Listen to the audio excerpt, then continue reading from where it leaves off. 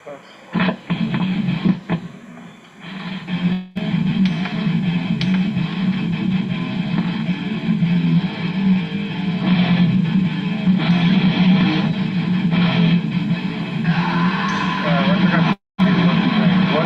and welcome to the show. Everything's totally fine. Got another roundup of just random shit from the internet. That's weird.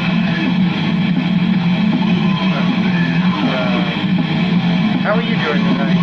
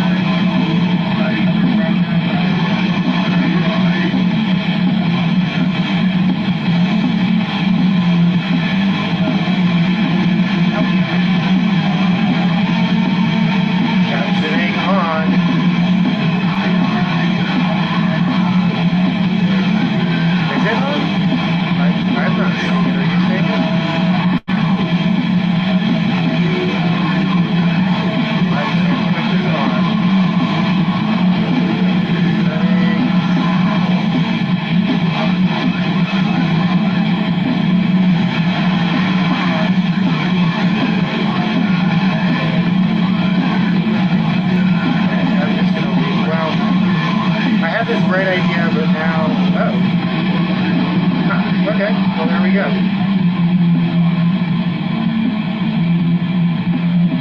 We'll see how this works for a minute or two.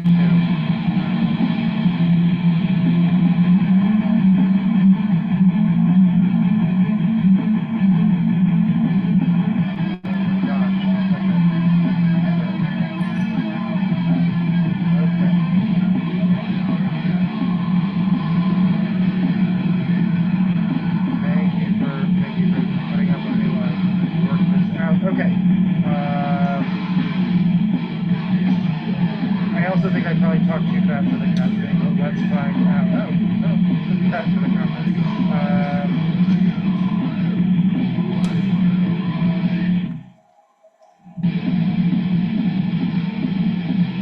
We are listening to Acephalix. That was Patricide, and this is. I'll let you know the name of the song in a second. California's Acephalix. Oh yeah, no, we're gonna have fun with the band names too, huh? I don't know how the sound is doing. The ongoing sound issues have been a little bit of a struggle bus. But I think I have things set up properly tonight. We will get to the news, but before, of course, as always, I'll do a little bit of a blog where I can talk about stuff going on in my life, which is typically my job, because I don't have any life outside of my job. I jinxed with the supervisors, and this is true.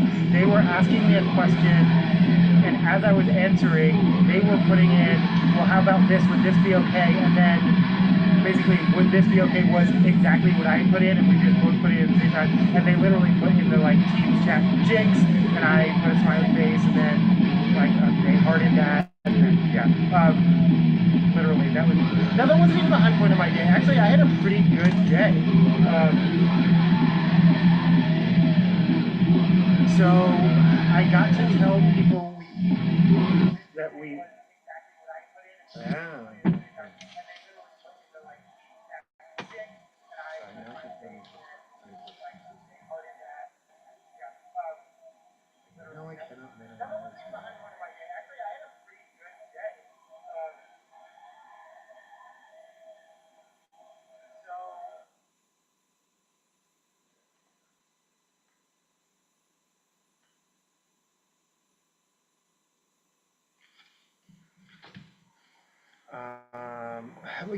I think I've been talking about this. We have this new sort of mileage allocation. I work for a small nonprofit, and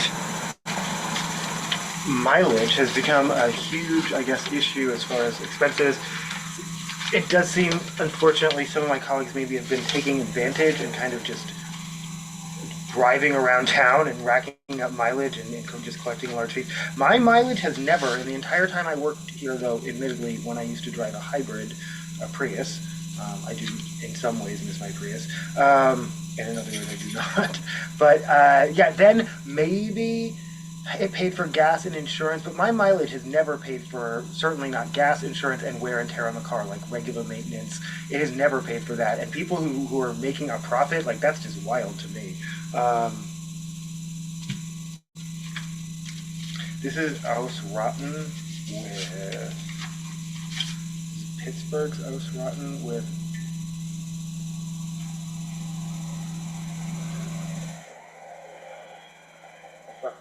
fuck Nazi sympathy, also fuck Nazi sympathy. I think this is a 45, but we'll find out in a second.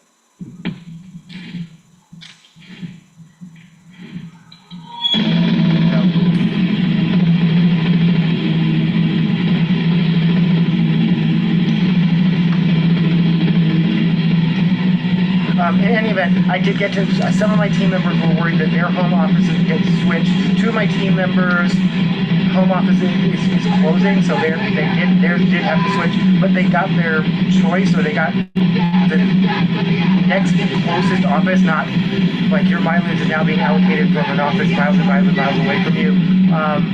And then a couple of other coaches who were also worried about it. I got to tell them, don't worry, nothing's going to change for you. So that was nice.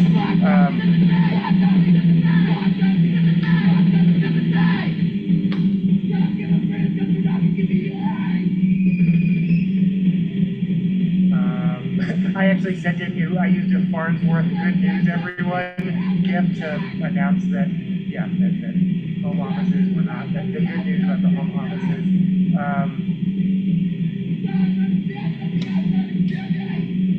Today, November 13th, is World Kindness Day.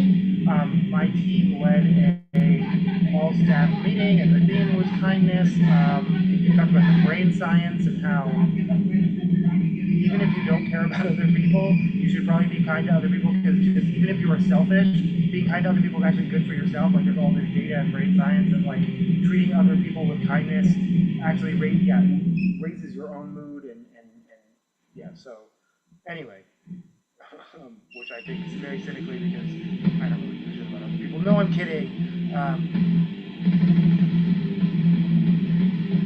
But in any event,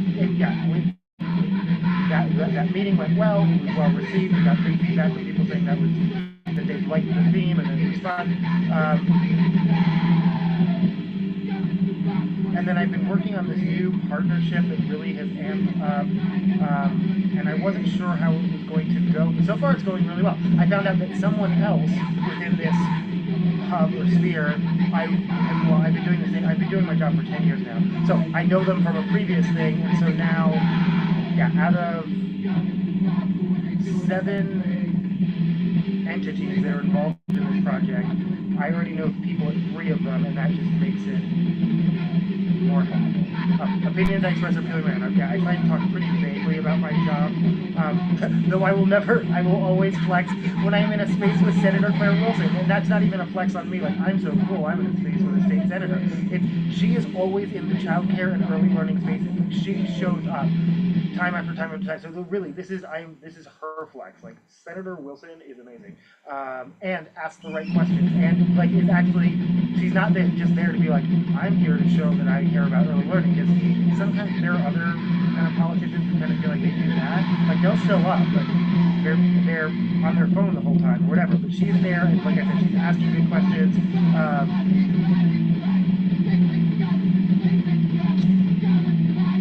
And I have a correction. So yesterday I said over $1 billion. Correct. I'm sorry. The governor announced yesterday that along with Ballmer Group, there is an investment in ECAP, which is a type of early learning here in Washington State. And I said it was over $1 billion. The investment's actually $1.7 billion over 10 years. I said it was 2,000 slots, which I thought was over the course of the whole project. They're aiming for 2,000 slots next year, which would be incredible. I think that sounds a little bit optimistic. I think it may take a little bit longer to scale up than that, but that's okay. The ultimate goal over the course of 10 years is 10,000 childcare slots, which would be amazing for not just working families, but all of Washington, because when people can go to work, that productivity serves everyone. So that's, I mean, that's one of the things. And then, yeah, part of the meeting I was in was sort of setting the priorities for this organization to decide what they would advocate for and legislate, and one of them is really helping. How did they phrase it? Because it's so much better. People always talk about professionalizing the industry, which is oftentimes code for making teachers take more classes rather than what it should be, which would be code for we respect you and believe you, and that you have talents and skills because of your experience. But no, what did they say? But basically, and it's not essential service because we do know that early learning is an essential service, as it was legally deemed during the pandemic, or it was clarified that it is during the pandemic. But I don't know how they phrase it. Something like just an inalienable public benefit. Like it's just something that like you pay for, just like public like K through 12 or something. I can't. But yeah, they had a really good phrasing for it.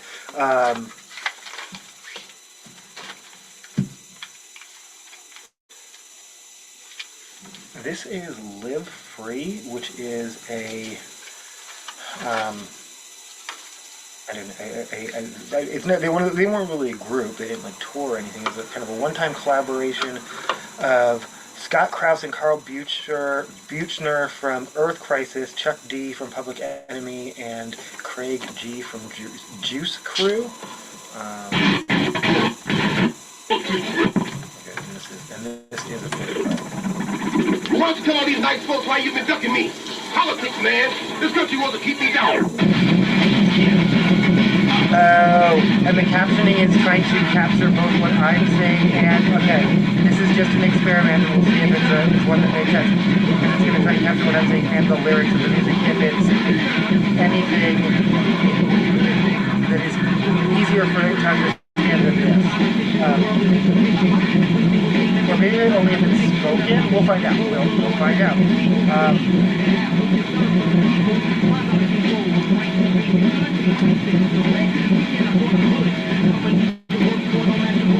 And then someone said this. Actually, I really like this. Someone said this in a meeting that I was in today.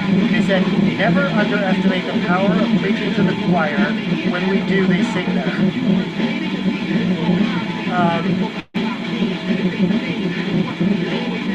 Because I do. I feel like I spend a lot of my time, again, like I was saying, in spaces where like the senators, like Senator Wilson, show up, but they're already a champion to early learning.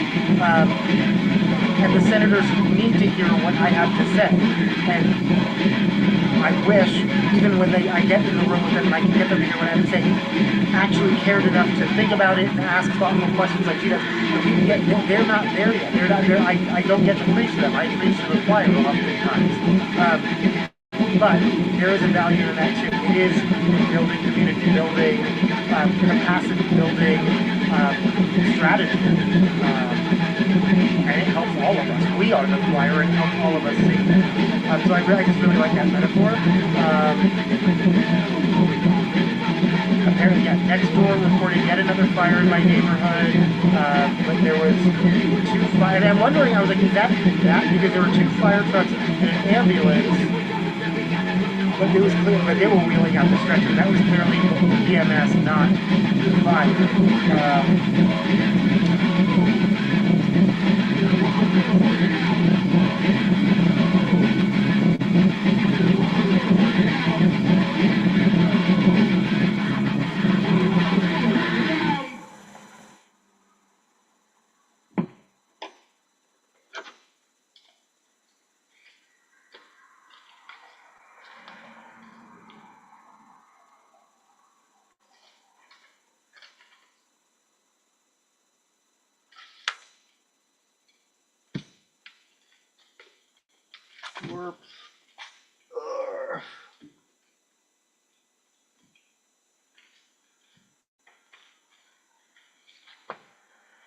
This is Chastity Belt. I think I'm going to play Fear and then Fake.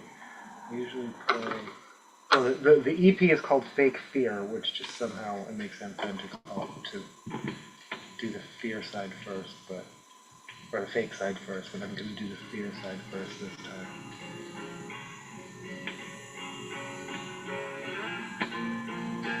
Oh, I'm lying. Oh yeah, no, yeah, I'm gonna do, yeah, I'm doing the fear side, and then I will do fake.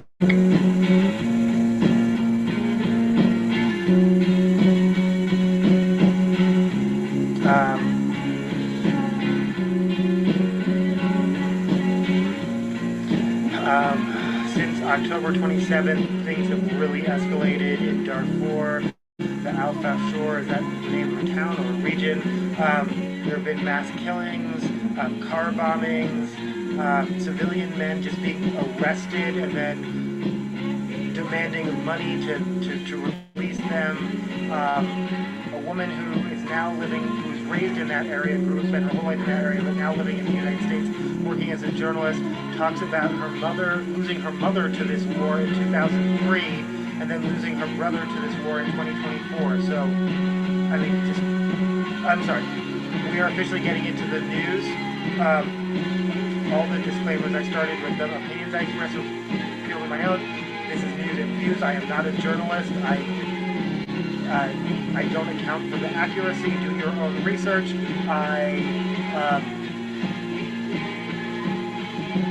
The stories that I choose to share versus, as well as the stories that my algorithm feeds me, color the nature of this show. I encourage people to get, I'm okay with being a source among sources of information, but I really encourage people to use a variety of sources. And I get nervous because people have told me that I was their primary or only source of news, and that actually made me quit for a minute, because and rethink, like regroup. But I don't think that's the case right now, and for good reason.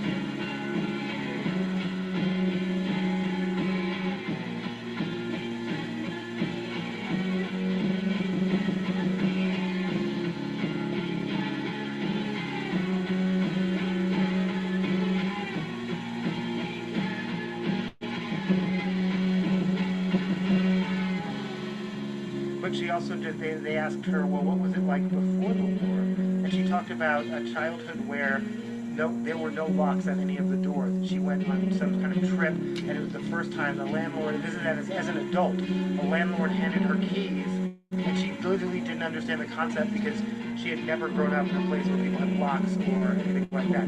So, from that level of sense of interconnected community and safety to ongoing civil war, and I'm sorry, and famine, people starvation as well.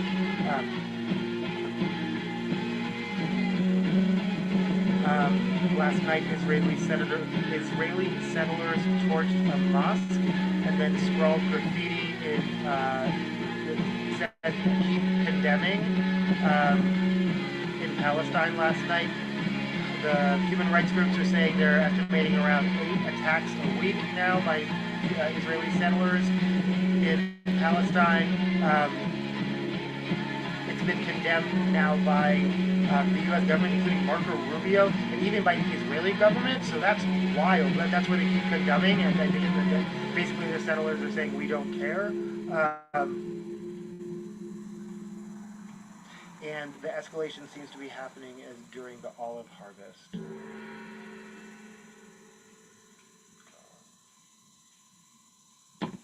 This is fake, also by Chastity.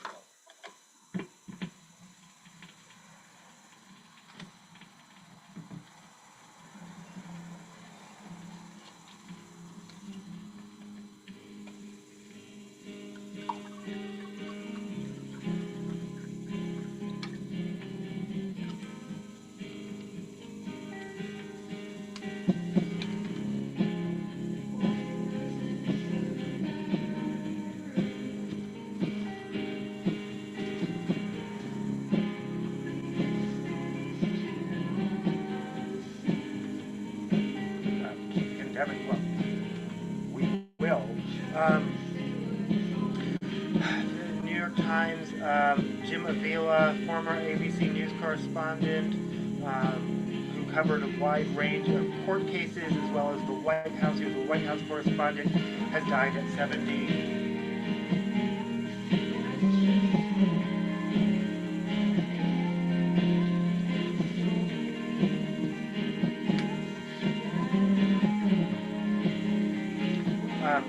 6 Democrats voted with Republicans in the House, including Marie Gluesenkamp Perez, a Democrat from Washington. Boo.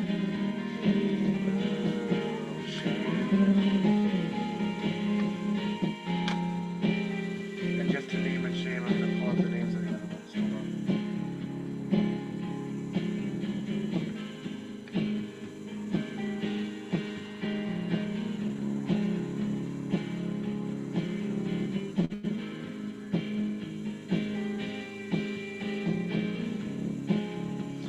USA Today, who are the which 6 Democrats voted with Republicans to end the shutdown? Henry Cuellar, Democrat from Texas. Don Davis, a Democrat from North Carolina. Jared Golden, a Democrat from Maine. Adam Gray, a Democrat from California. Marie Gluesenkamp Perez, a Democrat from Washington. And Todd Suozzi, a Democrat from New York.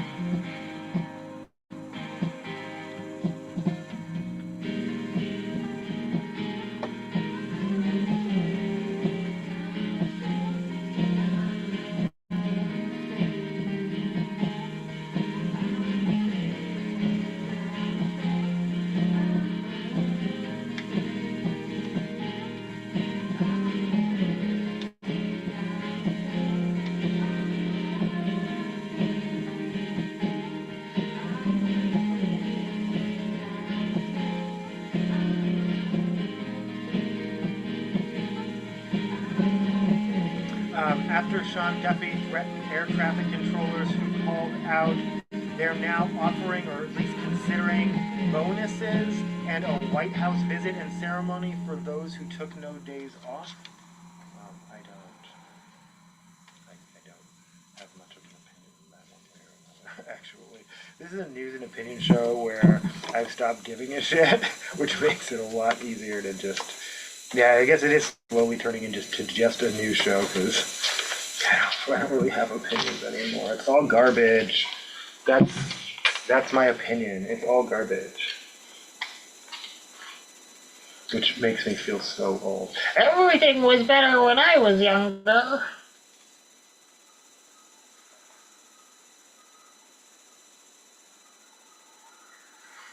This is Wilson with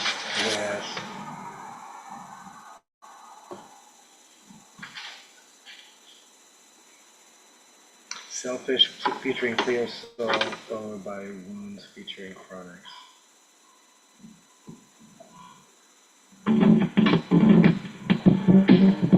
Off of Gray Skies.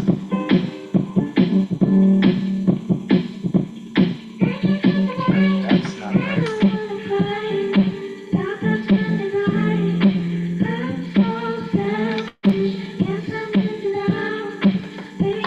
This is The Sandwich. I don't remember saying that, but...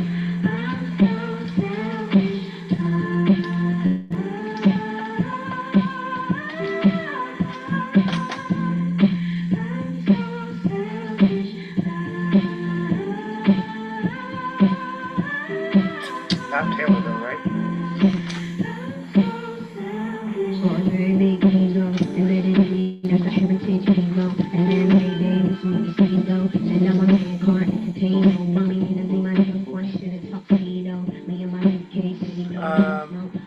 This is NPR's All Things Considered. Appointed such and such, Halligan, 120 days. I'm sorry, I'm not explaining the story well at all. Let me back up. This is the person who has successfully at least brought charges against James Comey and Letitia James. Those are two completely separate cases. However, their lawyers were appearing in court together today to jointly argue. So before this person was appointed for 120 days, a previous person was appointed for 120 days, but they didn't do what Trump wanted them to do, so Trump fired them and appointed this person. However, the argument is that after the 120 days, it's supposed to go to the Senate, and they are allowed to nominate someone.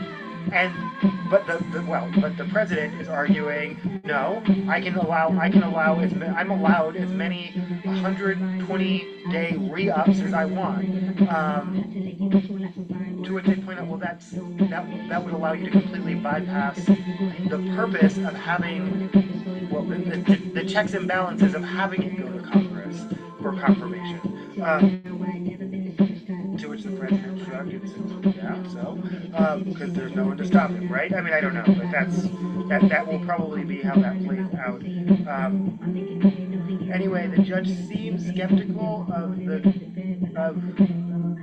Justice Department's arguments around the legality of extending this 120 days indefinitely, and indicated that there would be a ruling before Thanksgiving. Bus.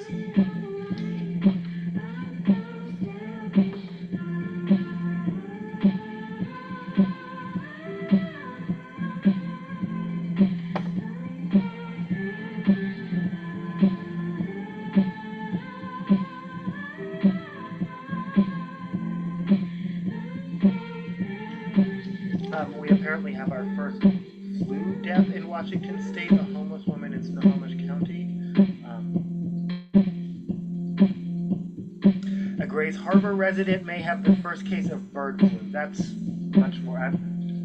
Mask up, y'all. Mask up. Mask up, because the COVID vaccine won't protect you from. You know what? I didn't even. After I heard about the cancer and the mRNA, that's the one I wanted, but I forgot to even ask which. If I could have a choice. Though my recollection was the year before they did.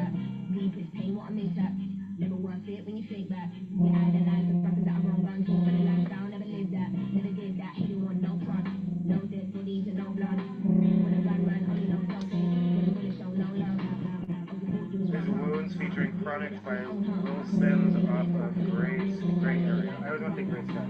Gray Area.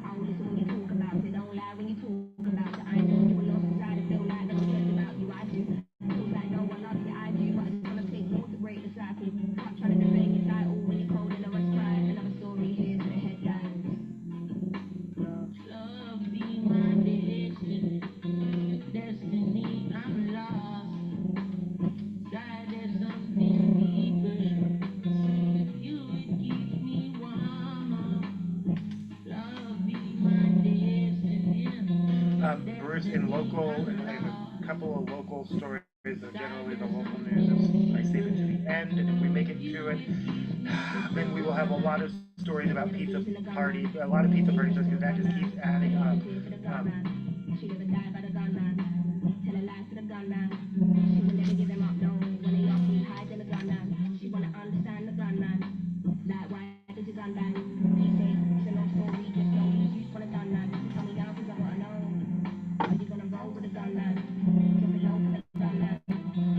Bruce Harrell has conceded and offers his support to Katie Wilson's transition team. In his concession speech, so he talked about how, we may have different tactics, but we have the same goal. Nah, bro, that's exactly what you want.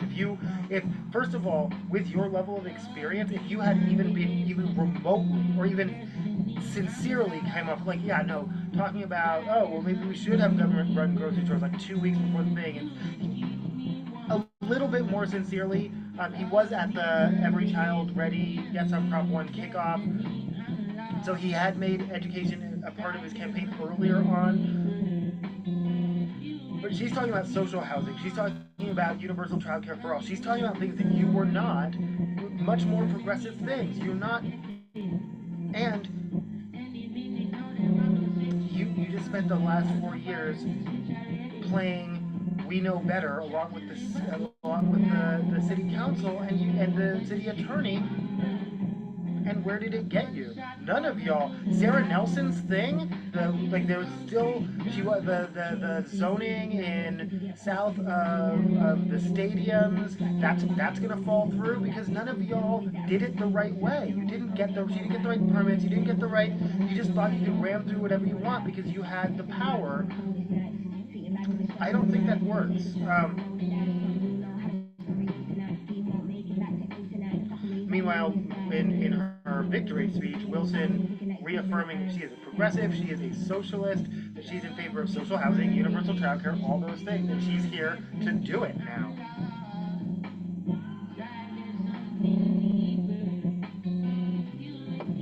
I would love it though if she named a really diverse coalition as a transition team the way well, not necessarily diverse, but a coalition of Nikita Oliver. I don't know who's available, who's not already working in a name, a group,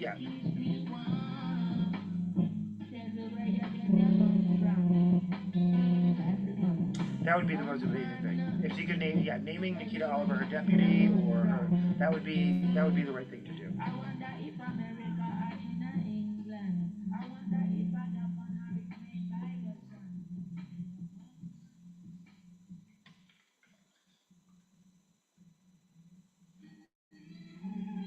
Oh, I'm gonna play this out like fuck.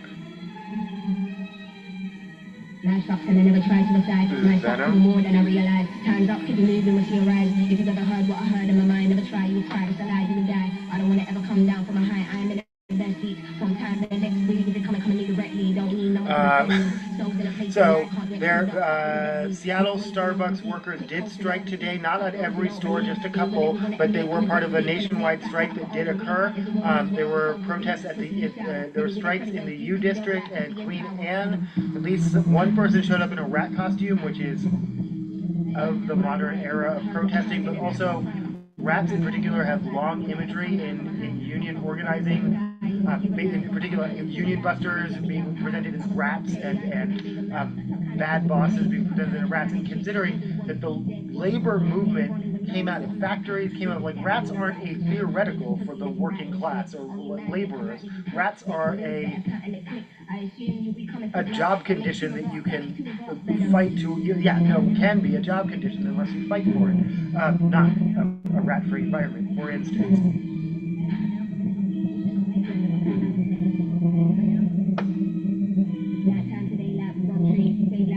I actually have to say I'm pretty impressed by how quickly it's keeping up. It's not its accuracy, but at least how quickly, because I do talk pretty fast sometimes. And Lil Simz raps pretty fast.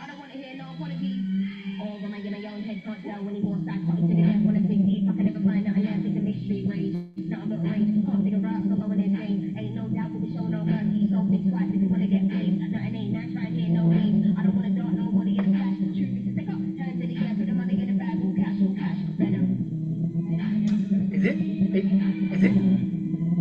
Oh no, it's not. I thought it was it could tell me from the music and it had us on two different tracks. I can't tell what's going on. I'm sorry. I'm distracted by the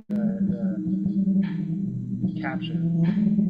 Future. No, the first time I was like, wait, there's instantaneous captioning, and you can actually change the language. In fact, let's do that just for fun days.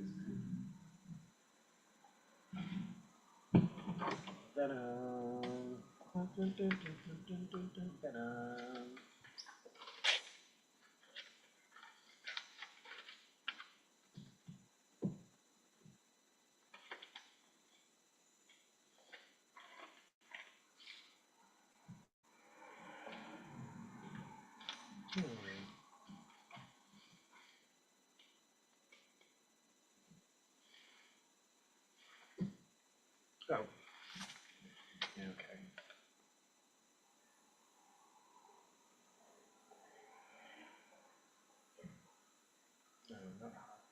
slide caption. Caption language. Should we, okay, let's just do it. Are you sure you want to change caption language? Yeah, let's do it. Croatian.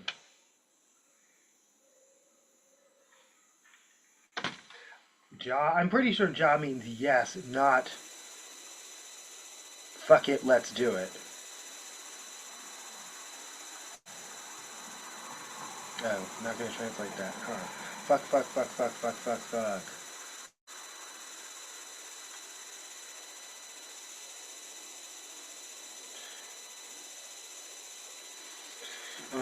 I'm about to play Family Reunion. Let's go.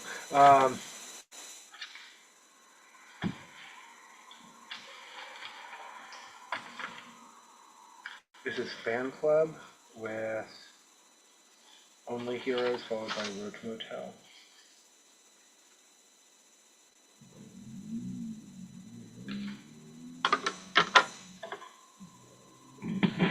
Formerly Lysol.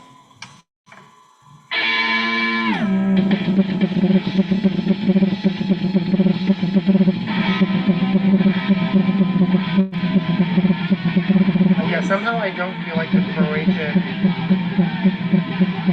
I don't think it's working. Like, I think I broke it.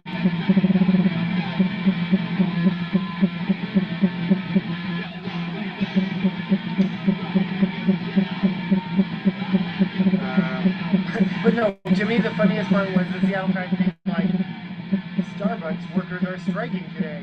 Which stores? Which is almost like, hey, if you wanted to cross a picket line without having to actually physically cross a picket line and make eye contact, here are the stores you can go to guilt-free, except it wouldn't be because you know that you're crossing a picket line, right?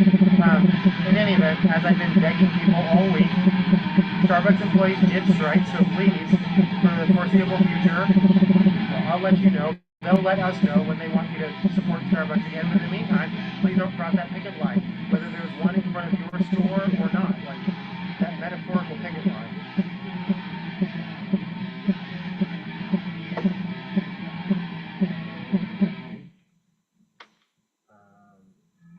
So that was Only Heroes. This is Roach Motel. Now I'm wondering if this is the right speed. It's not. Alright.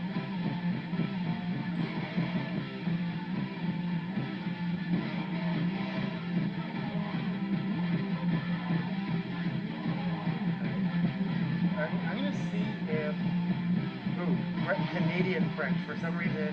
I don't know why. But yeah, no, I want to see if it's if a language that is more common than Croatian. If it's because the English to English translation is no, now it's just translating English. Sort of. It's best attempt. An attempt was made. That's not Canadian French, buddy.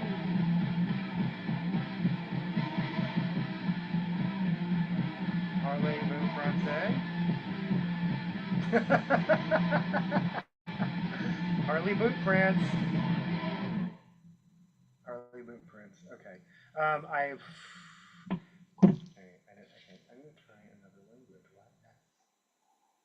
That's crazy. Wait, what happens if I try France French? Je ne sais quoi. Oh, well, oh no, that's, yeah, okay. It's not actually translating it into French for some reason, and the Croatian seemed to have been too. Okay, but at least the English captions are still working, and that's my obsession for this episode. This is A Love Like That by, I'm sorry, A Love Like This by Jacob Miller and the Bridge City Crooners.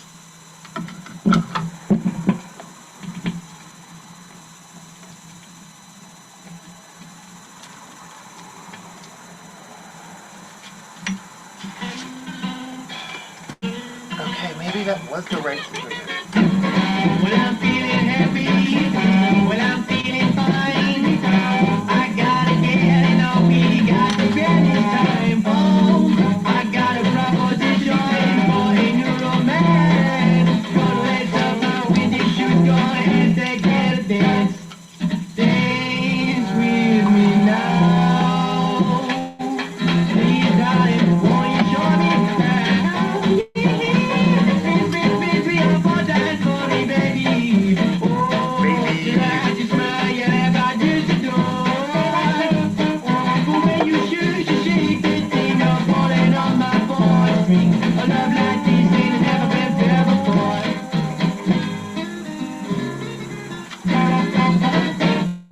Pacific Science Center last week for $10 tickets. They have just reopened after they removed the dinosaur exhibit after a 5-week closure. And they replaced that with a spider exhibit, which sounds cool. Okay, this is a follow-up to a story. If you're following, this is very, very local news. So at the apartment complex down the block, I'm not going to name it because I'm not going to dox myself, though I probably did a couple episodes ago. So if you really, I have revealed in the 14. Of course, I've moved since then. You know, if you're looking to kill me, go back to the early episodes because you'll go to the wrong address. Anyway. But I put enough of myself out there on the internet that, like, anyway, the person at the apartment on the corner, again, says someone specifically from, I don't know, like 12:30 to 2, blaring the same song over and over and over. For those of you who recall, the last time they put this on Nextdoor, because I'm not a big fan of Nextdoor. Sometimes I find out things that are happening in my neighborhood that is helpful and useful for me to know, but it's just so much NIMBY.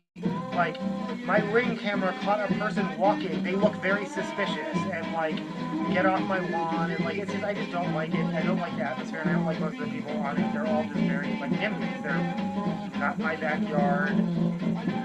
I don't like humanity happening near me. These are the type of people who call the police on someone. Yeah, no, anyway. So, when they were like, someone was playing music over and over. So first of all, if it was as loud as they're suggesting, I would hear it from where I am. Second of all, no, I'm sorry. So the first time they posted it, I just responded, what song? Which I just assumed they didn't appreciate. As it turns out, this time, again, they posted, they didn't say it was the same person, but I'm assuming the same specific hours, 12:30 to 2, blaring music over and over, but this time they added, and I'm like, was that a subtle nod to me? They added, but now I want to know what song it is. It's stuck in my head. They're like, if you heard it, can you tell me what song it was? Because it's stuck in my head now, which is either they're in on their own joke, or, yeah, no, I don't know what's going on here, but something about this is actually, I'm actually enjoying it.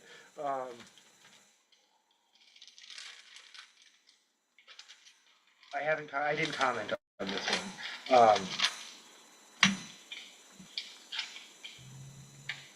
Ooh, if I wanted to be really snarky, I was like, what would be the snarkiest thing? Because at this point, I'm just an asshole, so I'll just say whatever. This is the Aqua Nights with the karaoke.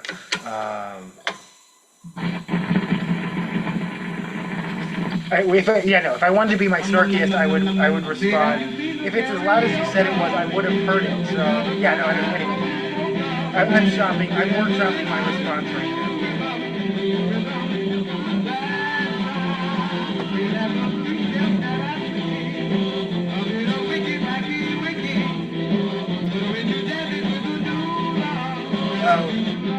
Move On, the progressive organization that will probably labeled a terrorist organization by the Trump administration by next week. They're running a fundraising campaign. If ICE can run ads, so can we. Which, not valid.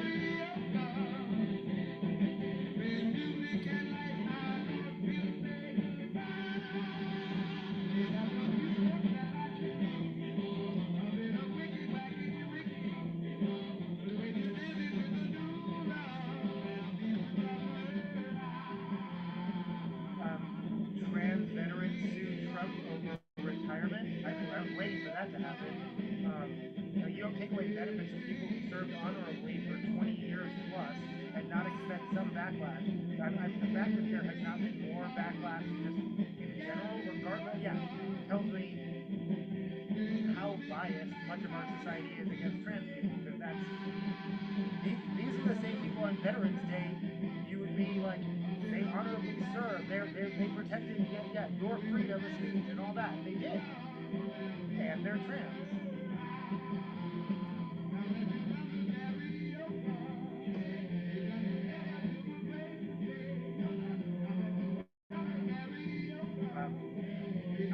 I don't. So the headline was fan charges Ariana Grande and Wicked Singapore. Spoiler alert: Cynthia Erivo jumped in and was ready to throw elbows, as she is, because them vegans don't fuck around. But and I just discovered that Ariana Grande and Cynthia Erivo are both vegans. I don't know why that's not surprising to me and exciting to me.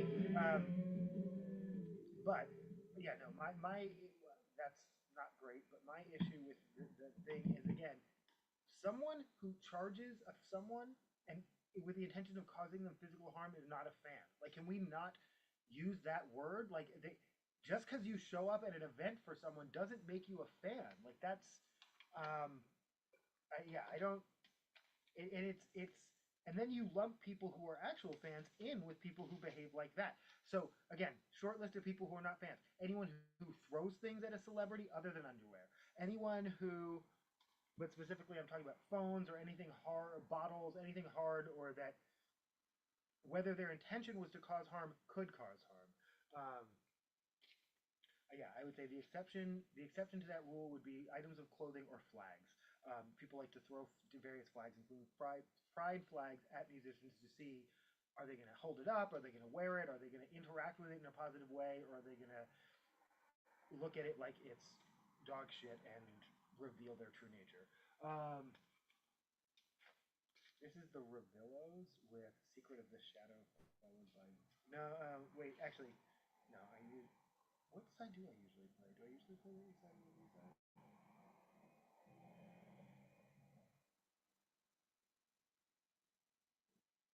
Okay, yeah, no, well, okay. Anyway, it says 2 tracks taken from the Totally Alive CD. Remember those?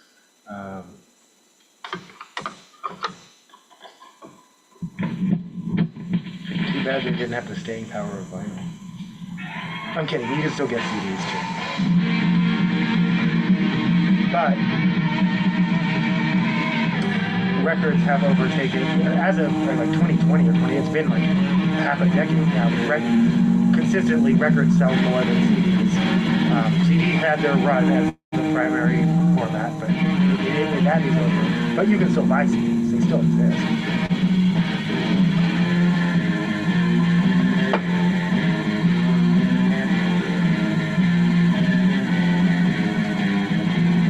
Okay, long-time viewers know this is just one of the most common regular segments going all the way back to the beginning of this channel. The era that we now talk about, the early 2000s to the 2010s, where we really thought bullying every young actress, musician was the cute and the thing. But of course, long-running segment, you know what I'm going to say next. Leave Britney alone. No. Leave Britney alone. No, I know. I don't care what she said. For real. But I also realized this time around, Britney doesn't need me. Britney doesn't. She is trolling the concerned trolls. Like, these are the same people who got her. I mean, she needs to be careful. I mean, that's the part where I'm like, girl, I know what you're doing, but you need to be careful, because these literally are the same people with their, I'm so worried about her, that actually got all her, like, freedom taken away for, like, several decades. I mean, she is a little bit playing with fire, but, yeah, no. Anyway, the latest post, what I realize also is, reliably, every single time, there are people like me who have been following her social media all along and know, yeah, it may not be normal behavior, but it's normal for Britney. And then there are people who just come along and they're seeing it for the first time, and it is, like, for them, viral clickbait. And every single time they're like, you know, the same comments. Where's her team? Why isn't anyone stopping her from posting this? There is no one. There is no one. She's a millionaire. She's out from under consent decree. There is no one who can or will stop her from posting this shit. Yes. Well, and it's funny, like, yeah, no, and then again, the way buried under all the oh my god comments are the ones like longtime fans like me who are like, wait, is this a product placement? Because it's weird, the oddly placed perfume bottles in the middle of, like, and someone who was just straight up, Britney turning her nervous breakdown into a product placement is wild. But that's, first of all, it's not a nervous breakdown because, again, if you, the way she's talking, the fast talking, it's all normal for Britney. In the same way that And again, I'm not saying that it's okay. I'm just saying it is consistent with her behavior. She's not acting in any unusual way right now in November of 2025. It's all been, this is how she's been acting for years. Both, actually, before and after the consent decree, because they couldn't even stop her from posting, like, I don't, nude cartwheels in her backyard 10 years ago. Like, that, this is just who Britney is. And none of it's new, but it's wild to see people crash out over and over and over like it is. It's kind of funny.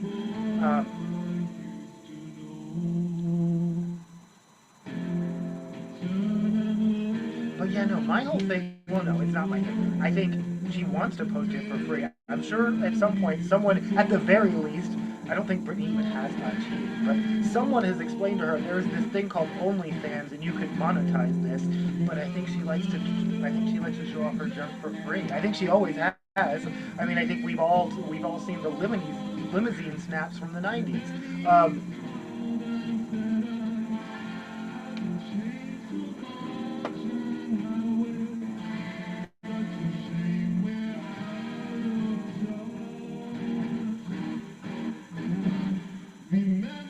But no, the central premise that she had this idea for a dress and a friend helped her sew it, and the church, I liked the dress, actually. But can we just start there? Yeah, I liked the dress.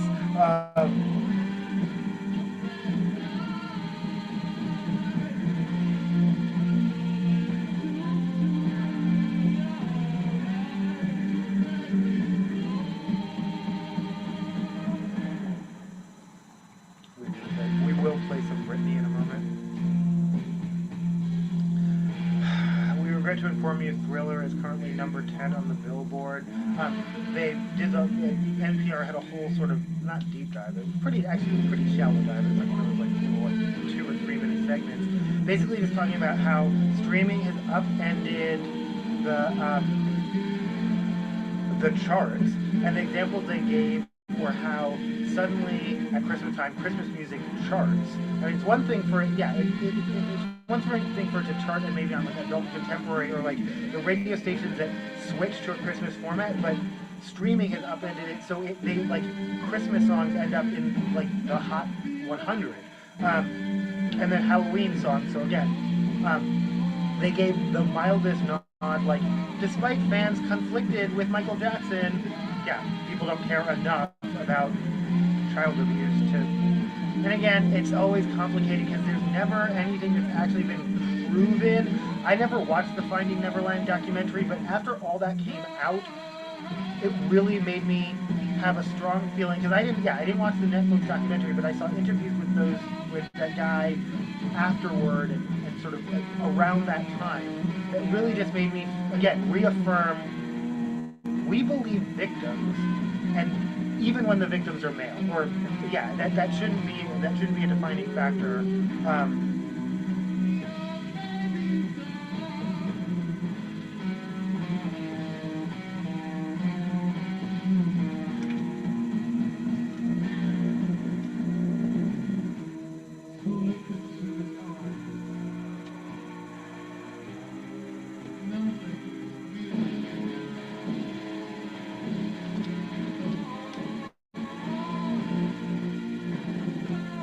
Again, that was Manhunt, and This Is Your Baby's Gone by the Revillos off a 4-track EP.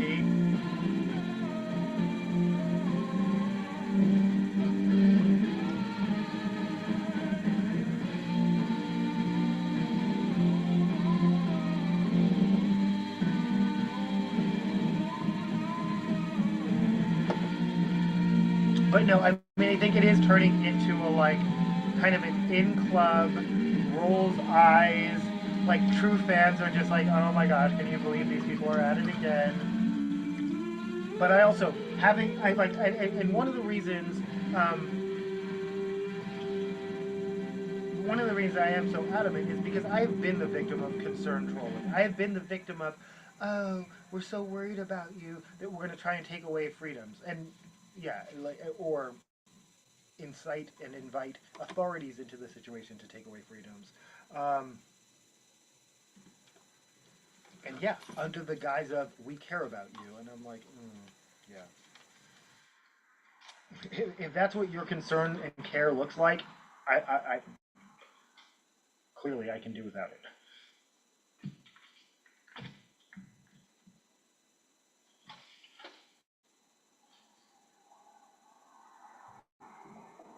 Of course, we got to play Circus. I think this is the radio version of. Let's find out. That's not Circus. Okay, hold on.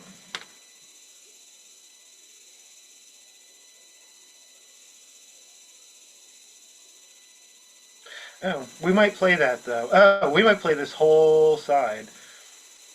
This is the January 2009 edition of Lethal Weapon for anyone who remembers that series for DJs only.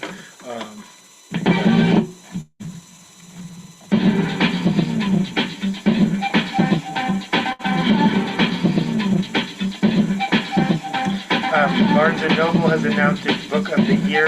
Book of the Year is Thomas Schlescher's Mona's Eyes.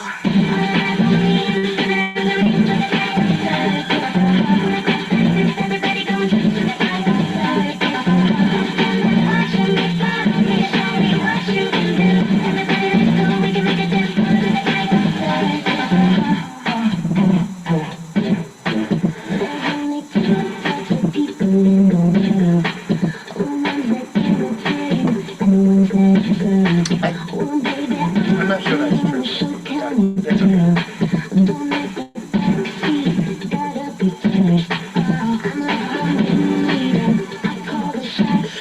Shots. Hot.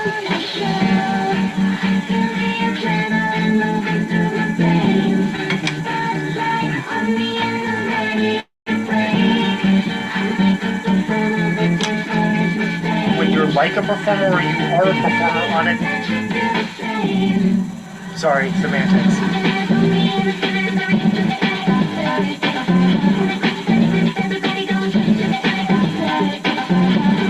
This is alleged, this is unconfirmed, and this is the type of thing where it's like, that sounds too good to be true, but because I want it to be true, I'm just going to go ahead and report it, even though, again, this is what someone said without providing the footage.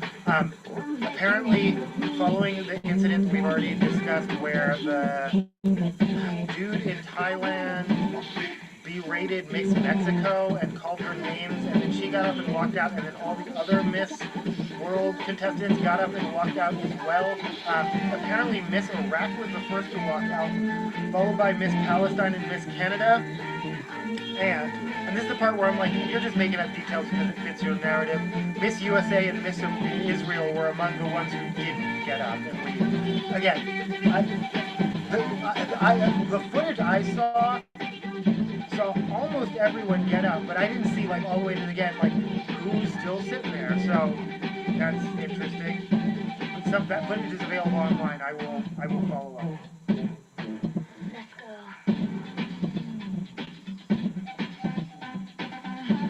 Let me see what you can do. Okay, Seattleites. Particular baseball fans. Brace yourself because you've had a lot of ups and downs this year, a lot of highs and close calls. Cal Ripley is not this year's MVP. He is the runner-up. Aaron Judge, Yankees outfielder, got 17 votes. Cal Rayleigh got 13. This is, again, the most valuable player award. It was voted on tonight by the Sports Writers Association. Again, the Yankee just got more votes. Fuck the Yankees, but that's a personal opinions I express are purely my own. Did I say I was going to do that? I think I am going to play.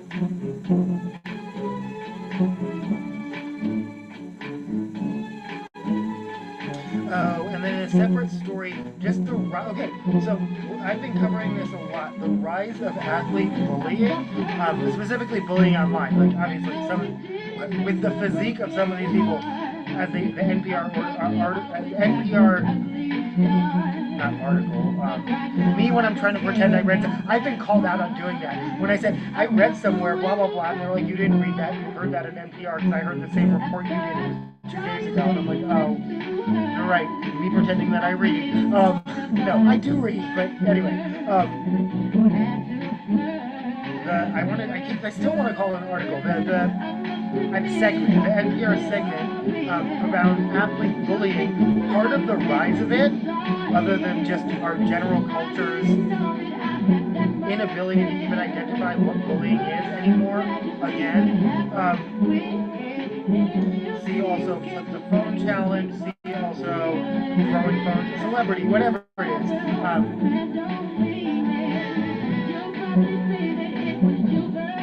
See also anyone of any political persuasion across the entire spectrum who immediately thinks if I disagree with someone, I am entitled to call them names, misgender them, threaten their family. Like these are all valid rhetorical tools. Like that, yeah, we are in the age of just like bullying. But specifically with regard to athletes, and that's the part that gets me. Like, you were so passionate, and specifically when athletes are bullied by people on their own, by fans of their own team. You know, I love you, I love your team, I love you as long as you're winning, but the moment you fumble, and again, I'm not accusing you of doing anything intentional to harm our team, you just didn't perform at your ultimate best. The moment you do so, and I perceive that as a threat to my team that I love, we are no longer on the same side, even though you are actually a member of that team. And again, death threats to you immediately, and threats of sexual violence to your wife and children, and like whatever. Yeah, like the fact that that's where we go immediately is like, what is wrong with us? But part of the answer, specifically with regard to athletes, is gambling. It's gambling. The rise and the widespread availability of like online sports bet. That's what it's all about. And I, having lived in Las Vegas for several years, gamblers who are not winning are the meanest people in the world. Like I literally can't. Like I can't.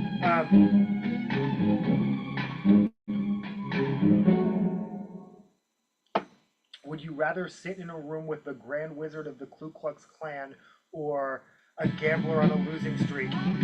I'd have to think about it for a minute. Like, I'm not kidding. Like,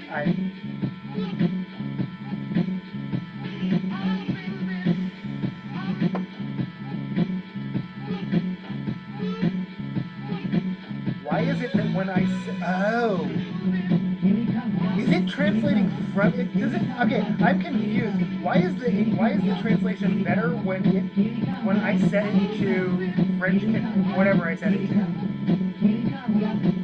That's actually kind of funny. Is Q-Tip with Move?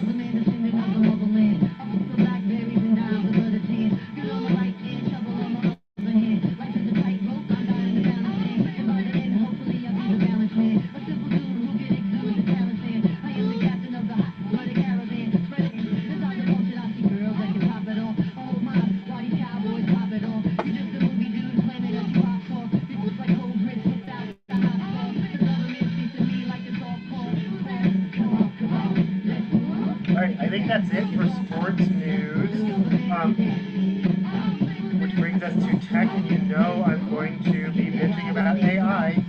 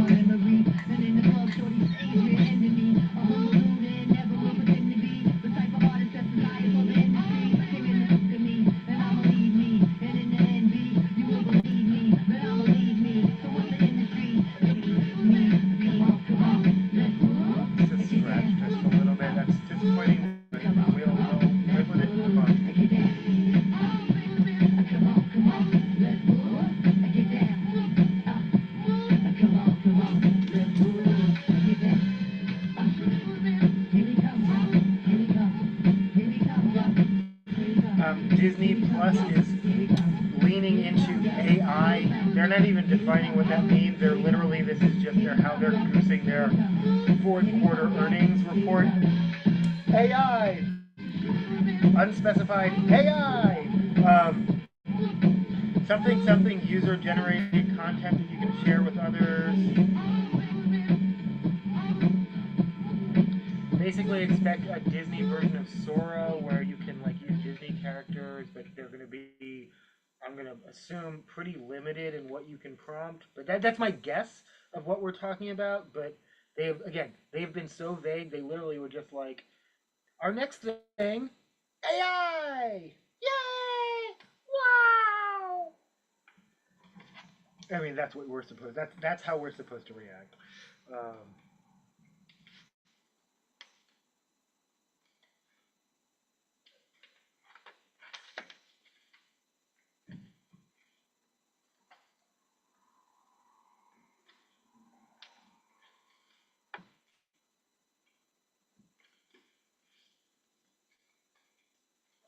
This is Streetwalker with no every single time.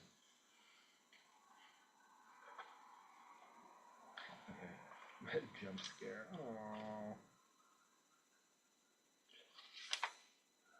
No, okay, but I do need to like.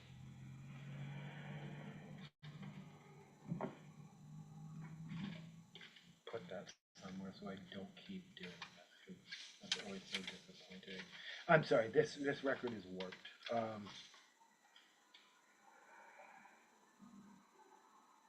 Yeah, like it's like not even warped, it's like melted.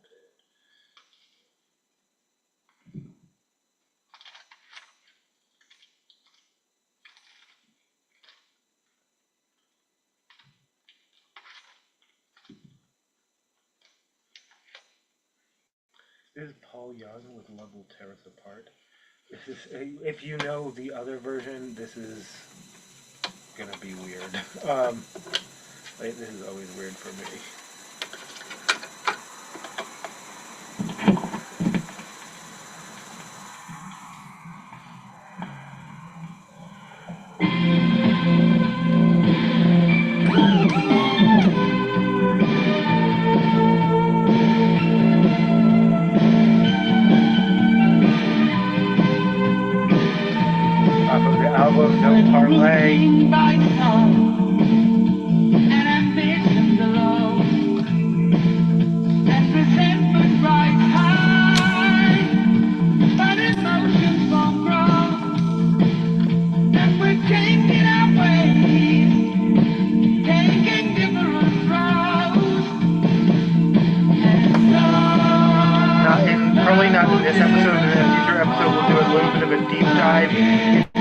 Kokomo, November 5th marked the 30th anniversary of Kokomo, the 1988 to now is not 30 years, whatever, 25th, whatever, marked some kind of anniversary of Kokomo.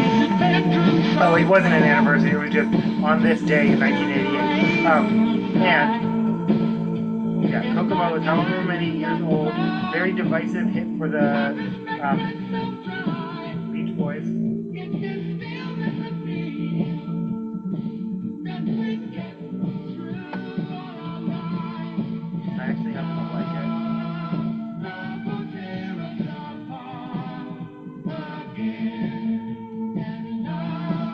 But it's a cover. That was yeah. No, I will. Yeah, it was, and they changed a lot. They changed the chorus. That's pure Beach Boys, and they changed the tense. So instead of being past tense, like wistful, remembering a beautiful vacation, it's like aspirational. Like we're looking forward to a beautiful vacation, which I think is a good choice.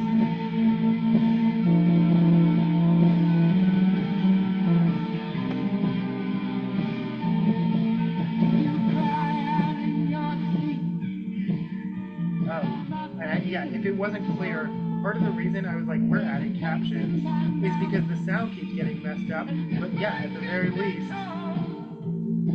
yeah, you'll see what I'm saying if you can't hear it.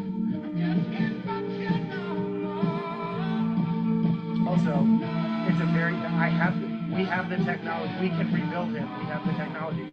But yeah, no, it's there. It's a feature. As long as I continue to use Zoom. My job said that Zoom tripled their prices.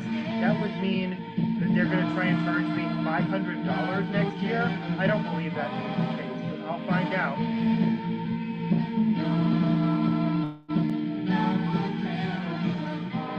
I'm assuming it's only triple the corporate rate is ballooning, but I bet the individual rate is going to go up, but not at that exponentially fast. And again, I'm also going to say, when I love this individual, that they were exaggerating when they said triple. They didn't say, they did say like triple, or like, yeah. They used the kind of qualifier that let me know if I actually looked into it, it's not going up triple.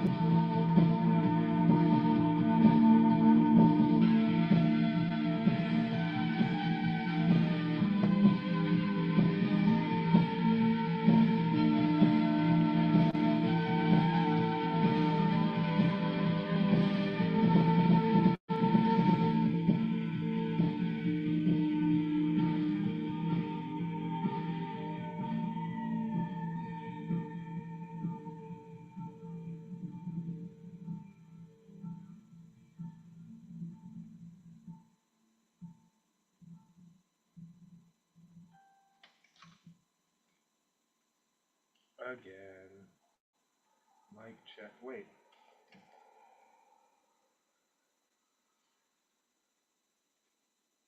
Hold on. Oh, no, wait. I know you can hear me because okay. Huh. Interesting. That's another thing. At least that will let me know that the microphone is at least working loud enough for the YouTube to pick it up.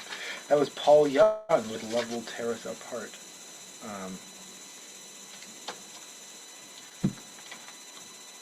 This cutting crew with I Just Died in Your Arms. Oh, this record has also worked. Let's see how it plays. Let's find it. Let's grab it right now.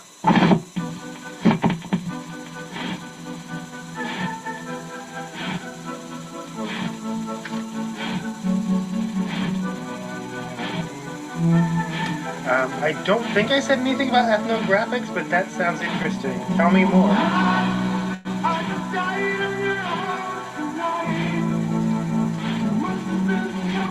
The automated Zoom captioning is recommending topics now. I like it.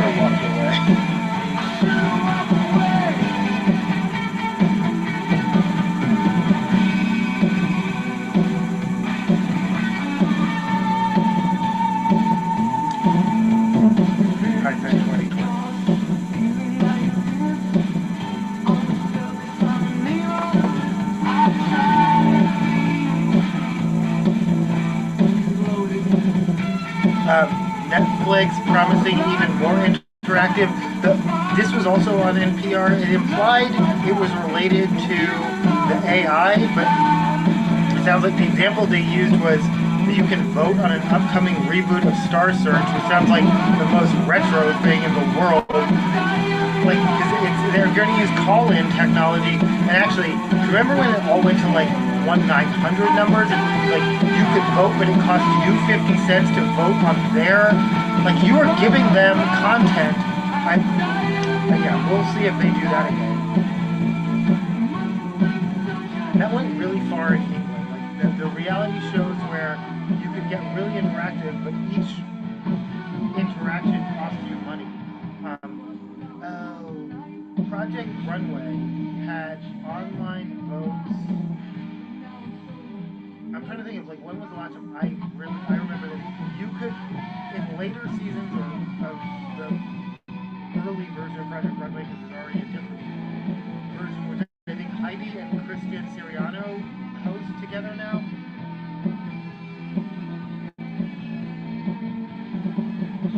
Host together now is correct.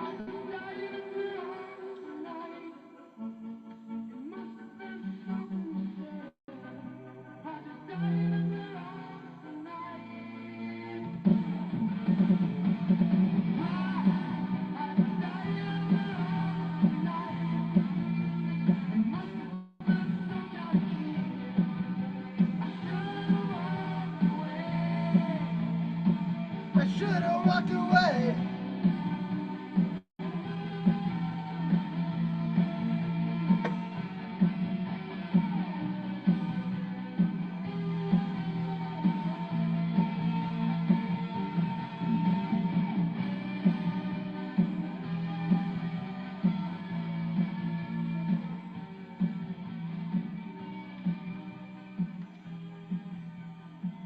I love this cover art. Like, I don't know why I love it so much. I'm pretty sure like some graphic designer in the 80s spent approximately like 17 seconds on this, but it's still, I don't know why I love it so much.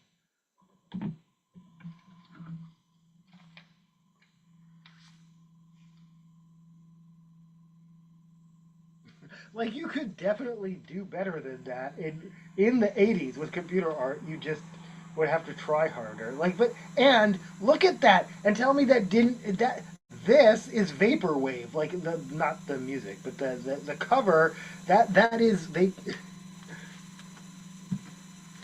It is proto vaporwave.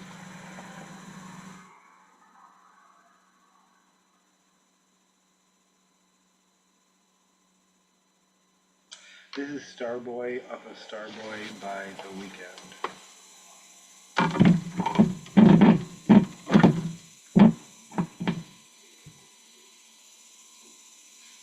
You can check out my cover of this song on this channel. It's like a...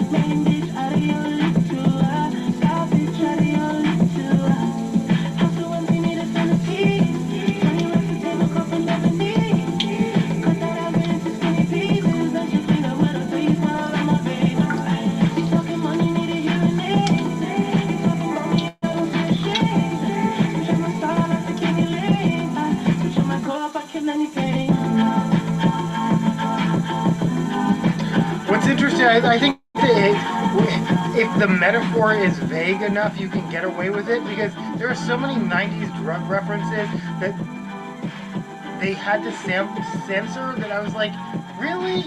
And then he's talking about cutting ivory into skinny pieces and cleaning it up with your face. What else would that be about?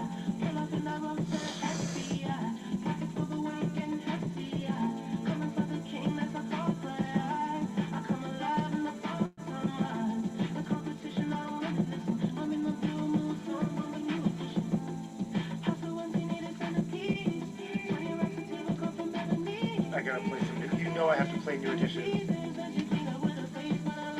Because I have it handy.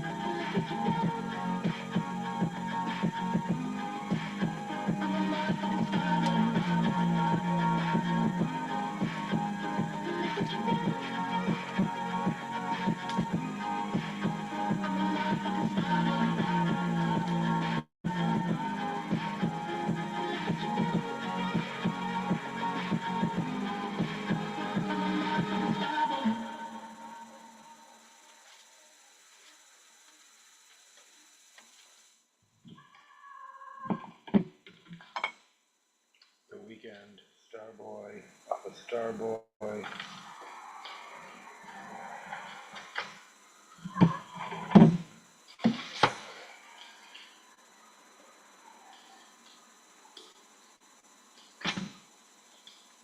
New edition.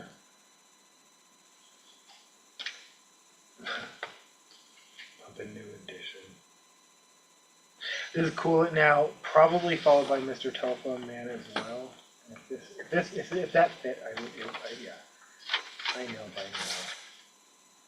This is cool now, new edition.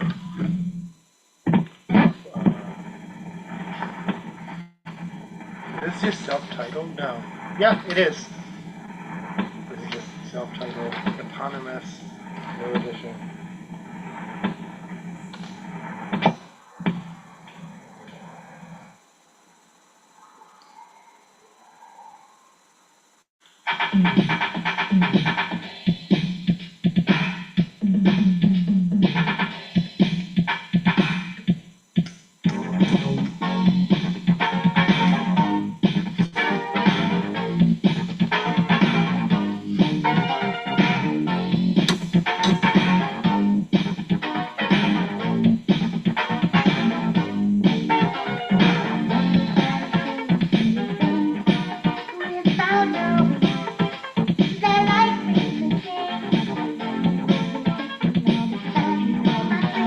Self-titled Autonomy Edition. Me too.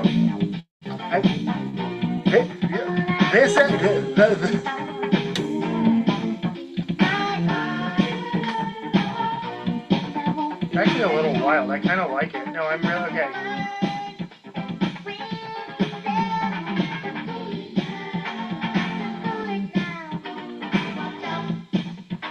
I love closed captioning because it's the example of exactly how DEI helps everyone. Invented, obviously, for people who are deaf and hard of hearing, such as myself. I'm more than 50% hearing loss in my left ear,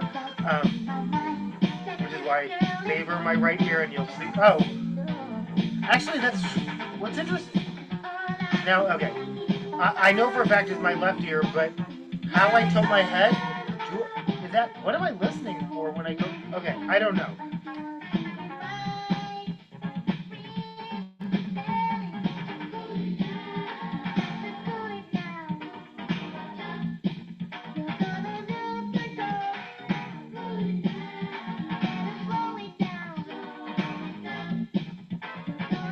We're listening to Cool It Now by New Edition.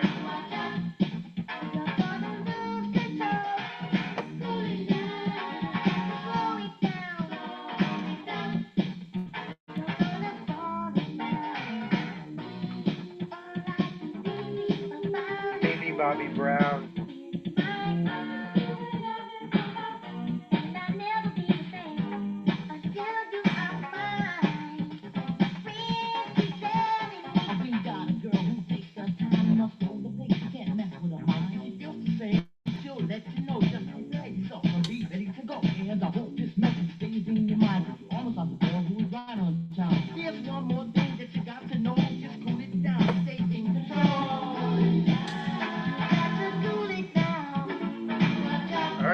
Oh my gosh, was this the rare case where I was playing too fast?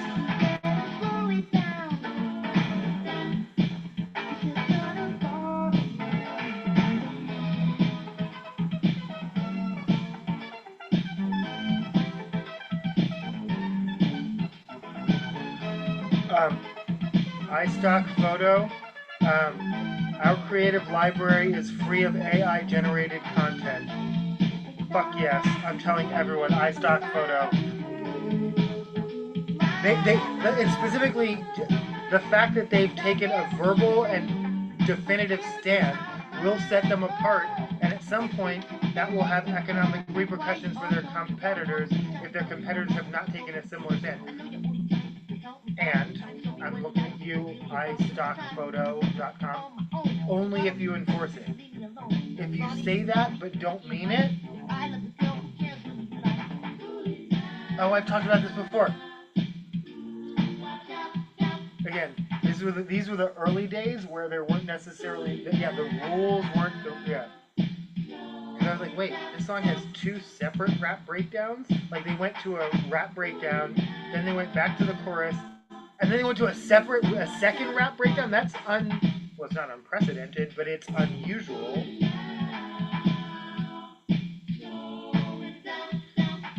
Because now, verse, chorus, bridge, fade out. Like, they're very, very specific formats, and even within a pop song like this, or R&B pop, or whatever, pop song like this, no, I'm just gonna say pop song.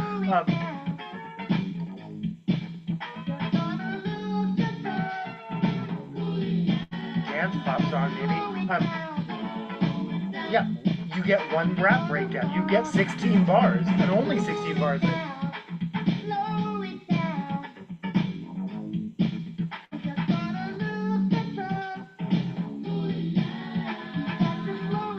Again, Baby Bobby Brown.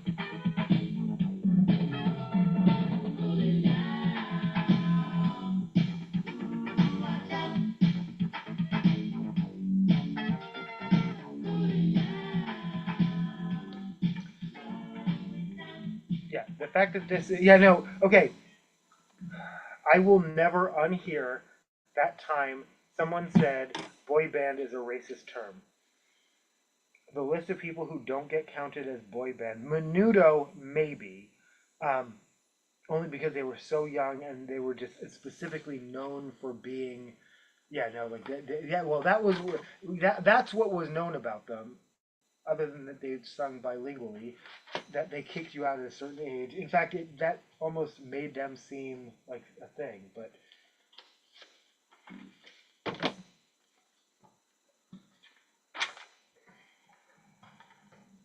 But they did get called. They got called the boy band only because they were like literal actual boys. Oh my god.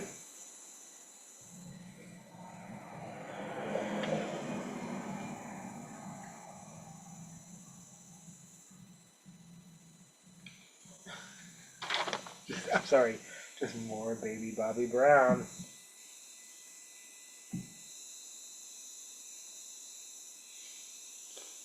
I love New Edition so much. And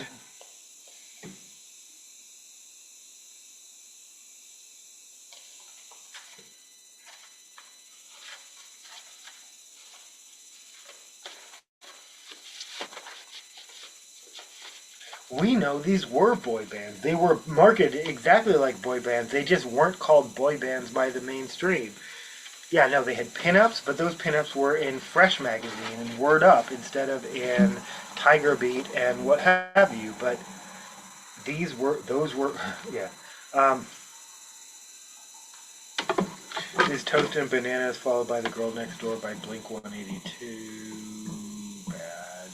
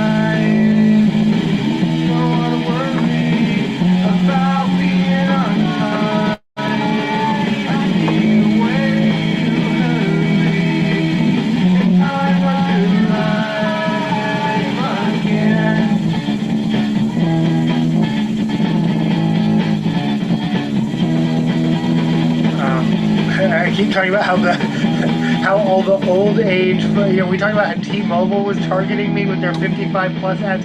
Consumer cellular, y'all. I'm getting consumer cellular ads. Specifically one with a robot barista and Ted Danson. So I guess robot baristas now are so common. I guess most major cities have one, but they're bad, right? Like, I mean, well, but they're bad. It should feel bad, right?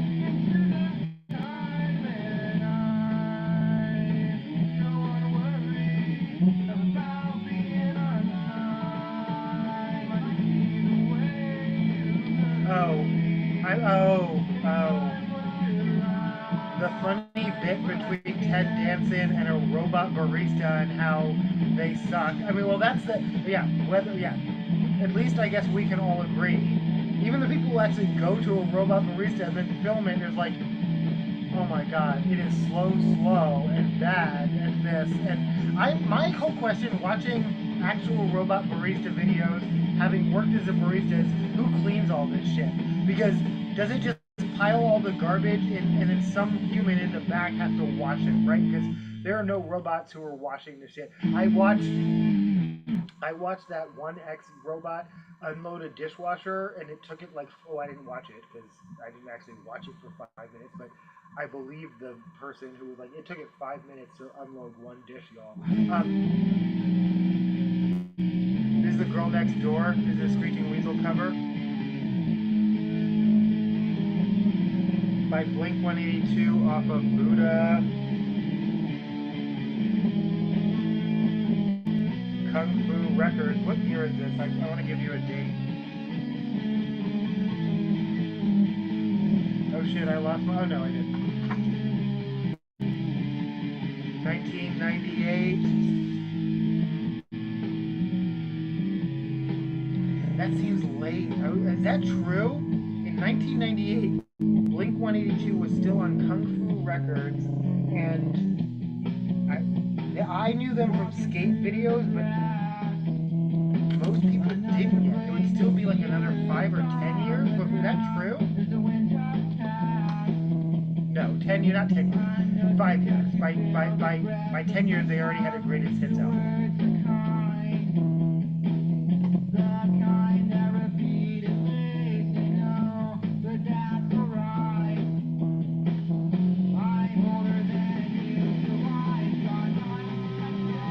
So actually, I think that was Reebok. Oh, I'm either on the wrong side.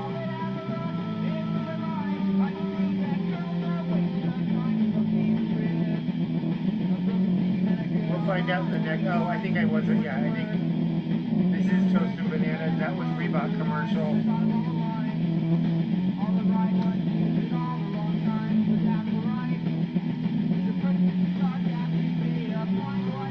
But no, the clever banter between Ted Danson and around robot baristas is not, unfortunately, not the reason I mentioned this commercial. Consumer Cellular forcing Ted Danson to say out loud, well, and I understand, well, no, you're pandering to old racists. Consumer Cellular is staffed by humans in America. There's one thing specifically with regard to call centers. We're going all the way back to a movie called Outsourced that's like a decade old, but like the argument, the person on my call doesn't speak English enough. First of all, every single time I have ever gotten had a customer service call that routed to an international, they were perfect. Yeah, their English was fine, and yeah, but yeah, this idea of I don't want to talk to someone in another country, Consumer Cellular is leaning into in their advertising and forcing Ted Danson to put those words out of his mouth, which is depressing. We're definitely on the wrong side because this is not.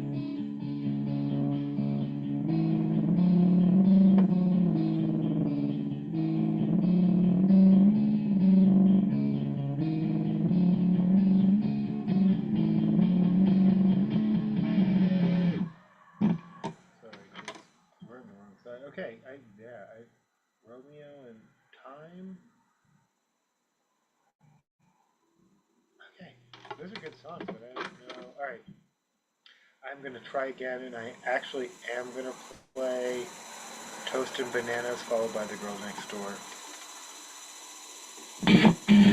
Better off living away. What you say. 5 by Blink-182.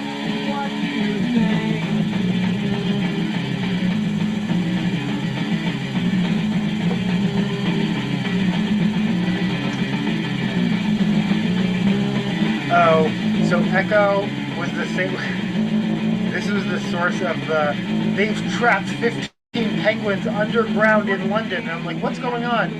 It's a zoo. It is an underground. I mean, technically the penguins are in an enclosure that has no exposure to natural light, but I'm not. Okay. The new headline: Underwater Death Traps. Actually.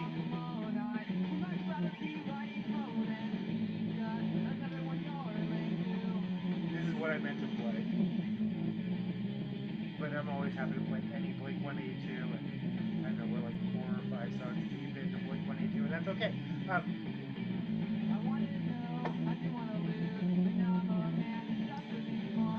The vaquita, which is a sea mammal, that there are, well,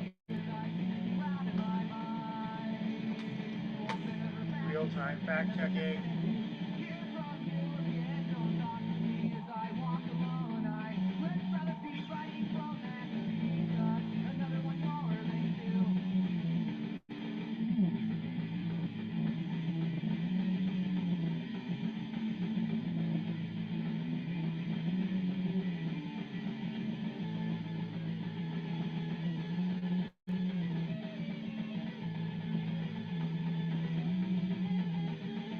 Shit!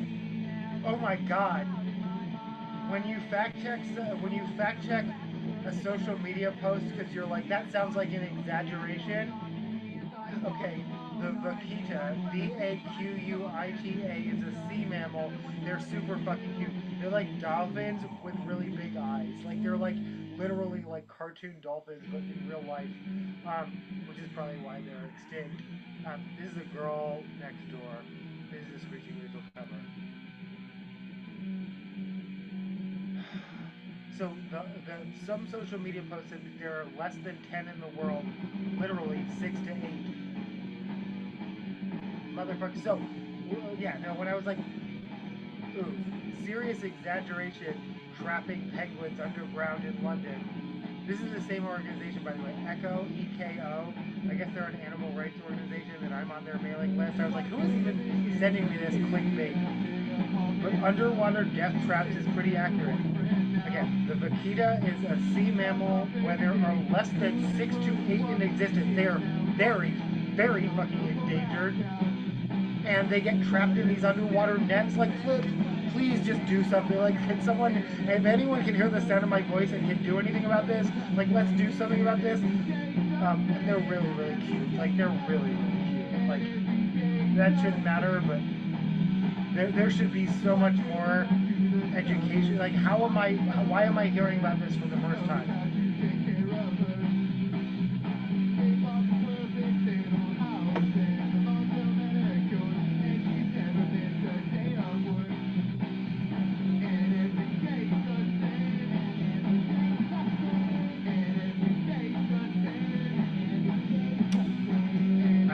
I'm setting that note aside just because I'm.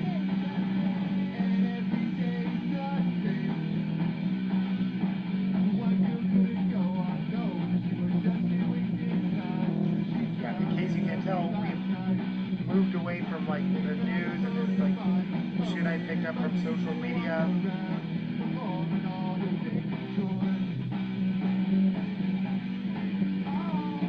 She still don't know what life's about. Still don't know what life's about, what it's all about. But every day's the same, and every day's the same, and every day's the same, day's the same, every day's the same.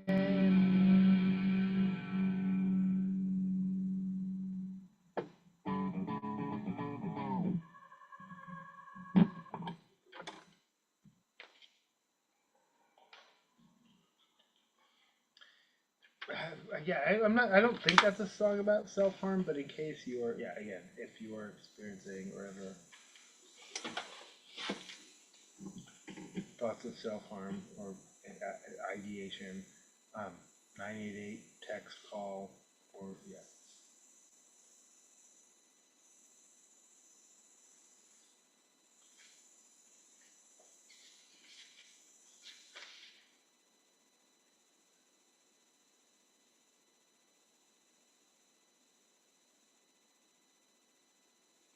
This is no particular place to go.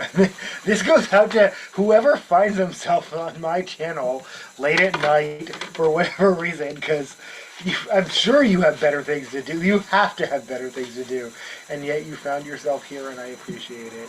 Yeah, there's no particular place to go. This is probably going to be the end of Havana Moan, which is not my favorite Chuck Berry song, but it gets stuck in my head a lot. I'm not going to touch it because I don't want to scratch it. Before she fell, with love she gone.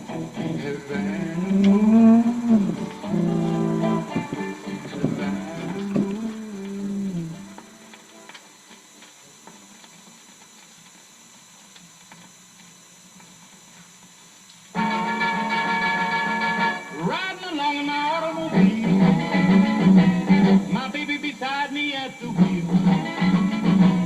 I stole a kiss at the turn of a mile, my curiosity running wild, cruising and playing the radio, with no particular place to go. Riding along in my automobile, I was anxious to tell her the way I feel.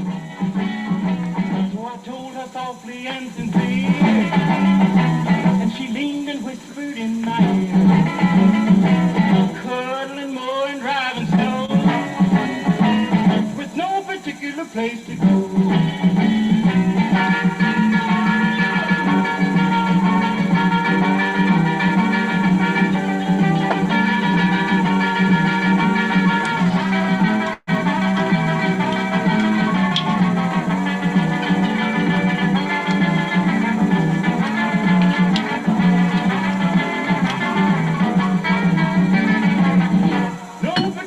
Place to go. So we parked way out in the Kokomo. Kokomo. The night was young and the moon was cold. So we both decided to take a stroll. Can you imagine the way I felt? I couldn't unfasten a safety belt. Riding along my calaboose, still trying to get her belt to loose. All the way home I held a grudge for the safety belt that wouldn't budge. Cruising and playing the radio with no particular place to go.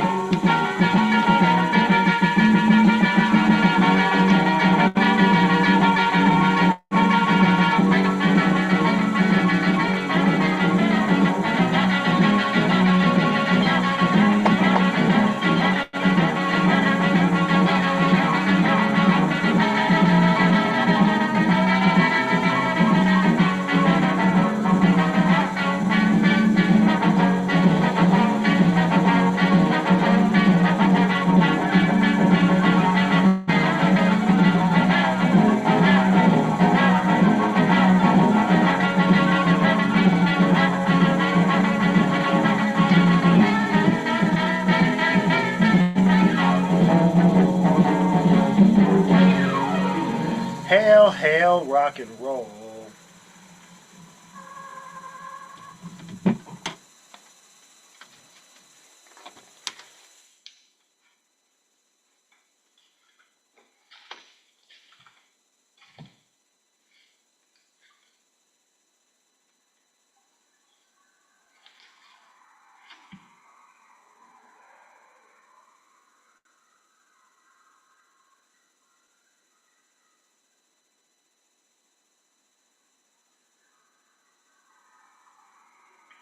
I don't know what I'm playing. This is something off of Dr. Dre The Chronic.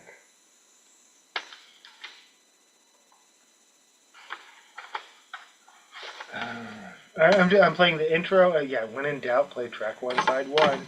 I'm playing the intro.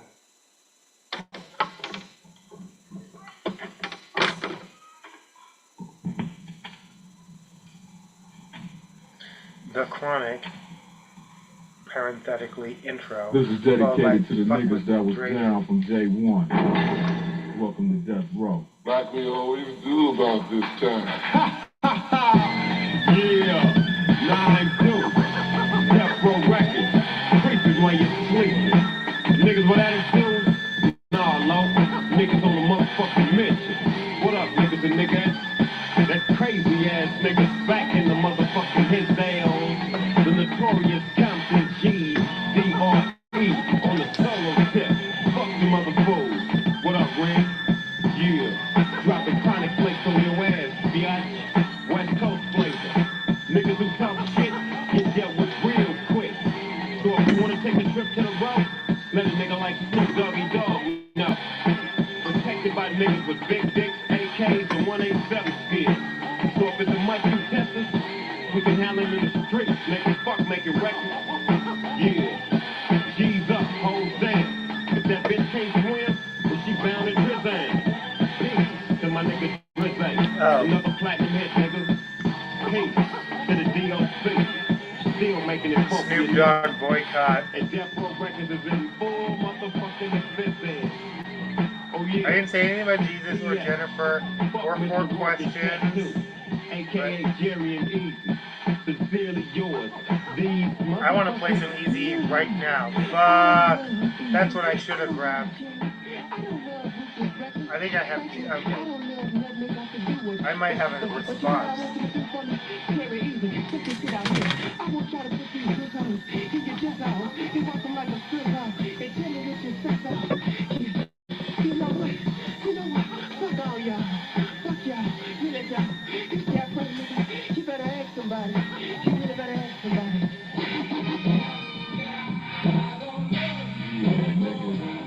You's a penguin-looking motherfucker. Yeah. Hell yeah. Know what I'm saying?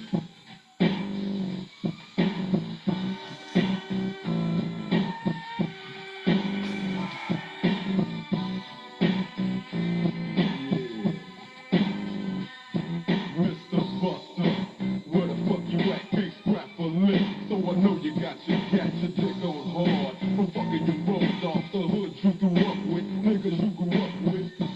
Don't even respect your ass. That's why it's time for the doctor to check your ass, nigga. Used to be my homie, used to be my ace. Now I wanna slap the taste out your mouth. Make it bow down to the road. Fucking me, now I'm fucking you, little hoe. Oh, don't think I forgot. Let you slide, let me ride. Just another homicide. Here's me, so I'm a talk on. Stomping on the easiest streets that you can walk on. So strap on your Compton hat, your lopes, and watch your back, cause you might get smoked, love. And pass the bud, and stay low key. Be true, cause you lost all your homies' love. Now call it what you want to. You fucked with me, now it's so much that I fuck with you. Yeah, that's what the fuck I'm talking about. We have your motherfucking record company surrounded. Put down the candy and let the little boy go. You know what I'm saying? Fuck motherfuckers. Wow, wow, wow, yippee yo, yippee yay, doggy dogs in the motherfucking house. Wow, wow, wow, yippee yo, yippee yay, Death Row's in the motherfucking house. Wow, wow, wow, yippee yo, yippee yay, the sounds of a dog bring me to another day. Play with my bone, with your Jimmy. It seems like you're good for making jokes about your Jimmy. Well, here's a Jimmy joke about your mama that you might not like. I heard she was a Frisco dancer, fuck your mama. I'm talking about you and me, toe to toe. M-U-T, your bark was loud, but your fight That's was right. The first introduction and the to rhymes Snoop you Dogg were kicking was was with quite with an anti-gay slur. Who can forget that? I did. So what that lets you know that if you fuck with Drake, nigga, you fucking with Death Row. And I ain't even swinging them things. I'm hollering 187 with my dick in your mouth. Yeah, nigga, Compton, Long Beach.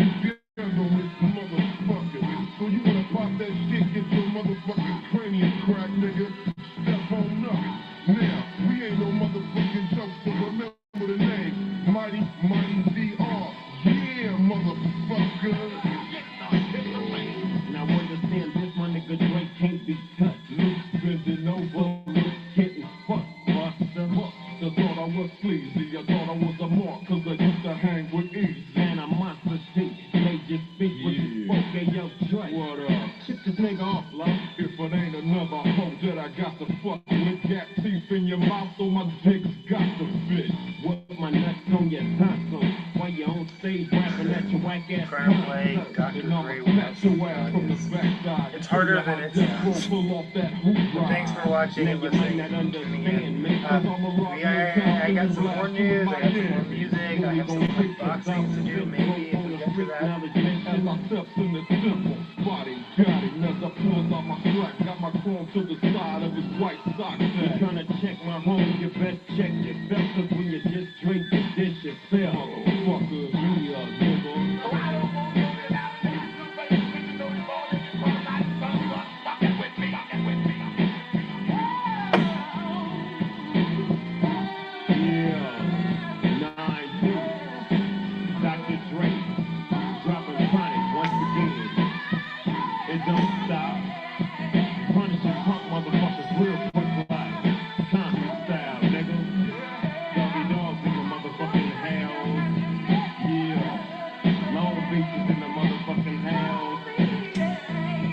Snoop Dogg's not a rapper, he's a hype man. Straight up. Really though. Breaking all this stuff is on some real proper life. You know what I'm saying? All this stuff that niggas can eat a fat dick. Yeah, EVE can eat a big fat dick. No, literally. Huh. He's listing out people who can eat a big fat dick. Homophobia is infused into Snoop Dogg's literal introduction. Yeah, no.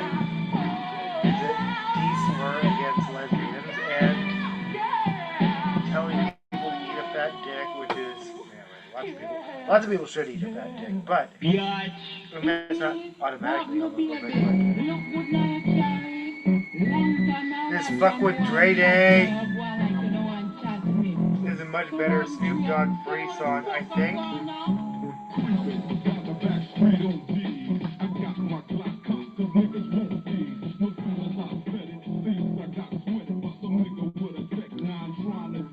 Deeper dive into the word nostalgia. I guess it's a combination of the Latin word nostros, meaning home or like heading home, and like nostros, like north. Anyway, and then algia or algio, meaning ache, or like original. So a couple of things here. Nostalgia started as a medical condition, and it was really because they observed things that are probably arguably true that you know. People's anxiety goes up when they're away from home. Their heart rates, their sleep patterns change. They noticed medical changes when people were away from home versus when they were at home. And so nostalgia was actually a medical condition. That's the first thing. And then again, the other interesting thing about it is it started out in relationship to place. Like when you are separated from your place of origin, you feel this uneasiness that, again, they were defining as a medical condition until you were back in that place. They were actually trying to find out, like, again, they had none of the medical imaging that we have, none of the, they didn't even know what germs were at this point. And they were trying to figure out, like, is there something, like, the farther you go from your home base? Like, who knows? Like, there's no, I'm assuming they explored all the options. But what's interesting is over time, obviously, as I'm sure you know, if you ever get nostalgic doesn't necessarily refer to a place. It refers to time. Homesickness, you're thinking about aching for home, that's homesickness. That's a different word that we came up with. But nostalgia, in addition to being generalized, no longer being a medical condition, but just sort of more describing a condition we all feel from time to time. moved over a period of 100+ years away from being around a place and about a sense of time, right? So when you think about nostalgia, we're talking about I feel nostalgic for a period of time, and there may be a place associated with that, but Check this out. The sideways sound when I hit Slauson on my way to the script. Now I'm just flossing, checking my but it's really a measure of time. Rarely are you nostalgic for something that happened recently. I was trying to think of like when and immediately like I was like, when can I think of a time where I was nostalgic for literally the day before 9/11? You could immediately be nostalgic for the world that came before that. The world before the pandemic became real for you. Probably you were nostalgic for that. I am a fucked up person because I get nostalgic for the pandemic, and I admit that freely. Like there were elements of the pandemic as someone who was antisocial and that served my needs well, but also I would not wish any of that on anyone again. But it's dark in my heart that I started to get nostalgic for the pandemic. And again, I wouldn't wish that on anyone, including myself. Like would never go back to that. Yeah, which is exactly why nostalgia is an illness. No, it's a I don't know, interesting deep dive into nostalgia.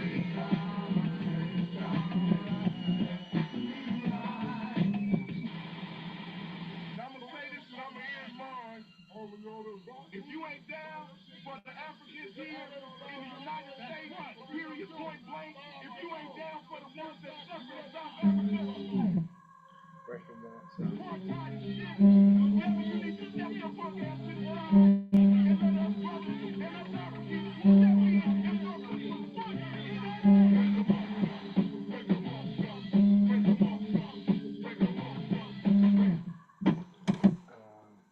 I like that song, but I'm not playing it right now.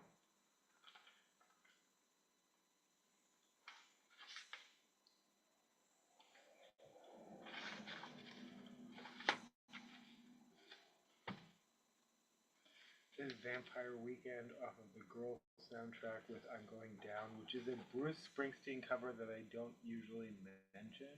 This is on HBO Records. Oh, it's Atlantic Records.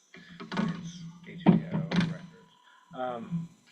But this is a Bruce Springsteen cover, which explains why I'm not a huge Vampire Weekend fan, but I love this song so much. I'm not a huge Bruce Springsteen fan either. I think it is because I've listened to the original of this. I'm like, but I like this version of Bruce, yeah. And I don't like any other Vampire Weekend song or most of it. I like some Bruce Springsteen songs. Yeah. I'm gonna shut up.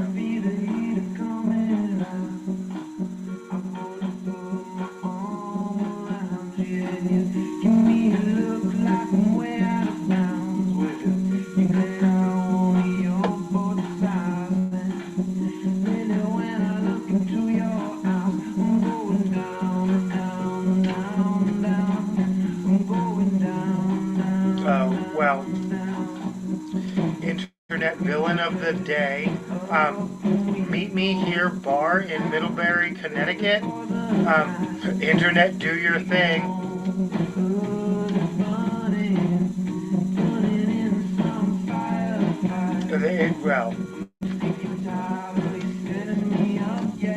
Yeah, you don't know. Yeah, apparently they don't like black people or just anyone who isn't a regular, and that's more valid than it's not even about you or who you are. It's we favor regulars and locals, but also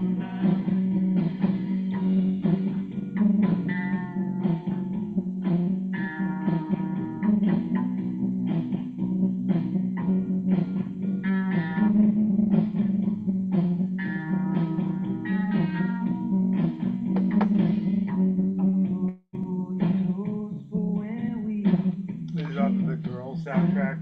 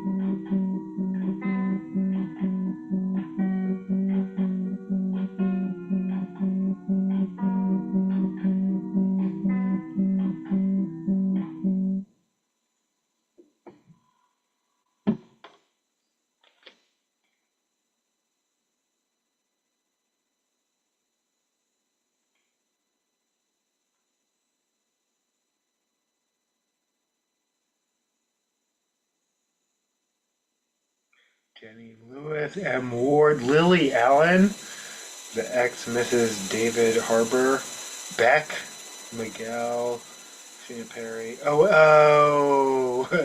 Oasis. Am I gonna play actual Wonderwall Oasis? No, not tonight. Michael Penn, Daisy, Cat Power. This is Amy Mann, Father John Misty. Yeah, okay. Zero Desire. Okay, I think I've named every artist on this record. Yeah. This is such a fucking good compilation. Like, some records, like, transcend their source material, and this is volume 2, All Adventurous Women's Do. All Adventurous Women's, I can say the word women. Girls, volume 2, All Adventurous Women Do. Music from the HBO original series. But it absolutely transcends its source material. Not that there's anything wrong with Girls. Lena Dunham.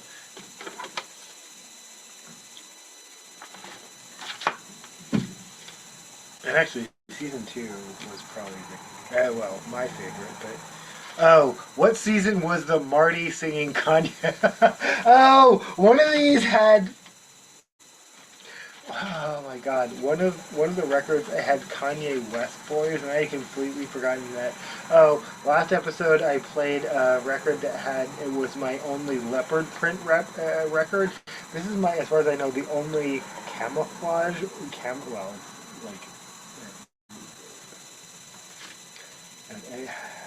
trend camo. Like, what do you call it? Like, theme camo. Like, what do you call all the camos that you would never wear in actual, like, purple camo, and, like, you would never wear in real combat, but they exist, and you can, anyway.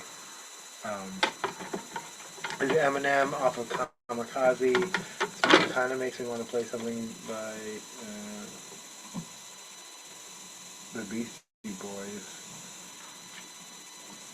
This is Venom.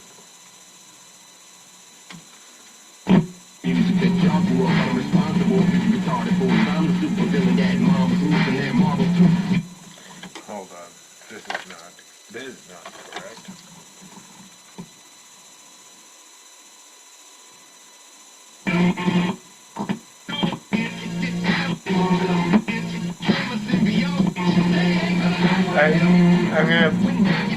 I'm gonna leave it right here.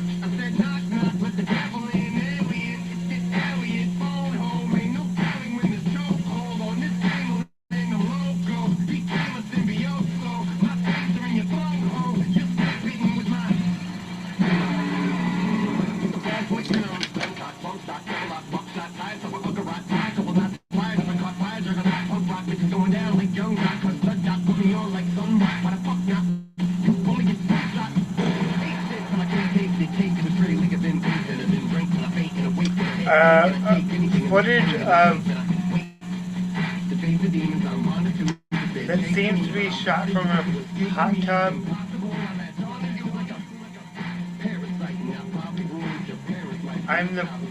I'm a board member of the HOA.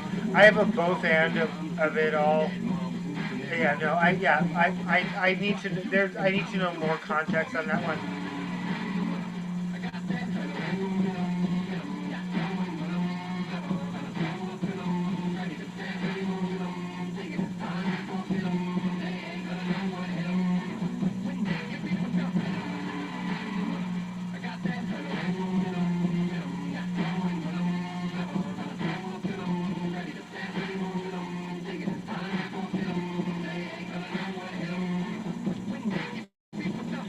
Alright, well.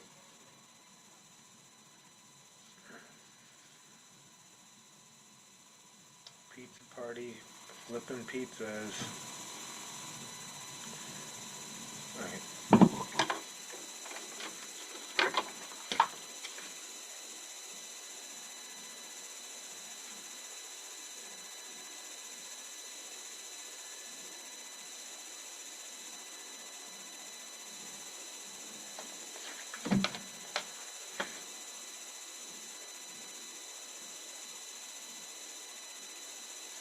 Actually, I'm going to play Not Alike.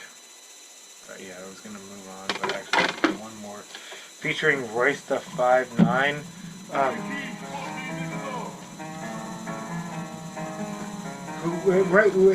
Eminem and Royce the 5'9" are Bad Meets Evil. They are. So basically, you're getting a Bad Meets Evil track. Brain dead, eye drop, pain bed, cyclops, day bed, eye pot, made bed, white box, train red, sidewalk, pain bed, eye top, cake bed, eye top, lake bed, eye pot. That's how much we have in common. Yo, up on this mic when we're on it. Yeah, that's how much we have in common. That's how much we have in common. That's how much we have in common. We are not alike on the mic. Yeah. I don't do Jordans and Audemars. I do exploders and Molotovs. Y'all blowing smokers if y'all ain't washed. I blow the smoke from the car exhaust. Flying to a party I am not invited to, feeling like the streets need me. I ain't gotta dance long as my Ferrari try to move like sea breeze. I don't gotta hire goons, I'd rather try to buy the moon and breathe free. The sky's blue, the tires new, the Maserati, why they cool like CE. Why these dudes trying to figure out how to do a freestyle that slides me? I'm confused trying to figure out how to do complete styles. Don't feed bunnies carrots. That made me just think of Childish Gambino. But don't know. Rabbits and bunnies, carrots are not good for rabbits and bunnies. All of that, as I'm sure you know, the whole association, that, I don't know if you can tell, there's actually like a little like stuffed carrot attached to these rabbit ears. Rabbits can eat carrots in moderation, but they're not particularly good for carrots. It's not part of their main diet, and in excess are actually dangerous and can kill bunnies. FYI, PSA. It all comes down to, and you know what I'm going to say next, Bugs Bunny. But even before that, a Cary Grant movie where Cary Grant chomped on carrots.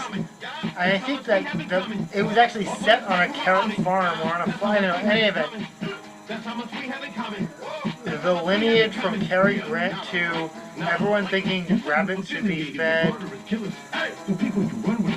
carrots is wild. And I wonder how many rabbits from Petco, in particular, Cary Grant has killed. But also...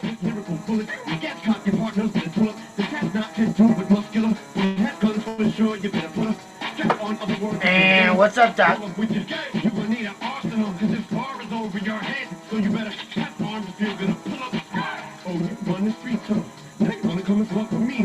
This little cocksucker, he must be feeling himself. He wants to keep up his self-demeanor, so he does the feature, decides to team up with Nina. But next time you don't gotta use Tech-9 if you wanna come at me with a submachine gun. And I'm talking to you, but you already know who the fuck you are, Kelly. Think this, but keep commenting on my daughter, Haley. I keep on telling motherfuckers, but just in case you forgot, really, you need your memory, jar like strawberry. I never last for hot jelly. I respond jelly, but the sound steady, but the sound off like a fucking cock to me, talk to me, God, let me put a fucking silence on this little non-threatening one, very cornball, taking shots at me. You're not ready, fool, break yourself like rock steady. Obviously, I'm not getting through. We can get it poppin' like running around, setting off like ripping out, heavy out, killer. Weak Godzilla hearts with a hard shell, on a motherfucking heart, bigger than a dollar belly. Only time you'll ever say I lost, you'll be talking about Betty Bop, better call, but I don't call, trick, bitch, this shit don't fly in our... Alright, so there is a furry punk band called Bet2 or B2BC. I'm not sure. I don't know. A video of them covering the Circle Jerks. This is on the heels of Basti, the K-pop furry band, featuring members Amber, Boreum, Dur, Kakami, and Xing Yang.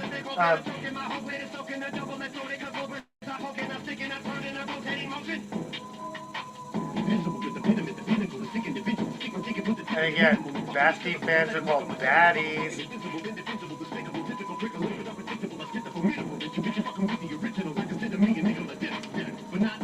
I say we're doing more furry stories. Oh, but they're not all cute. So first of all, allowing people who you know are Nazis to wander around your conventions makes you complicit. If you sit at a table with Nazis, you're with them. Making up terminology to describe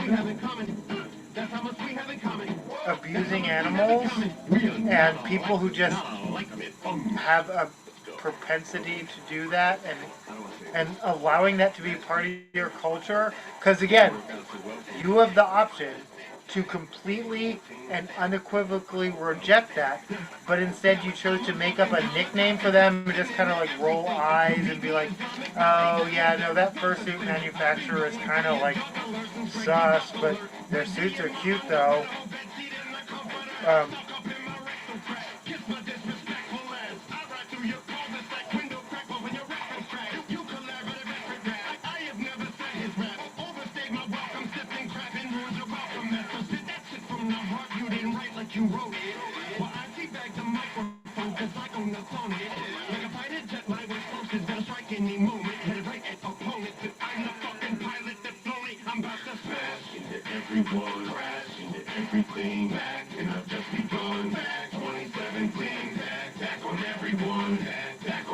I feel like I'm missing something. This is fine, but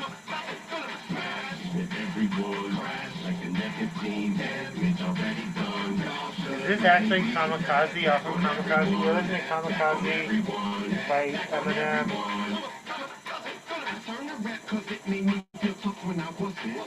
Well, I'm not gonna. We're already halfway through it, so whatever it is. This is not my favorite Eminem song. This is not my favorite Eminem album.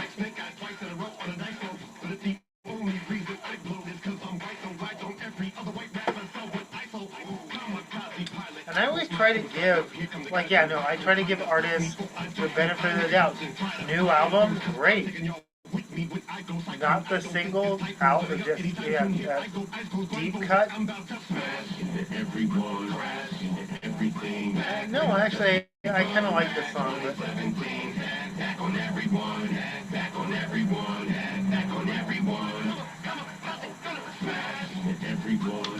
But yeah, if your solution is, oh, I don't support that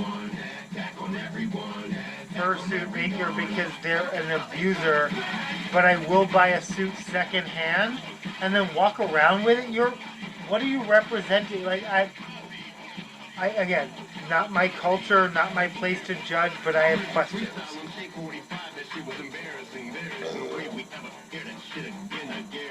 Oh, and also, I'm sorry, but I'm going to call out the fur community because this is actually the darkest. The fact that over and over and over, some version of, and again, I'm not naming any names, but this well-known fursuit maker who is well-known animal abuser. And when I say animal abuser, I mean because they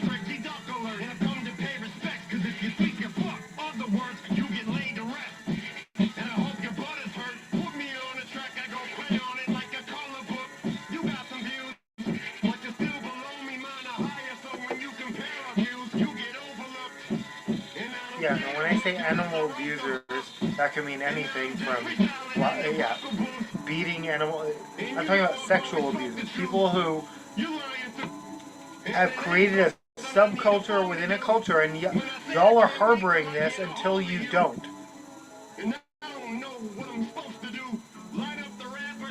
The darkest thing to me in my deep dive into furry culture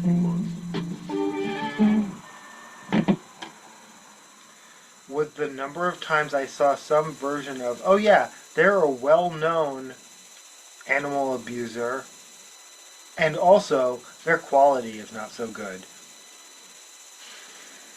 That qualifier shouldn't be necessary.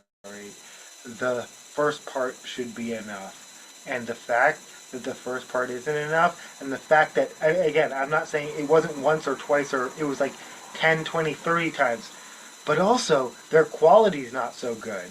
The fact that you even have to say that to convince others in your own community tells me you know you share a community with people for whom the fact that they abuse animals isn't enough.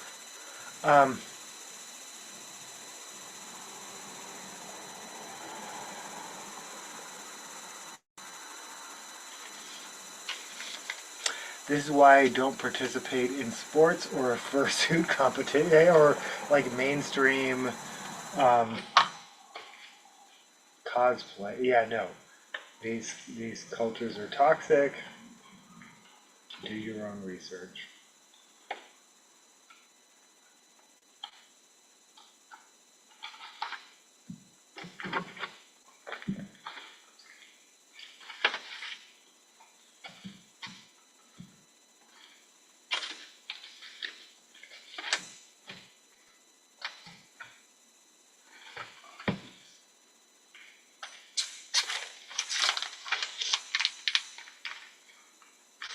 Is church by Fallout Boy off of Mania.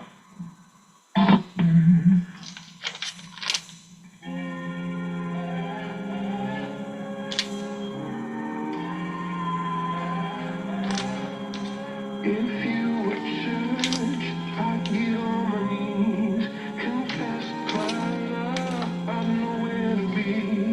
My sanctuary, you're holy to me.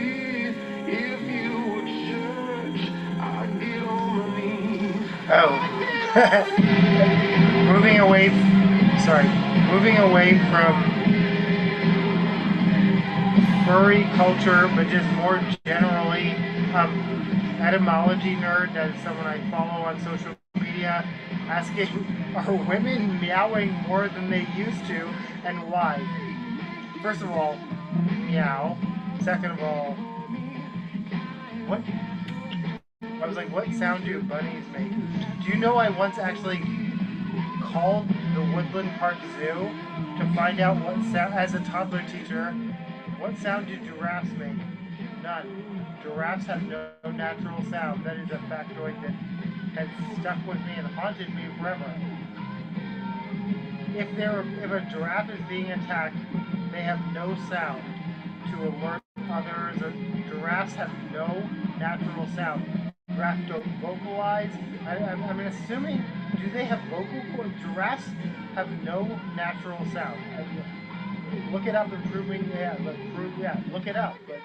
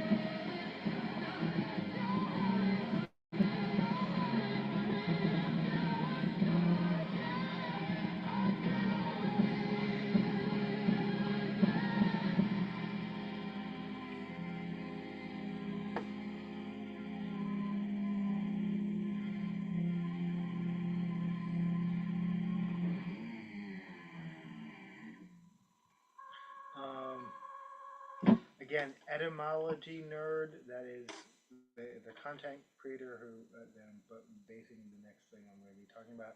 Not to be confused with entomology nerd, right? Is that right? That's insects. Not to be confused with whatever people who love arachnids are, if you love arachnids, last chance to get $10 tickets to the Pacific Science Center. However, if you love words like I do, why are women meowing more? Yeah, no, this is a valid question. And they have reasons and they have answers. One, kawaii, just the general culture of cuteness, and some of which includes I'm wearing bunny ears, but cats and like yeah. Two, the rise of like cosplaying and all that. Three, they specifically cited the Billie Eilish slop cat memes. Meow meow meow meow meow meow meow meow meow meow. Oh wait, no, that's Rihanna slop. But you know what I'm talking about, where like suddenly all the songs were just being meowed. So Roar XD, just like the general like social media trend, and then they talked about this was the most interesting one. Strengthening bonds. If you meow at someone and they meow back at you, if you meow just out in a group and someone meows back at you, you know you found your people. Like meowing actually has a social purpose and value. Meow. Yeah, no, I am not above meowing to find my people slash bunnies slash cats.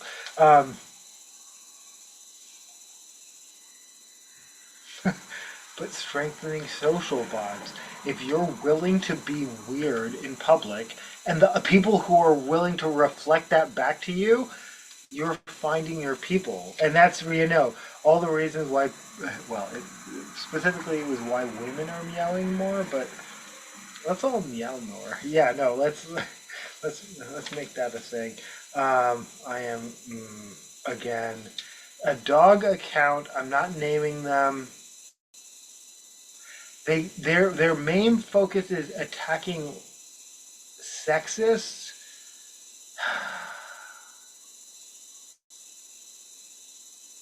But I'm curious how often, I don't know, I have thoughts about who they come after and how often it is young people of color and not.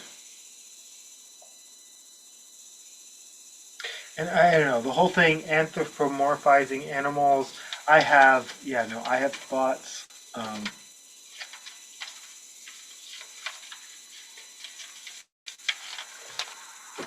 That I will probably reiterate at some future point, because sometimes I just take my notes and I fold them over to let me know that I have already talked about this, but also let me know I'm going to ramble about this at some future point. So if you're feeling that this show is really like redundant, it's really like, I repeat myself a lot. It's true, I do.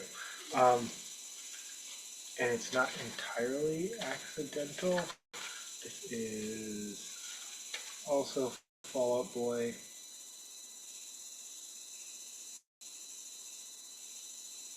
The kids are, Immortals. Oh.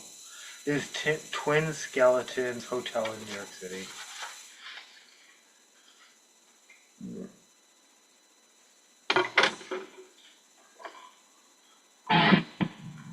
There's a room in a hotel in New York City.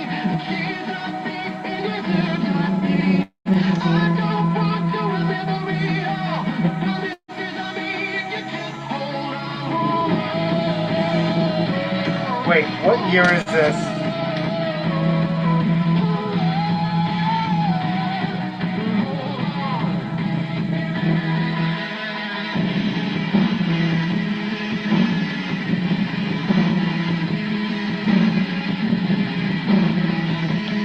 But yeah, no, remember that Clarissa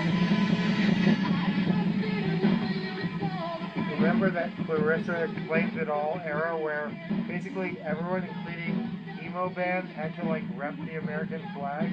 I'm kind of kidding, but I'm kind of not. But like, this is the level of nationalism well.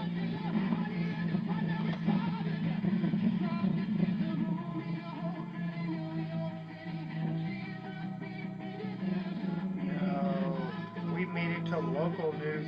We might even actually get to talk about pizza. But also, if you don't give a shit what's going on in Seattle, you might not be interested. No, or you might.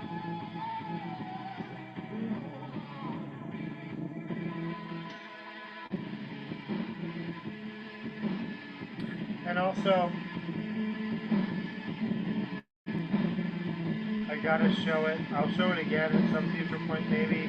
But the pepper plant that I got from the Chapel Roan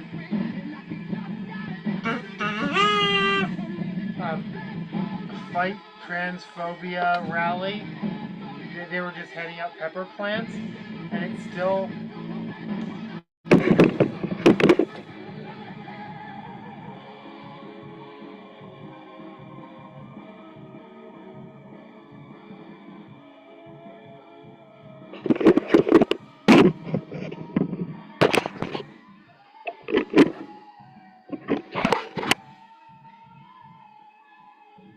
The pepper plant is doing great, but it did lose its one little flower.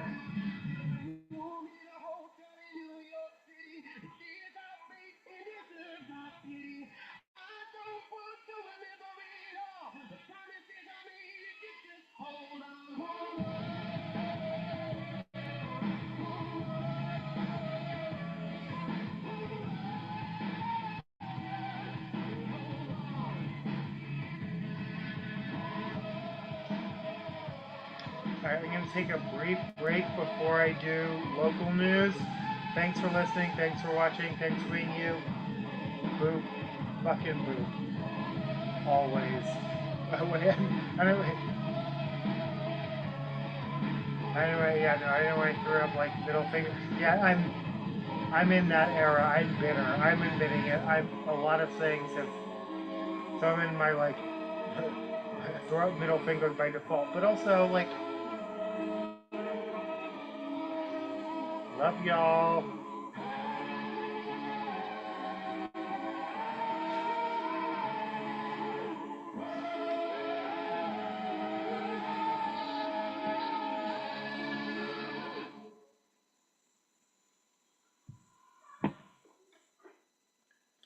This is just this is just you know this. So this is Uma Thurman by featuring the Addams Family theme song by Fall Out Boy.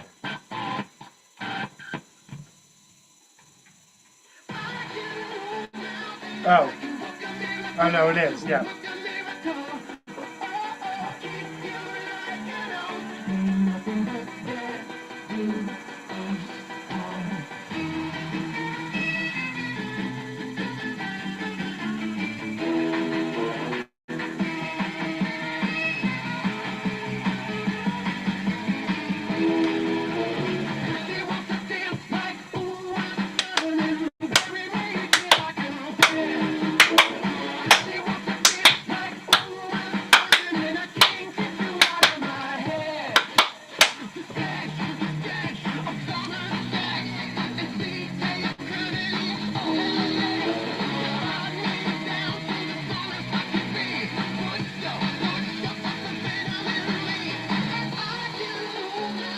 Venom.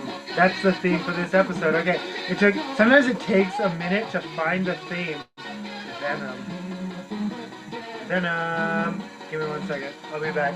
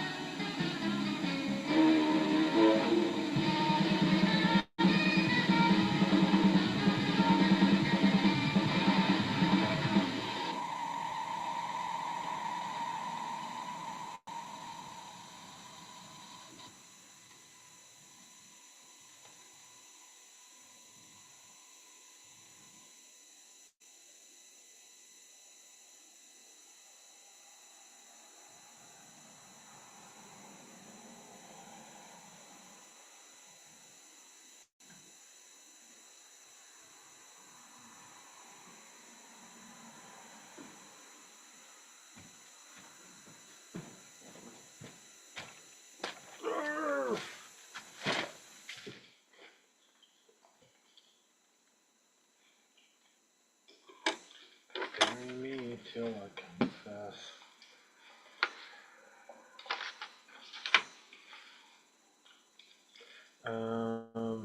Yeah, that is Fall Out Boy off of American Beauty, American Psycho.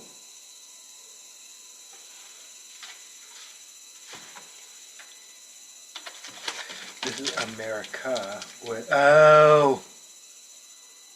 I usually play Sister Golden Hair because that's, yeah, Muskrat Love. This is Muskrat Love. I was going to play A Horse with No Name, which is the other, yeah, single from this record, but this is Muskrat Love. By America.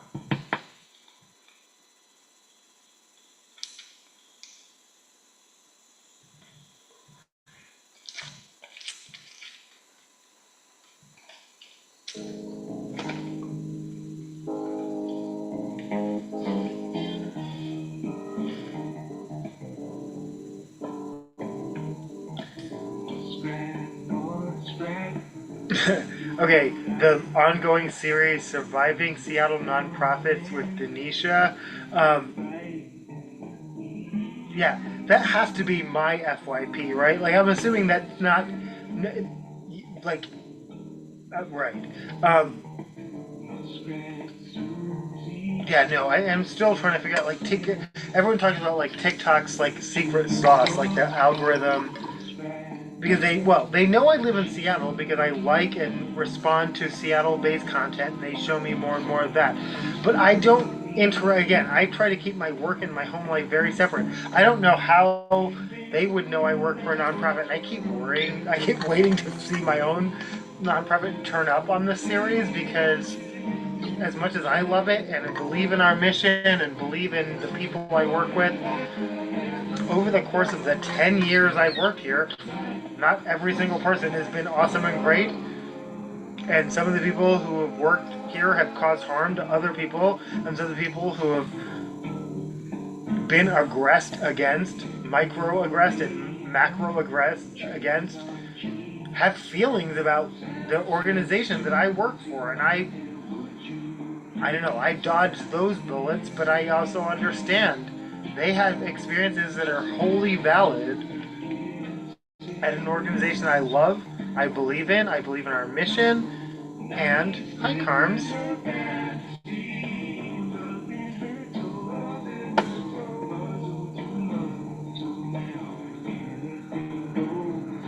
This is not actually what I meant to play, but oh, Karma helped herself to some of my pasta, and now she's like slightly dyed orange. Like she looked up from the bowl, and I was like, oh girl, she's like covered like pasta sauce.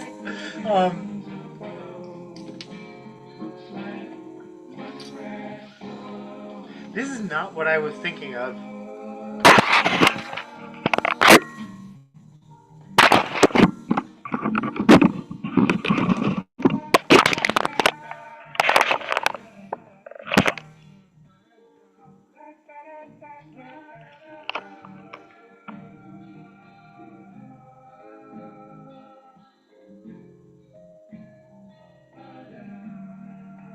Actually, it looks like you've cleaned yourself. You don't look orange anymore. It was funny.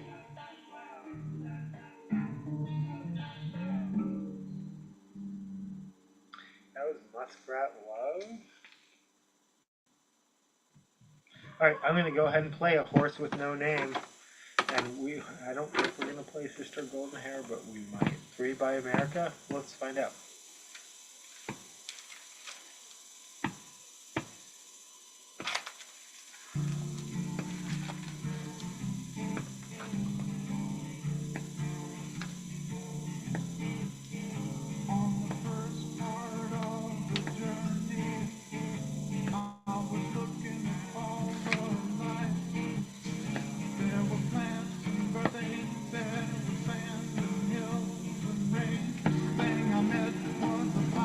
Oh yeah, no, we are moving into local news, so of particular interest to people who live in Seattle.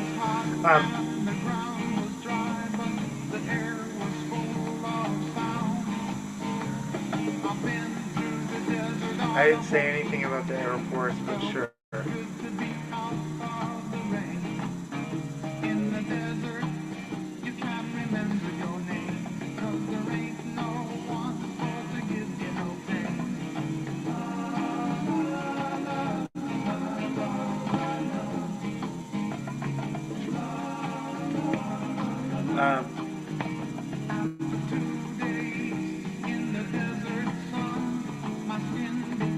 Ed Witt something. PSA, bus drivers are not fair enforcement. That is actually a separate position. So he's responding to people being like, why do, and this isn't only an online discussion. I remember this playing out in real life and in newspapers and whatnot. Why do bus drivers just let anyone walk on without stopping them? Because fair enforcement is not their job. Do you know what a bus driver's job is? This is gonna sound wild. Like let me blow your mind.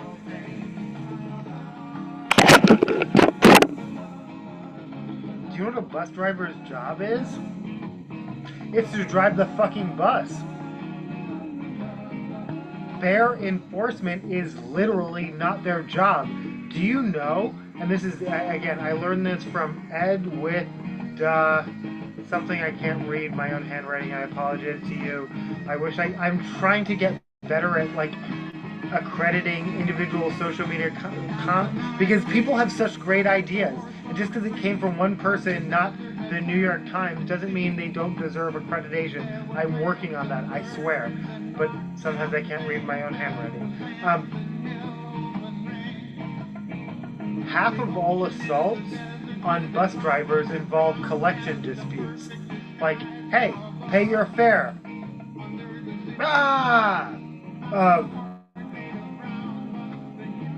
It's literally against policy, as it should be. Just like, how come employees don't chase shoplifters out of the store?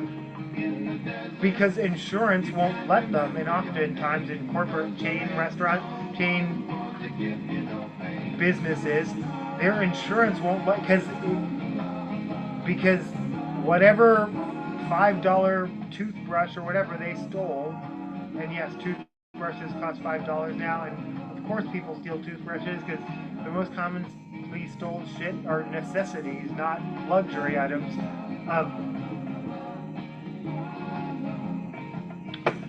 Unless they're luxury items stolen, like, to be sold for... Anyway, shoplifted. I wouldn't say stolen. People steal luxury items, but shoplifted tends to be, well, now, especially where everything else, like, the things that are locked down now, I'm like, oh, you're locking down the Fruit Loops. Can I get a manager over here to unlock the Fruit Loops? Like, yeah.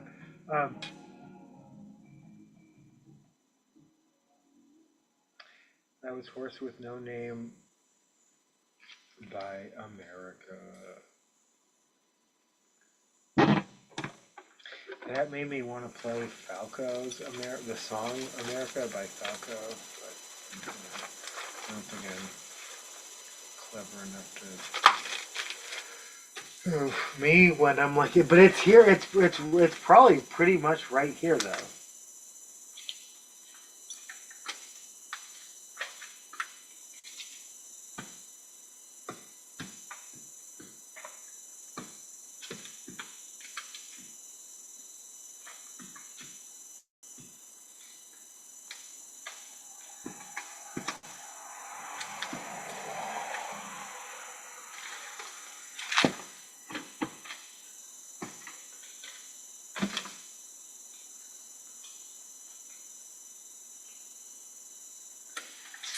This is the Dickies. They're playing tomorrow night, right? It's a Thursday. It's a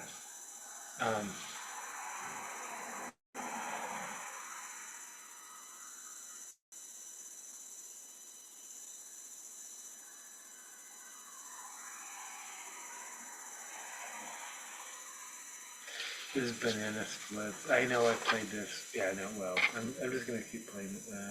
No.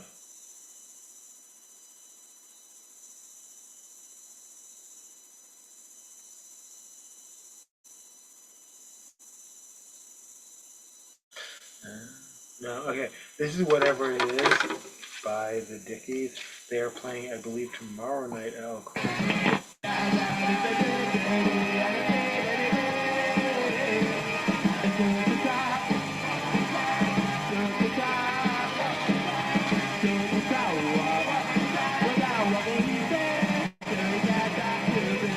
This is the end of If Stewart Could Talk, followed by Bowling with Bedrock Melody.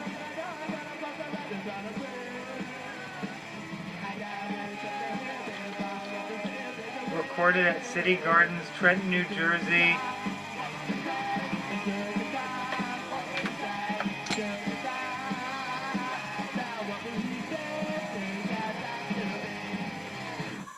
That's not actually meant for play, so I'm going to move on. That was If Stewart Could Talk. But this is what I meant to play. This is Bowling with Bedrock Barney.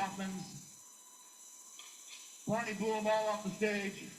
This song is for him. It's called Bowling with Bedrock Barney. Followed by Banana Splits by the Dickies, who I believe are playing El Corazon tomorrow night. A Thursday. Wait. No, no, wait. A Friday. Oh, shit. Yep. Friday the 14th.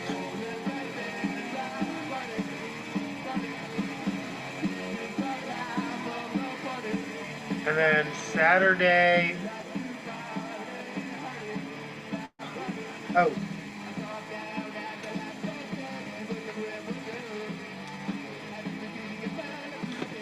Necromantics are playing. We'll play them next.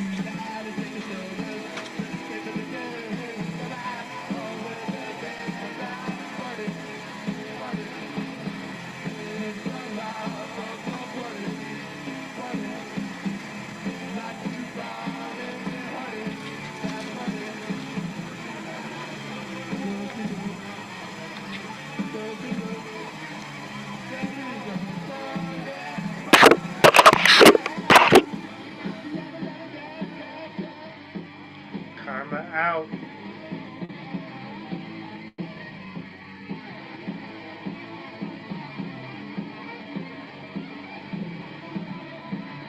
In any event, I guess Ed was responding to TikTok discourse, and again, it's not new and it's not exclusive to TikTok. Why don't bus drivers enforce fare? Because it's not their job, and 100% on that. Also, just as a reminder, my position and the official position of this channel, and I'm assuming and I'm hoping our new mayor, Katie Wilson of the Transit Riders Union, of which I am a member, transit should be free. Transit should be free. Everyone who rides transit pays for it twice via their fares, but also their taxes, because taxes pay for most of transit. I don't even believe at this point the fares pay for collection. Like, I think if you add up, like, you just want militarized people wandering around, because if you did away with all the machines, all the savings would exceed what you collect from fares. Fares only make up, and I can only speak for Seattle, but I want to say fares make up about 15% of most.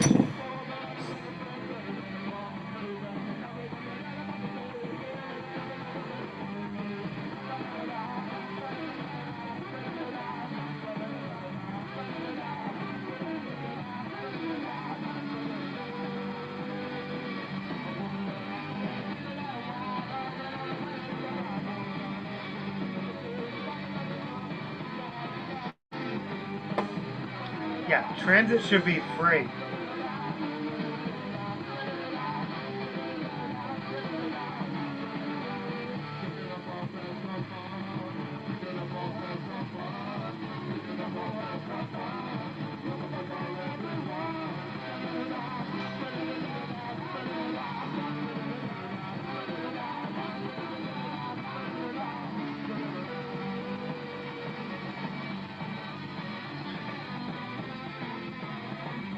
So they recently, well, a second building is almost completed.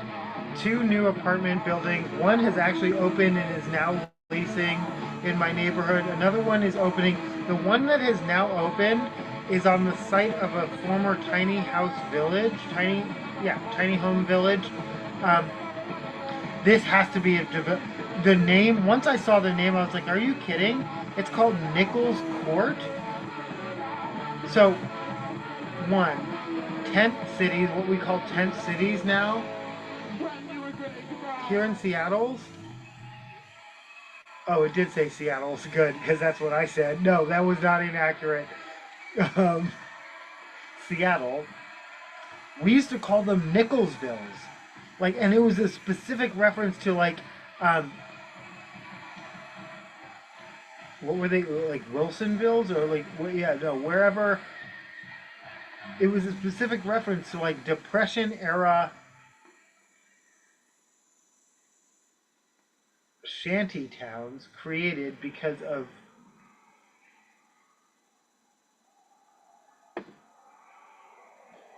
la la la la la la la la la la la la la la la.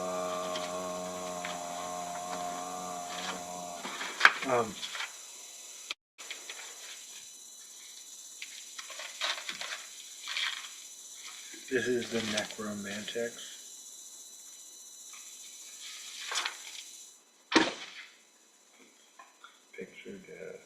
Picture that. They are playing Saturday at a place. I love you too.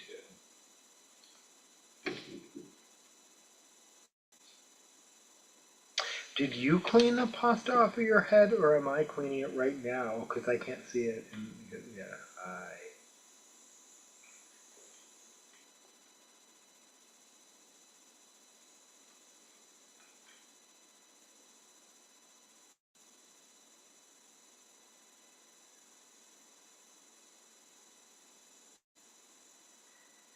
This is Anaheim After Dark, probably followed by Phantasma, but let's things first.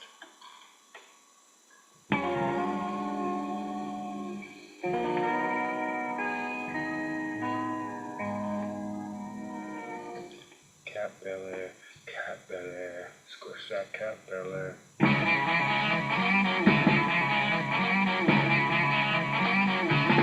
Squish that cat, billionaire. Herman, where are you hiding those billions? Herman!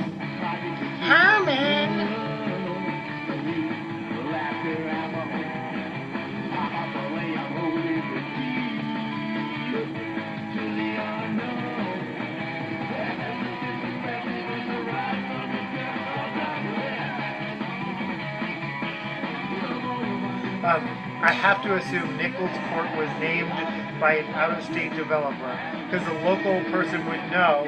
That is so reminiscent of Nicholsville, and literally the fact that it's on the set, or is this all? It is intentional homage, and it's not cynical, and I'm being cynical. I'm trying to understand, but they called it Nichols Court, which is. Yeah, weird flex. Unless, I think I'm...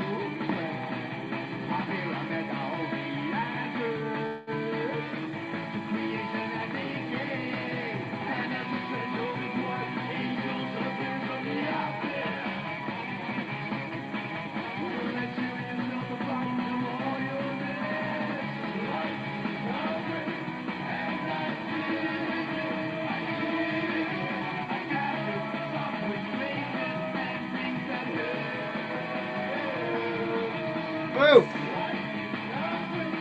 Sorry, beat.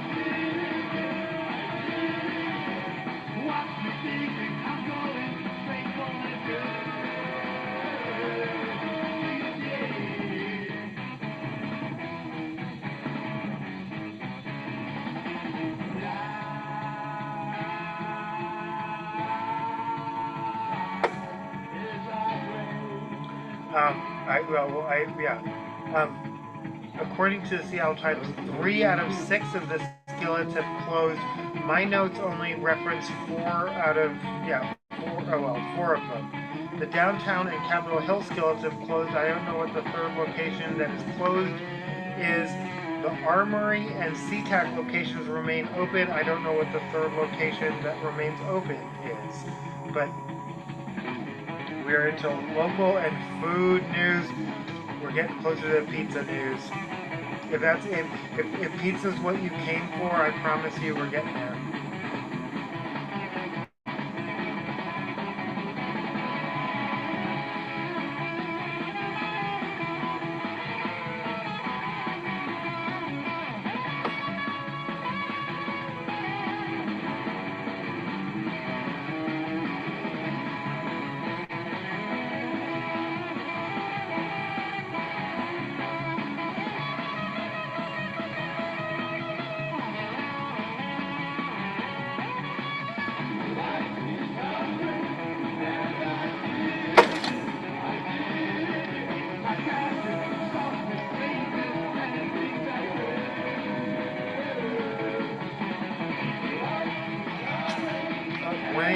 Randomly tries to put a load disk space. No one asked you. No one asked you about disk space.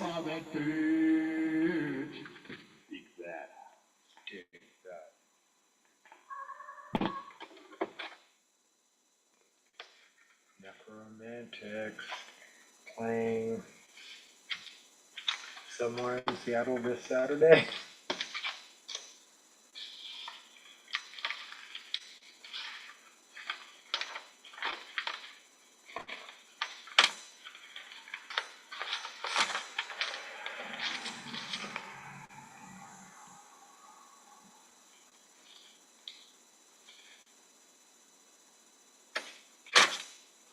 One more by the Dickies. Oh, well, obviously.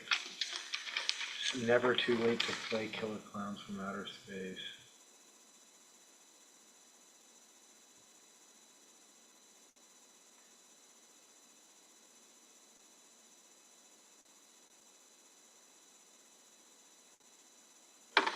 Possibly followed by Gigantor, but that seems like a lot of that.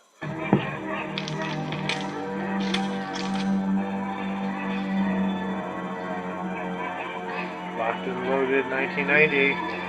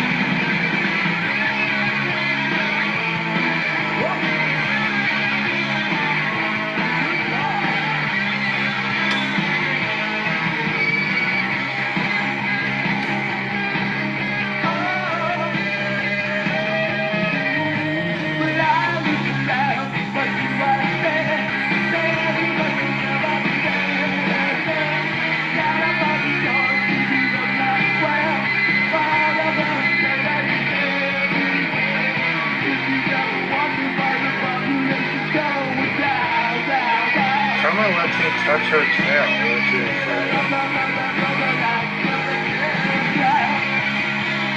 and her belly. Touch that cat belly. Touch that cat belly. Oh yeah, but her tail went down. Yeah. She didn't love it. She didn't love it when I pet her belly, but she lets me.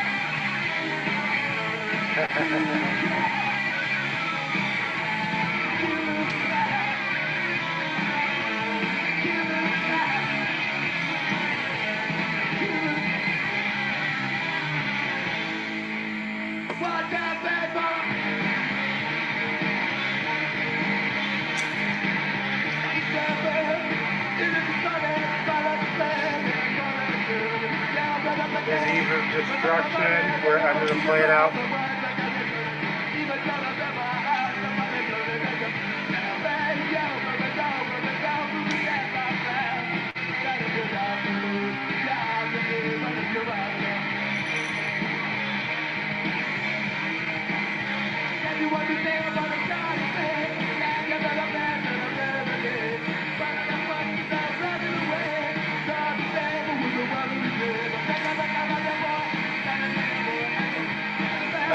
Okay.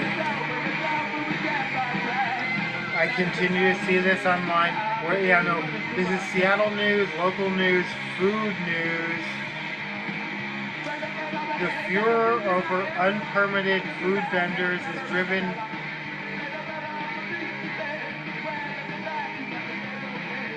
Let's say restaurateurs.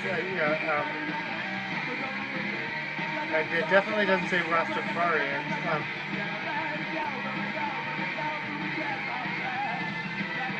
Well, and racist. What about farmers markets? What about, there's so many, yeah. The competition is not your problem. If you serve prepared food, your problem is your distribution network, your price point, and your quality. Those are your problems. Your problem is not ever any competition, boss, because there will always be so many options to consume prepared food. Again, if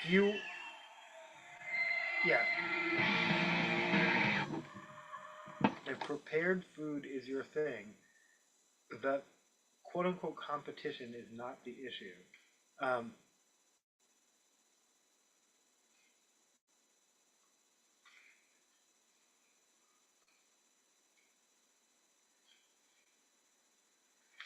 And especially, I get it.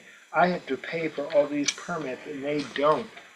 Yeah, you have a brick and mortar store, and they're like in a tent on a street corner. Apples and oranges, and their oranges are delicious. Just saying.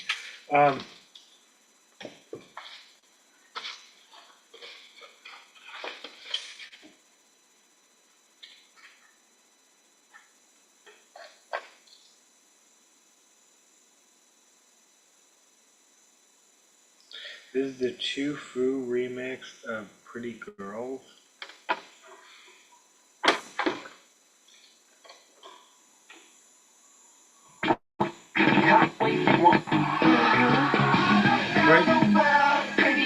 Britney Spears and Iggy Azalea.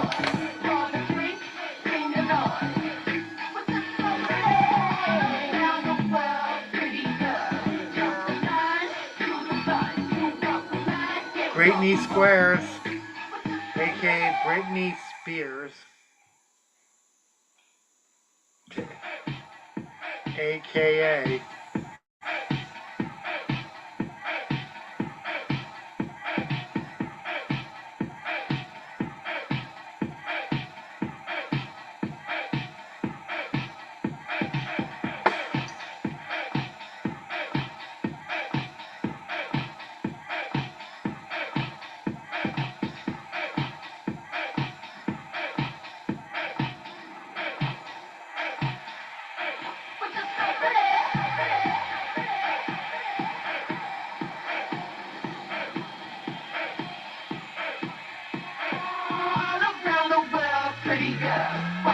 But again, the furor over unpermitted food vendors, we're talking about El Pastor.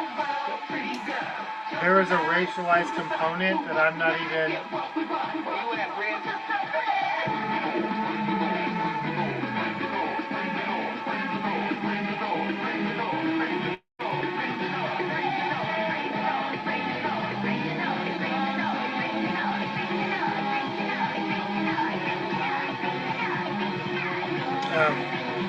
Red Robin to close 70 underperforming stores. They haven't announced where, but there are 31 Red Robin locations in Washington, including Kent, Olympia, Seattle, Spokane, Tacoma, Vancouver, Wenatchee, and Yakima.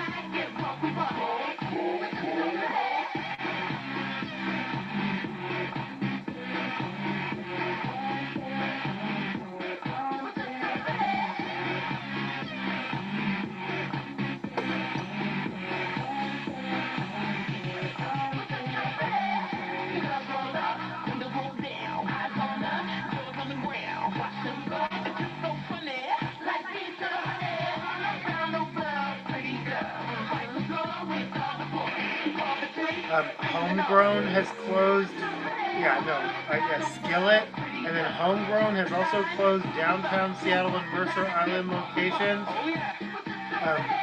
temporarily as far as I know. However, their business license has been revoked, and apparently they owe, is that 47? I don't know. They owe unpaid taxes and fines.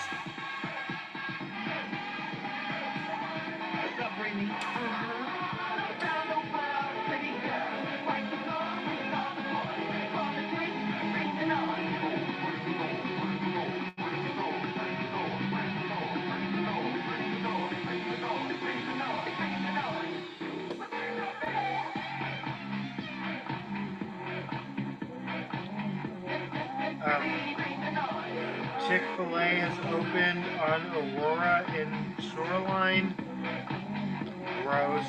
Every time I'm in Renton, I have to drive by a Chick-fil-A. I'm like, people who, either are indifferent or actively choose that because it is hateful of people and things I care about. But fuck Chick-fil-A, but.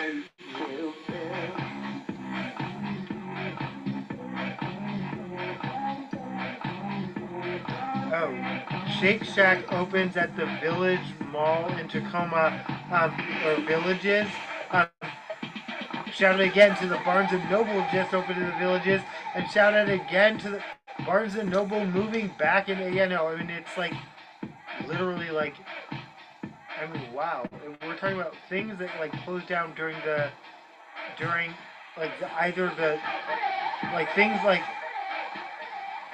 Well, the Borders moved down during like the 2008, 9, 10 economic downturn. I can't remember when the Barnes & Noble closed. It was after that. Maybe pandemic, probably pandemic. But Barnes & Noble is coming back to downtown. We're into local news.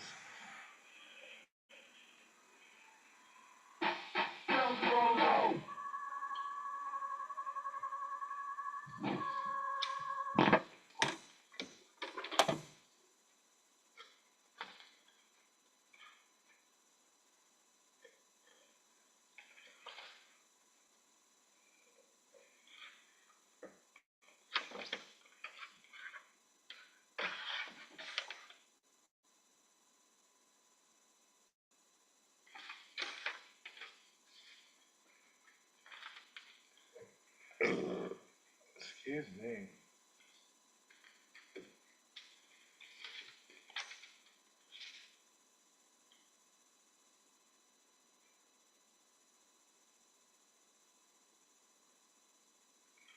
His mama said knock you out by LL Cool J. Mama said knock you out. Lenticular cover.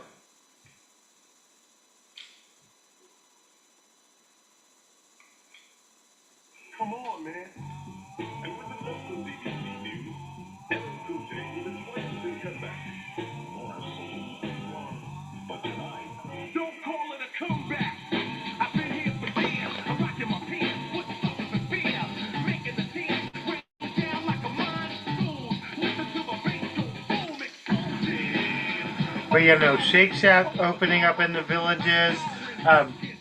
Barnes and Noble. Barnes and Noble coming back to downtown. All this is great news, and a little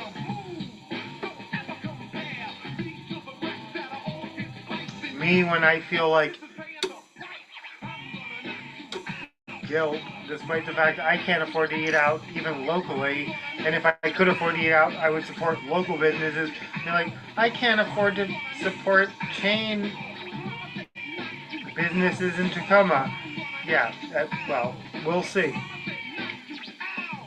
I will be at the Barnes & Noble opening in downtown. Almost certainly. I will take that day off of work if I have to. Like, if I get enough advance warning, I will be at the Barnes & Noble grand opening downtown.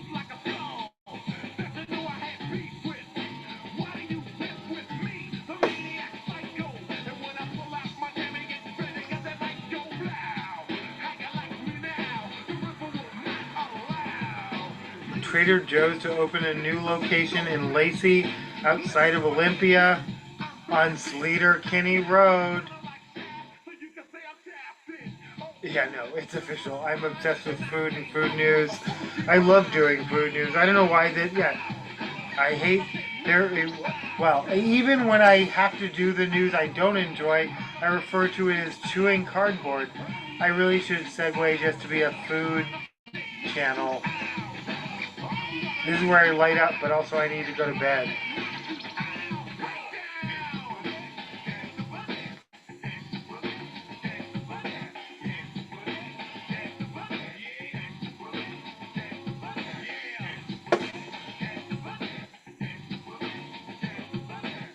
Sleater-Kinney. That first time I was like, oh, I drove through Olympia. I was like, oh, Sleater-Kinney Road.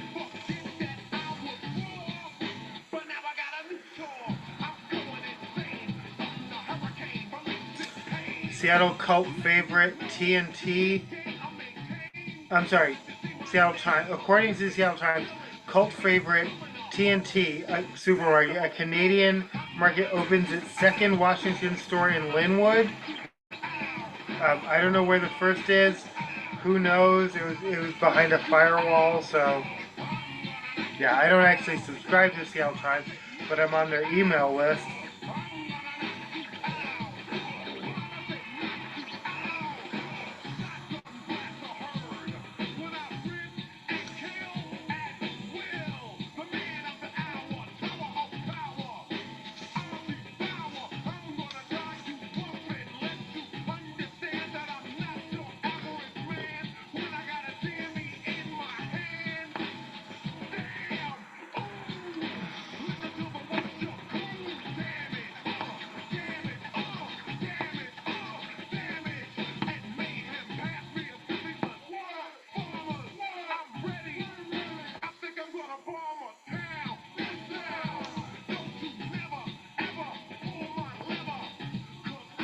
I'm going to take one more break.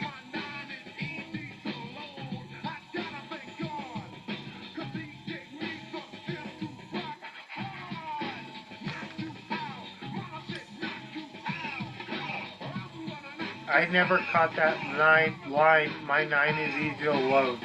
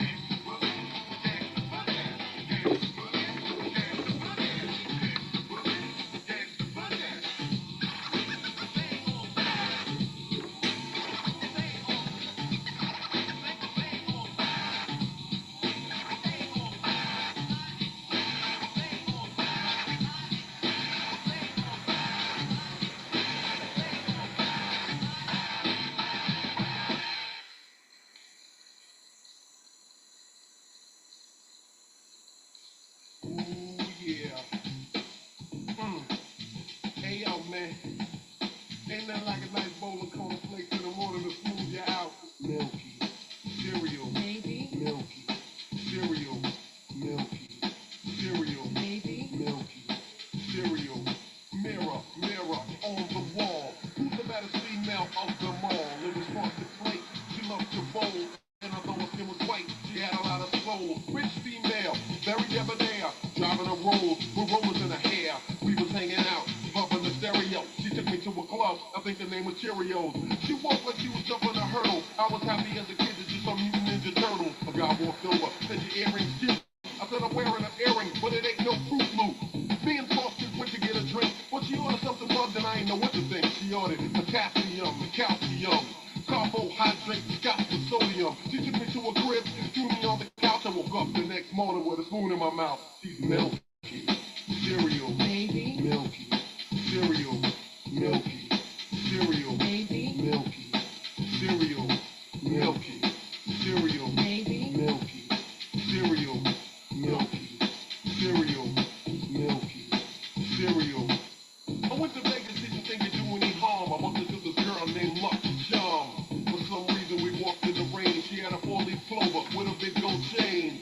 She had a salary that was full of calories for real, and I was in the mood for a home-cooked meal. So we went to be alone, but we had to be quiet because the corn pops was home. Kissed the neck, kissed the back, kissed the arm. I said, forget it, let me see your Lucky Charm. When we began, a hairstyle was neat, but when I left the next morning, it looked like shredded wheat. Told her about marriage, I said that's risky, but slide. Joe, me too. I said, hello, Mr. Cereal. I came this morning to deliver the paper. He said, stop fronting. I know you're going to paper. That's my daughter. So say,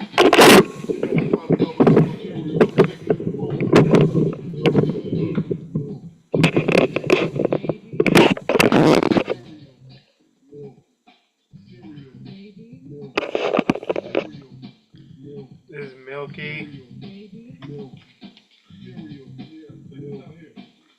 Cereal by LL Cool J. she was turning tricks to get a my mind was gone, but she turned me on. In fact, she was wearing an Applejack hat with a full Holy shit.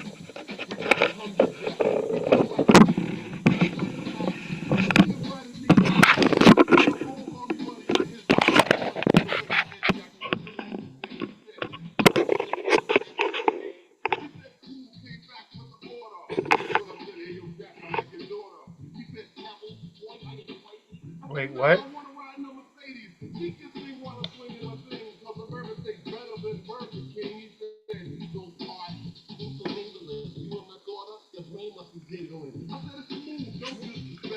Oh, I know where this is going.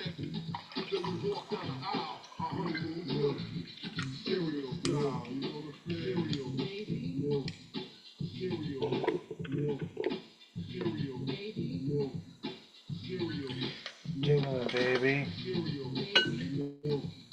Okay, baby. Jingling, baby. Okay, baby.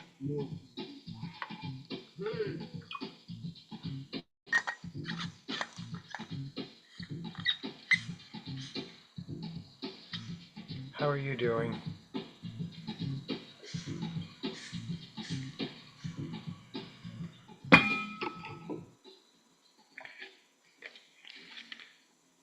That was LL Cool J with Mama Said Knock You Out, followed by Milky Cereal.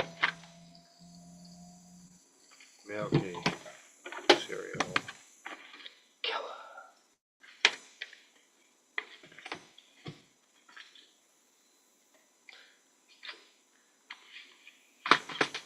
Killer.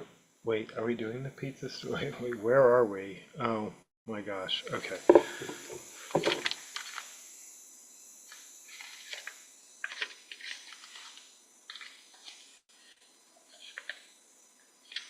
Okay. We're doing the pizza stories. You made it to the pizza party. This is, yeah, no. And this is, we are playing the Pizza Underground. This is a Velvet Underground cover band, but all pizza related. You might recognize one of these people, but if you do, you do. If you don't, you don't. Yeah. This is not live at Chop Suey, though there is a cassette that is. Um,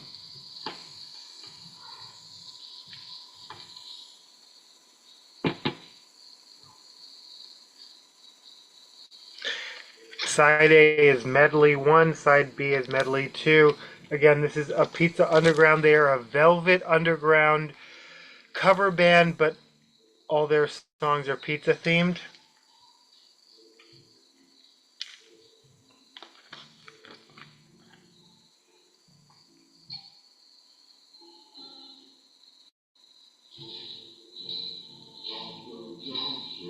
Oh. Alright, let's try that again. This is Papa John Says. Is that right? Okay. Alright. Yeah. Papa John says, I'm beginning to eat the slice. It's just called pizza. I'm waiting for delivery man. Cheese days and pizza day. And then the B side. I am apologetic at having to even read these song titles out loud. All the pizza parties, Pizza Man, and Take a Bite of the Wild Slice. No! Velvet Underground. That's not even. That's just a Lou Reed. Is that even a Velvet Underground song? Whatever.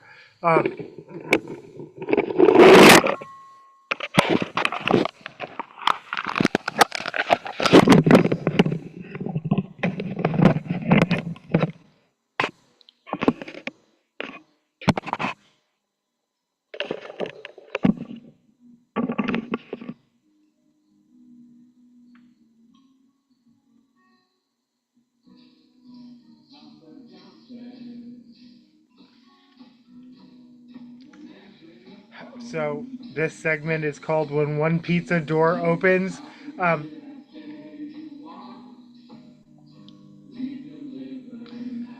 we talked about how Stevie's Famous is expanding. They're opening into the Zeke's Pizza, former Zeke's Pizza location in Greenwood. I don't have it in front of me, but a recent article, I'm not sure by who. Oh, things can be looked up. You can not just you can just say things and be like, I don't know, whatever. But then you can also like fact check.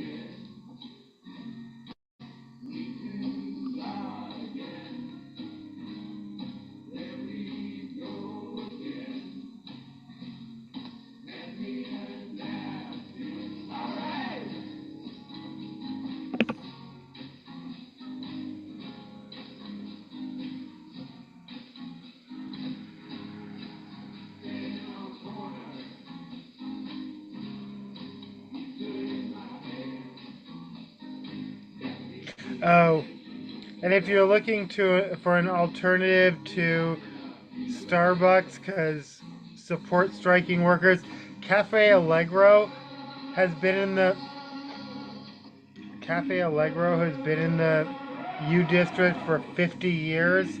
They're Seattle's oldest. Yeah, blink and you might miss it. Nestled in University District, just off the alley, just off the Ave. Cafe Allegro, Seattle's oldest espresso shop, is an unassuming temple to coffee and community. We're gonna get to pizza. I swear. I'm Bellevue Mansion, espresso. Why am I here? Okay.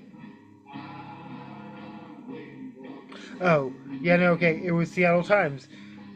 Jackie Variano. I said it before and I'll say it again. Greenwood Avenue is one of the best food streets in Seattle. Um, and it's about to get a little bit better because they're getting a Stevie's Famous opening in the former Cheese Days.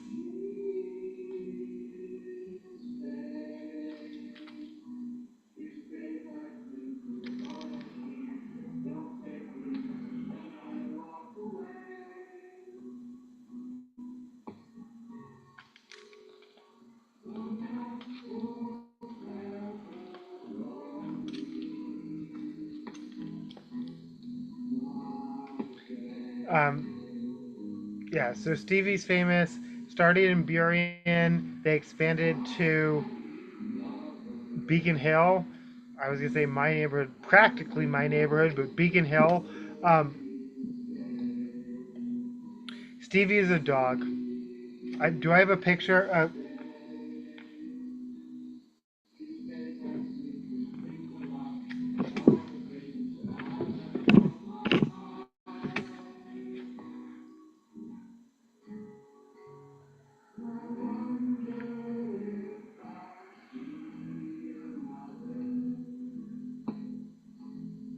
Again, these are Velvet Underground covers but all of them are about pizza.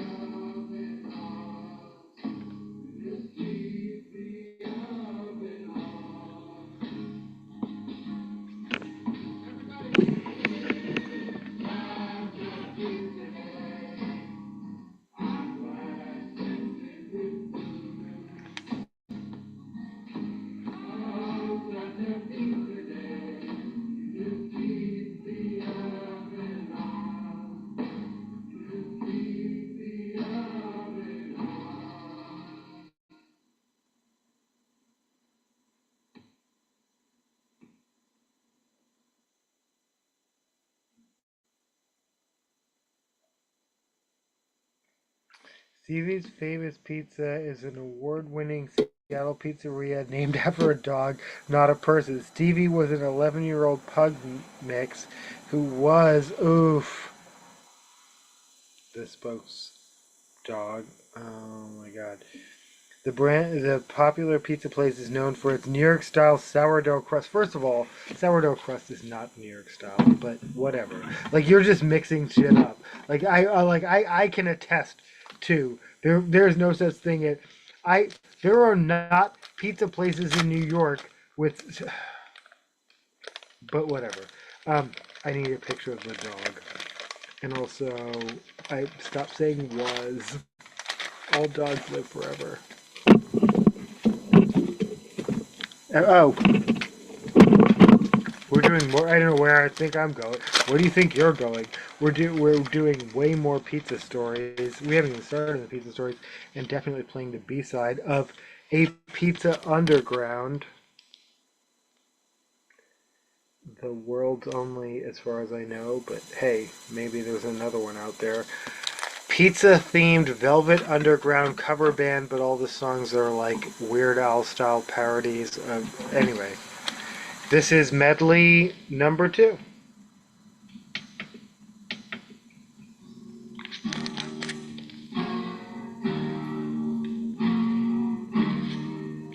Who's that guy?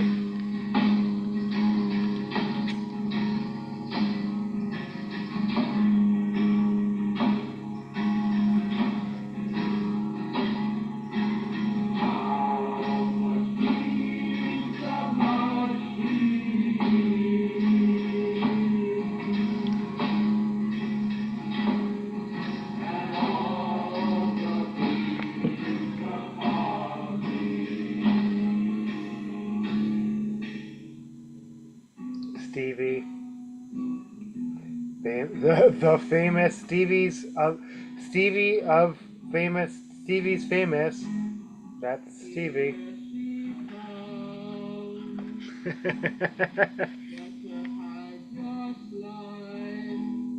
No! Everything about this is so wrong.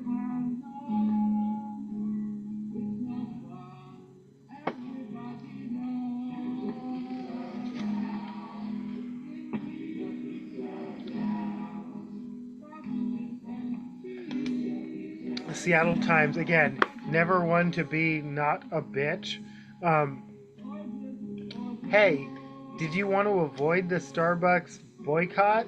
Here are the stores that don't have protesters in front of them, so you can yeah.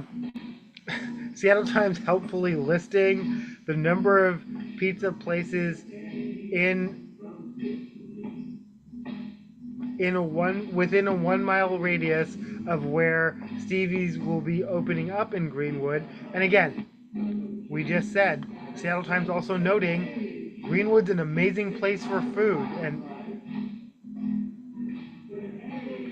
yeah, no, I lived in Greenwood and I didn't realize I didn't fully realize what I had. It was so far from downtown, it made me mad a lot of the time, but Greenwood was also an amazing place to live.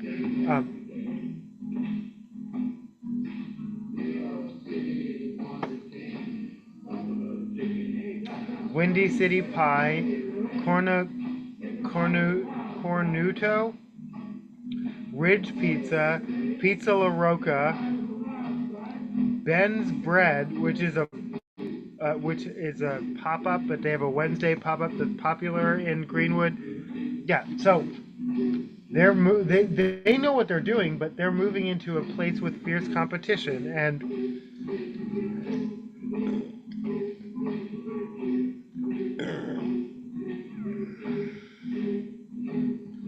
this is according to Seattle Refined. A Washington chef will a Washington chef, Will Grant. A Washington chef named Will Grant makes history at the Pizza World Cup in Italy. I don't know how they placed. I just said made history. This is the owner of Sourdough Willie's in Kingston, and that's some pizza on Bainbridge. I can't believe you can name a pizza restaurant. That's some pizza. Like, I'm seriously, isn't that racial profiling? And yet, go to Italy and actually, okay, I don't know why that's. Anyway, we've been listening to A Pizza Underground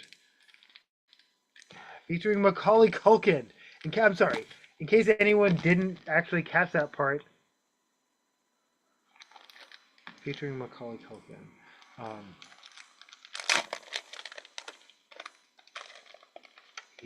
Speaking of patricide, he's a dad now.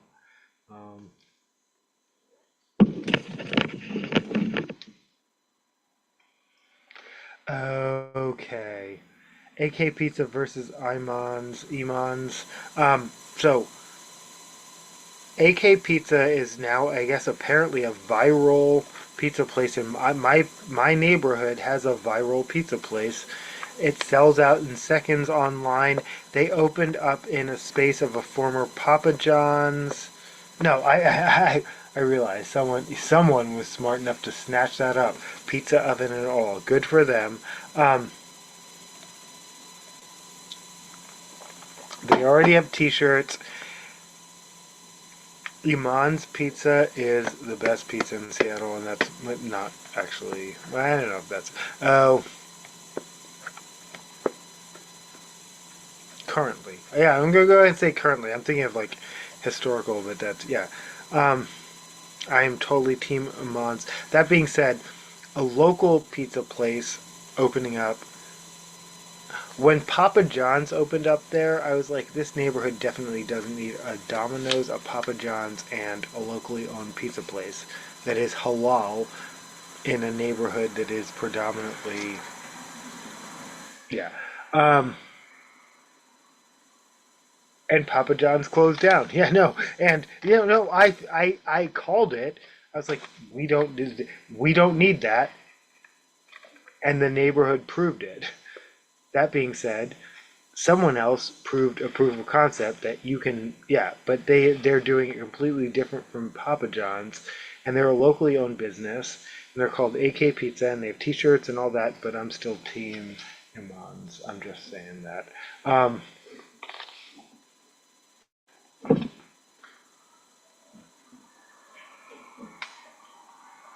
right, we got through the pizza. I don't even know where. Oh my gosh!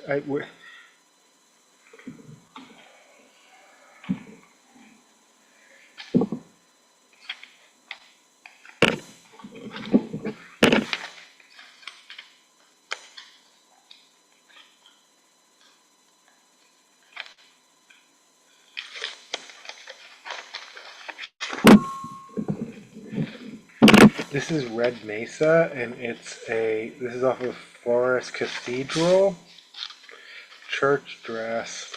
And again, you know what I'm gonna say next. Just leave her alone. Like just you can enjoy her content and not whatever you think about Britney Spears is wrong. Whatever you think about Britney Spears is wrong.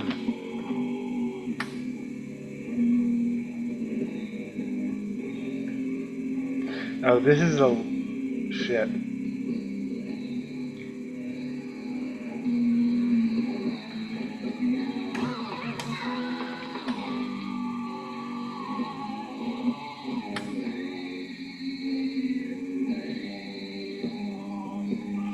I know you can barely hear this. It sounds like ethereal, kind of, and that's okay.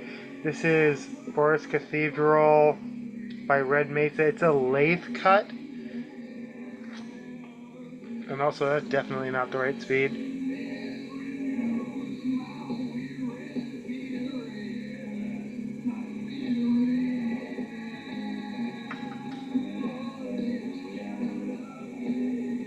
I mean, I'm sorry, it's the right speed, but it doesn't sound right, I guess is what I mean.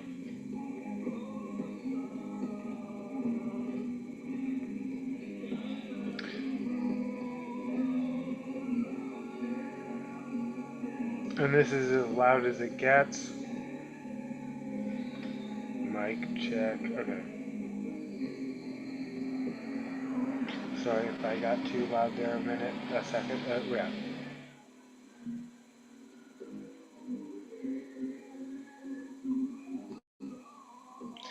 Yeah. What can you hear? Can you hear anything? I can barely hear it.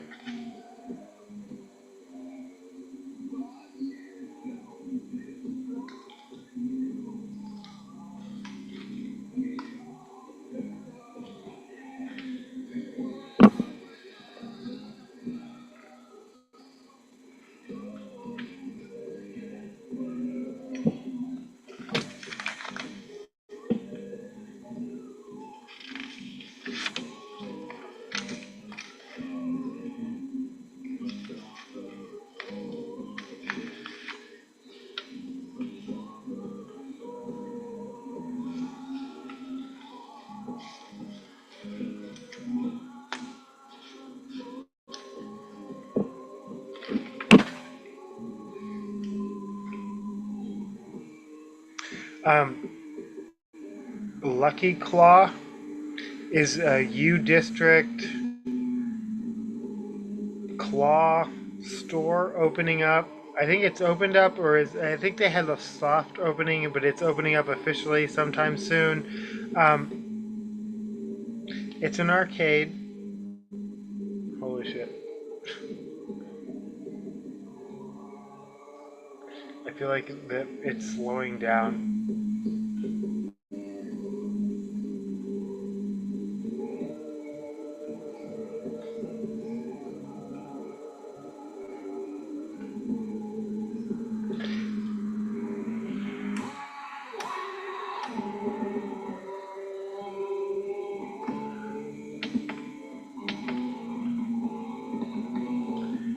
This is not the right speed.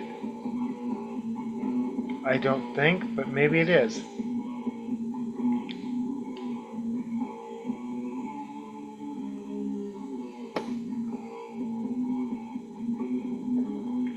Yeah, anyway, Lucky Claw's an arcade opening up in the U District. It's a claw store. Like claws. I have a long, rich history with claw. I used to be really good at them, and then I got bad at them, or just I don't know. But yeah. That one time, I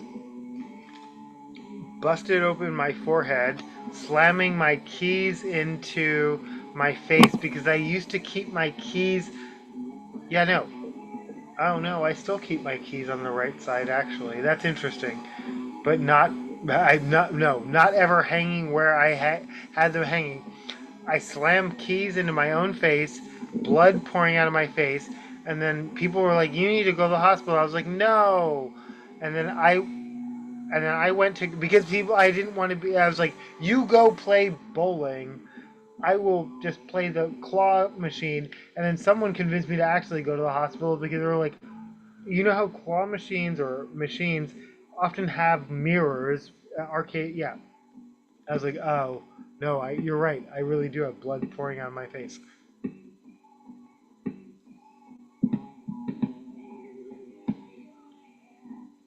Uh,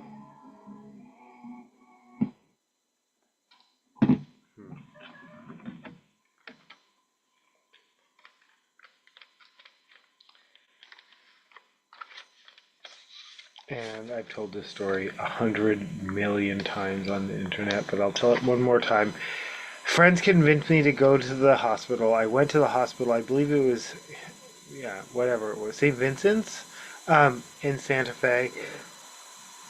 We waited at urgent care for like 45 minutes. I was like, I'm bored and my bleeding has stopped, and I was like, I tried to show the person at the desk, and they were like, I don't, yeah, no, I'm not a doctor. You can't get me to diagnose you something, but if you want to leave, you have to sign this paperwork. And I was like, great, let's go. And my friends who had convinced me there to go to the hospital were now bored as well. And I was like, literally, I've stopped bleeding, which I had. So I still have the scar. And probably if I had gone to a doctor, like I might have less of a scar or whatever, but.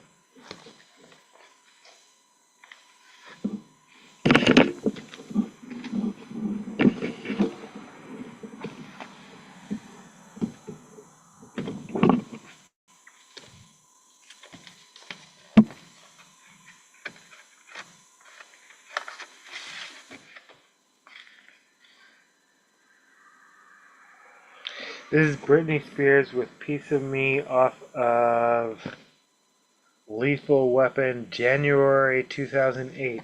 And again, for those of you who remember the Lethal Weapon series, I'm assuming you must be an official legal DJ like me, because that's the only reason you would even own something like this. What are we talking about?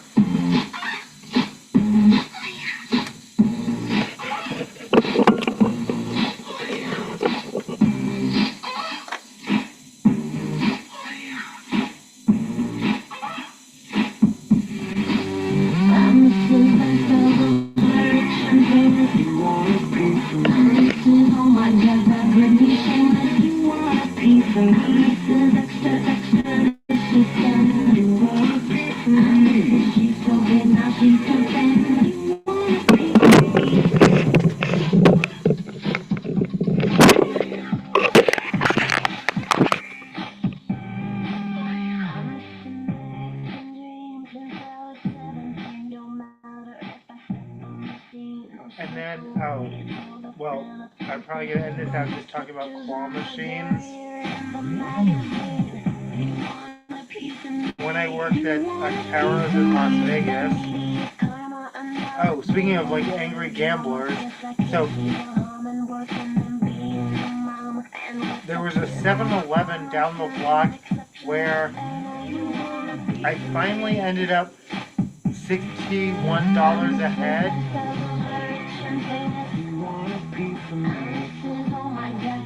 But that was the one place I would gamble for whatever reason. They had slots and I would play there and I would lose a lot. But one time I won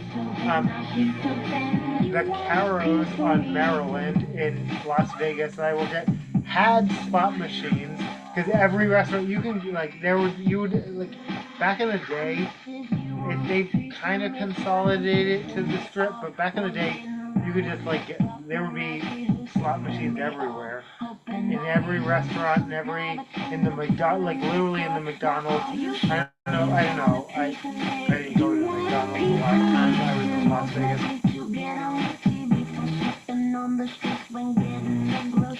But the restaurant I worked at had slot machines when I started working there. But then they were replaced with like arcade games and that claw machine wherein I discovered shout out to Kerwin, my manager could get anything out of any claw machine. Like he could get but also if he couldn't, he would just make a deal with the people who delivered the stuff to get it out for you. For me or for customers, like he didn't ever say that because it was always like he had wanted you to think he could get anything out of anything, but also he just had an arrangement with the people who, and they would give him what he wanted. Cause anyway, but also he was really and speaking ill of the dead, he was amazing with a claw machine, and I learned a lot just watching him, but also.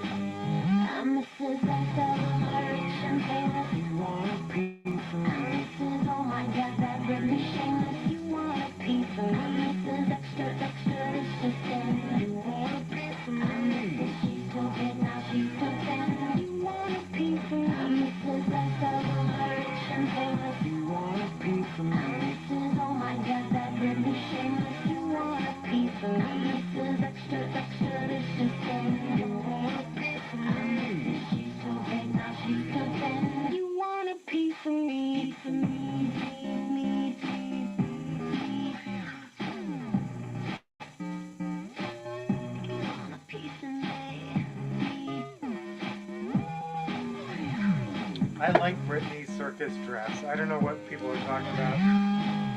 What fantasy world are you living in?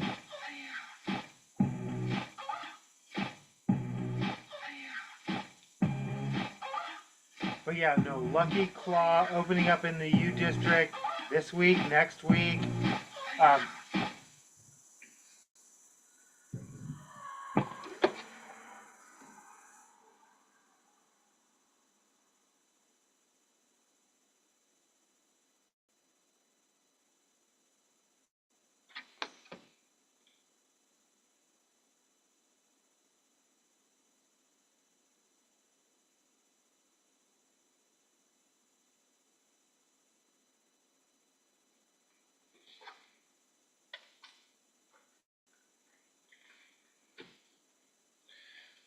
She's too big now, she's too thin.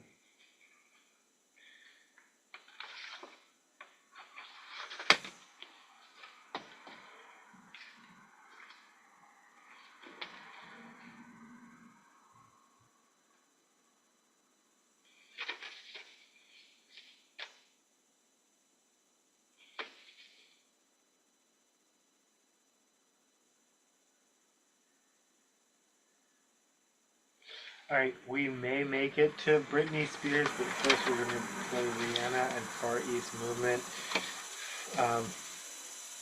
You know how this goes. Every single episode, I start off with like hardcore, and then by the end, we're just playing like straight up like dance pop, because that's where my heart really lies. This is Rihanna.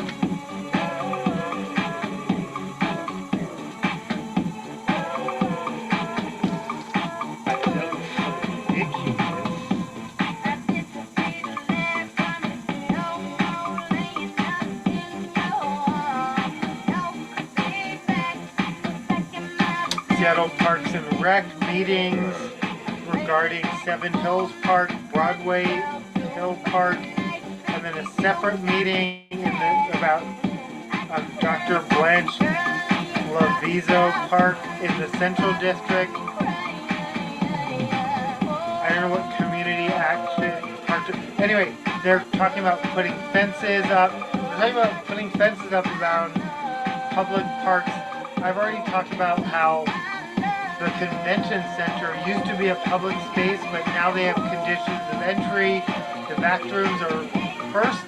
They became memed all around the world with their like cutout doors, which you can still experience at El Corazon. Like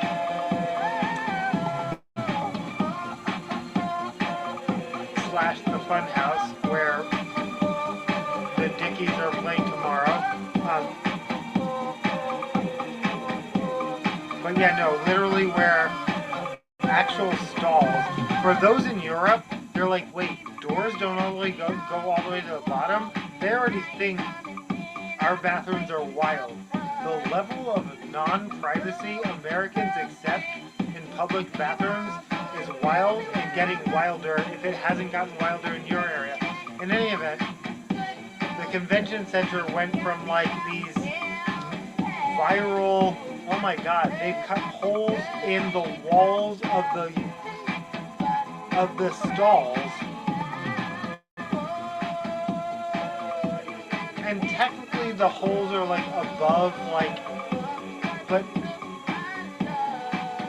the fact that you can't have privacy while pooping in a public space in Seattle is, well, was normalized, and then they just locked the doors.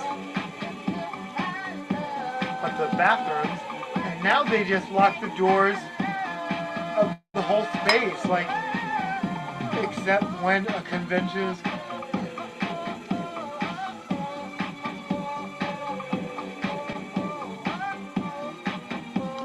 And now Seattle Parks and Recs, who they went along so closely with the outgoing administration on fucking homeless people over, stealing their tents and property, disregarding the law that said you were required to retain that shit for 72 hours. Seattle Parks and Recs, I hate almost as much as Seattle SPD, and they are the same. Seattle Parks and Recs is like all up in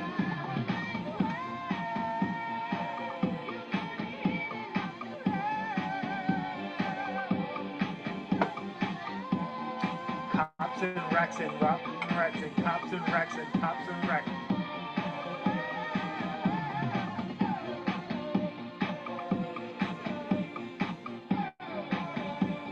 And I don't know what community activation partners means, but it sounds like privatizing parks.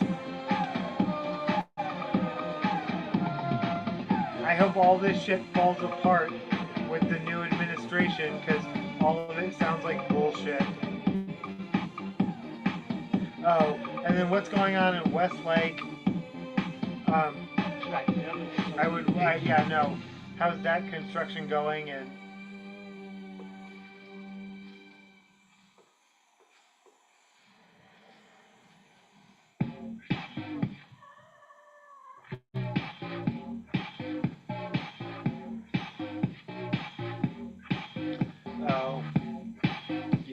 opinions that I express are purely my own, but sometimes, yeah, no.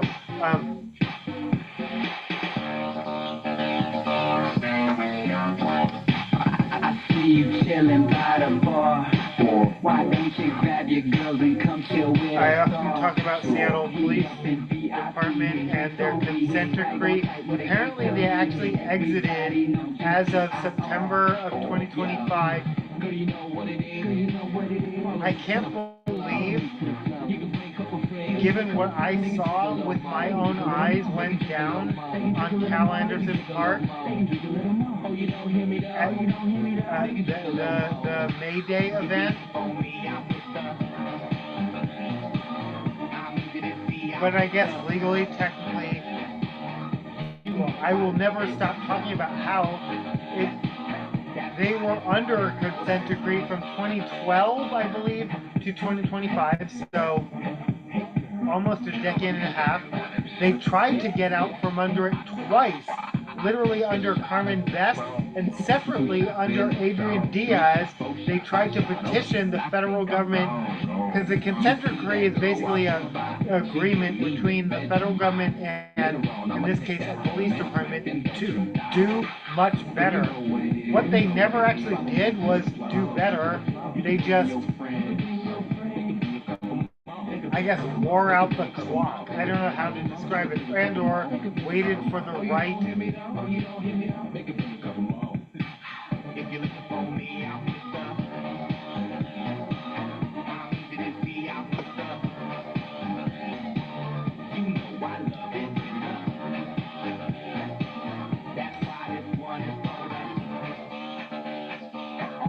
Girls hit the dance floor. I'ma get you drunk and make you lose control. Gotta arch your back, swing your head just like that. I don't care, after here I'm about to take you home. Take home, yo. Slip a little hand in a good. According to News Tribune is Tacoma's like main paper, right? According to Tacoma News Tribune, Lunch Lady, aka Singing Chef, expands her If you're looking for me, I'm with the time well spent catering and pop-up to a brick and mortar store. you know I love it. That's why this one is They will be offering 3 soups daily, salads, sandwiches, and I'm sorry, desserts and iced tea coolers.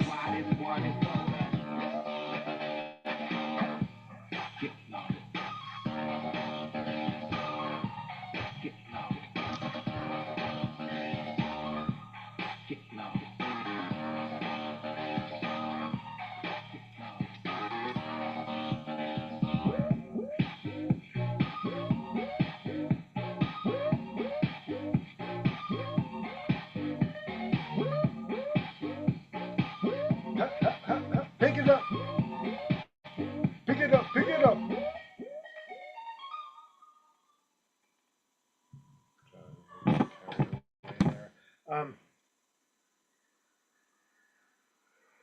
That was Far East Movement with Girl on the Dance Floor. Oh.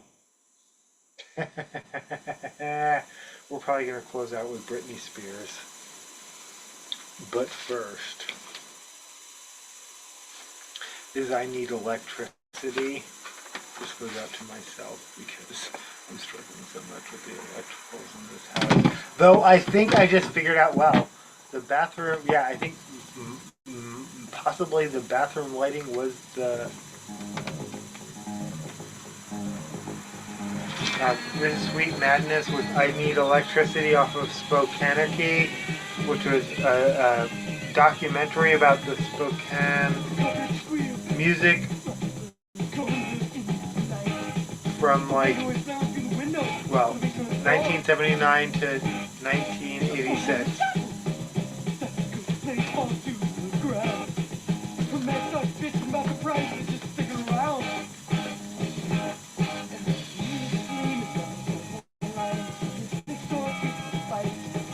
According to KHQ, a new film, Train Dreams, based on the Pulitzer Prize-winning novel of the same name, shot in Spokane. 90% of the film shot in eastern Washington using local crew. Shout out to the Washington film scene. There is a legitimate one in things like Twin Peaks and the Twilight series. These have strong cultural values and meaning in this area because they cemented a film scene in this region.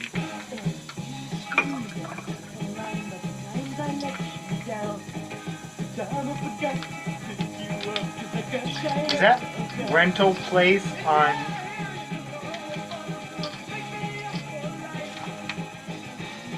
I can picture this street.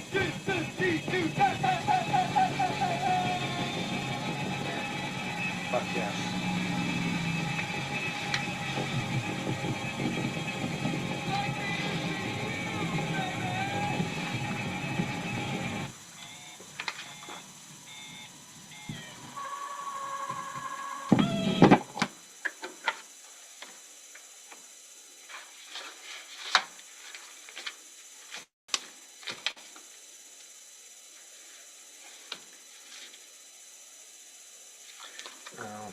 Yeah, no, this is Hush Hush.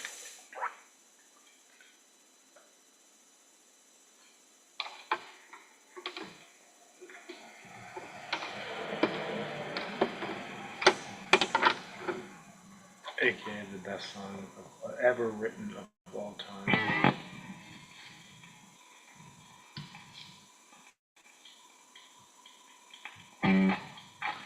Hush Hush by Bright Futures off of Glistening Pleasure 2.0, not to be confused with Natalie Portman Shaved Head off of Glistening Pleasure.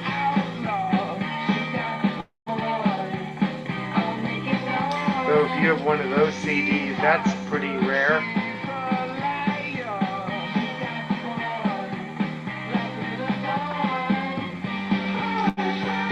Dogs are wolves. All dogs are wolves. Daisy! Where's Daisy?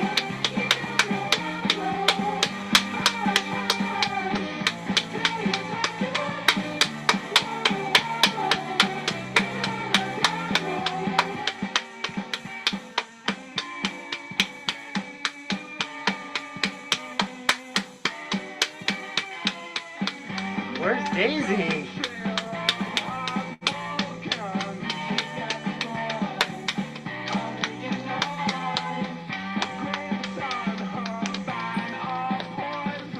Jump up. Come up.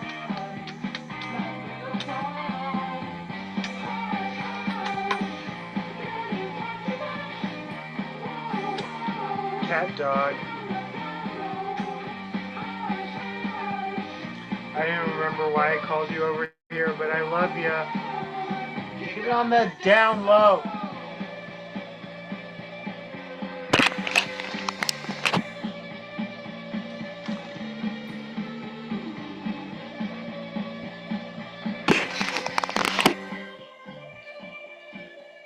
The dog people sometimes often think is a cat.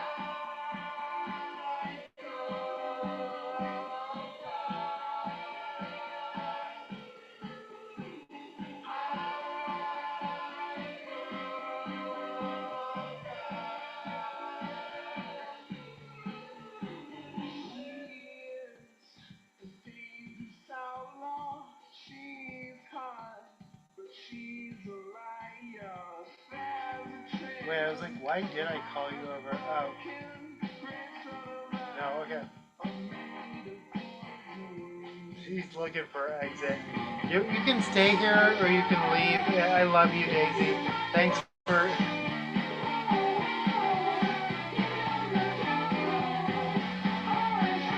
Oh, mostly just like, can she actually hear me? Like, You're... Okay, you're not going deaf, you're ignoring me. When she doesn't come? Okay, Aw, little Dazels.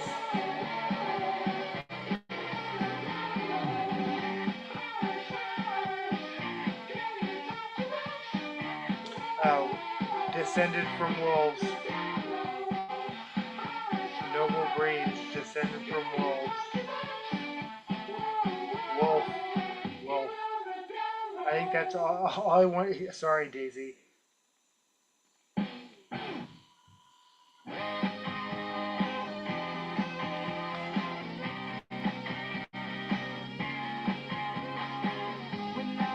I'm playing it as Bedroom Costume by Bright Futures off of Glistening Pleasure 2.0. You're looking for an exit. You can leave at any time, Daisy. No one's trapping you here. You have a full agency to... She's trying to figure out how to get down, though. I know. I feel you. Okay. If I move that, does that...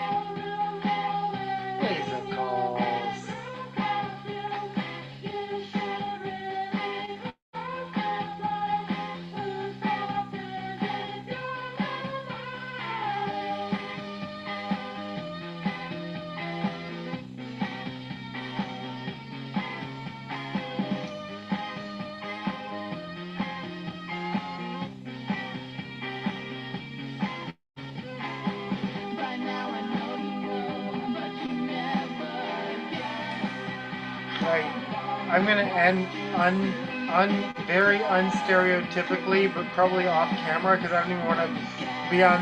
Yeah, no, I don't even be on camera to say this shit because I don't even know if this is true. So Bremerton police are offering gift cards, like food gift cards. And again, I'm not saying trust the police. Olympia police are saying, okay, after this is King 5, a man arrested in Olympia by ICE. They left the car in the middle of the road. Like they pulled him out of his car. They left his car in the middle of the road.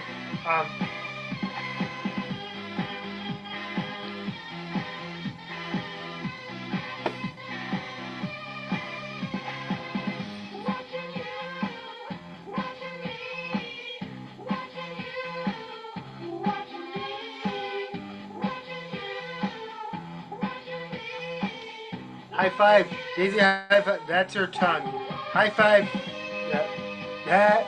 She's trying to. She's. No. No. Okay, you're fine. No high five.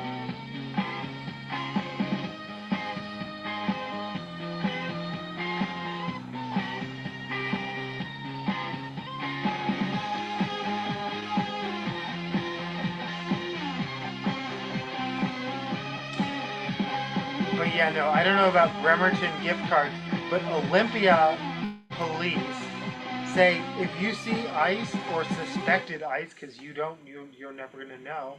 This is Confections by Bright Futures. Yeah, you're never gonna know whether. Yeah, you won't know. Again, I'm not saying trust cops or call cops because I don't call cops. I literally worry every single day. What happens when I'm a victim of crime? Because I insist I don't call cops. And I'll just be a victim of a crime.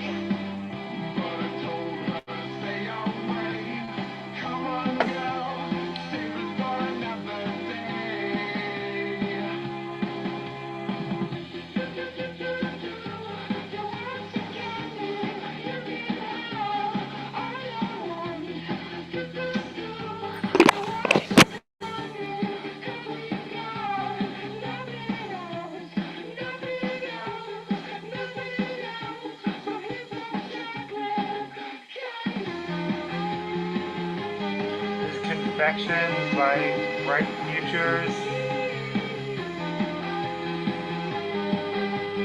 or Bright Knee Cures, whatever. Boot Crime by Bright Knee Cures, whatever.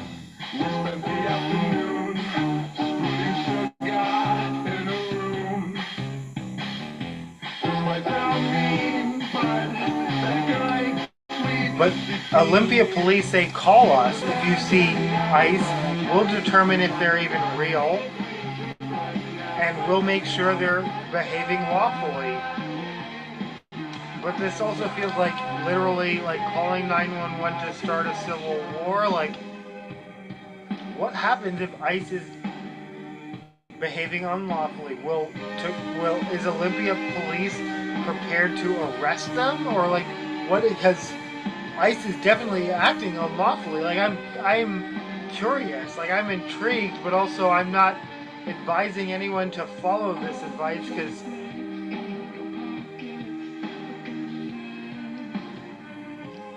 all the chocolates are gonna melt. All the chocolates in the pockets are gonna melt. All the chocolates in the pockets are gonna melt.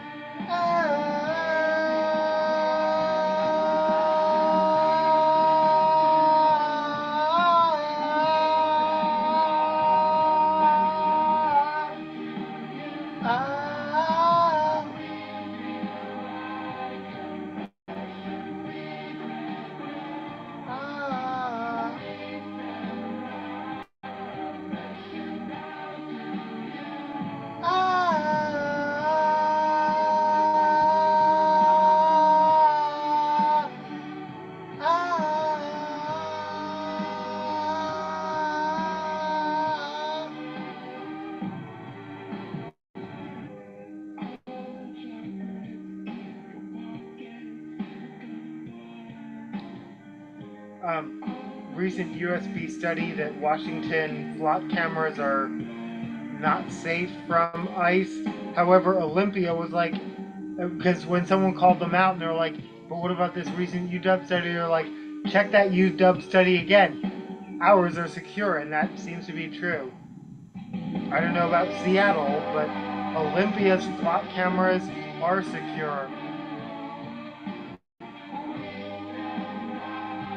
Physicals, amazicals.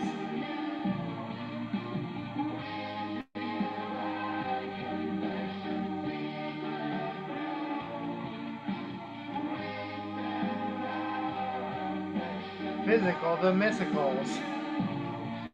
Mystery, Miscatos. Wait, what? No. Sorry, that was inappropriate.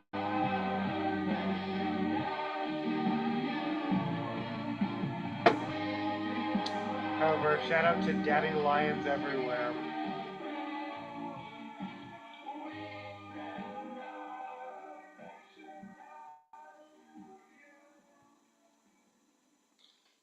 All the chocolates pocket are gonna melt.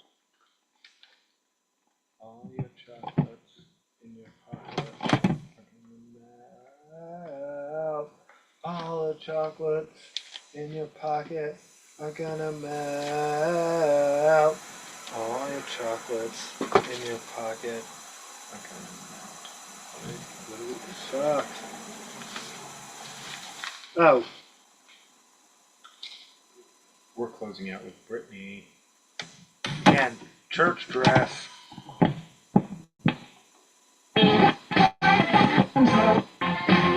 I have no updates on. Oh wait, did I ever say? Actually, it does turn out she did call a Buddhist temple, and then yeah, no, some churches actually responded, but all the churches who responded badly deserve the fact they get, and.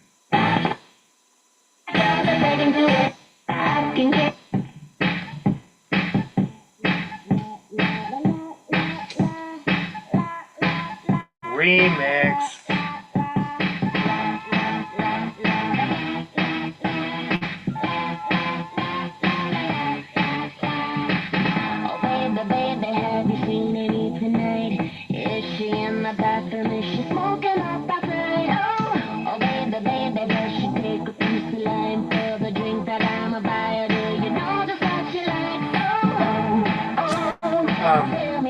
But yeah, no word on the man's identity, or like no one can find his family. This is a man who was arrested, abducted, in the middle of the road in Olympia.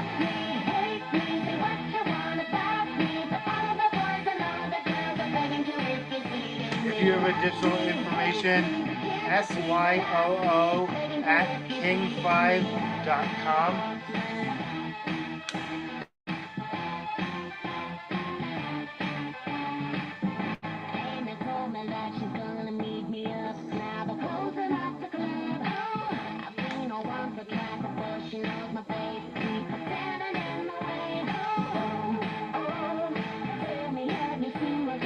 Oh my god, and the crazy video of a seal being chased by orcas and like hiding themselves in the boat seems to be real, not AI generated, but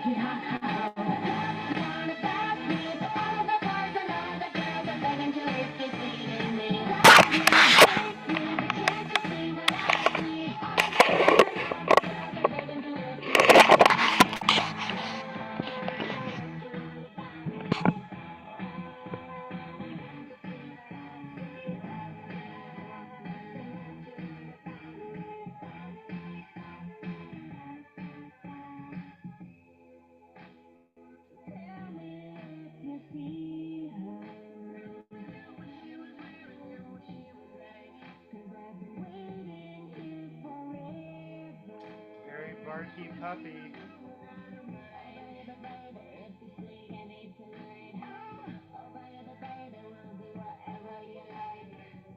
But no, that video of a seal, yeah, no, being chased by, that's apparently real, and the orcas are around the Orcas Island. That's apparently real, not AI.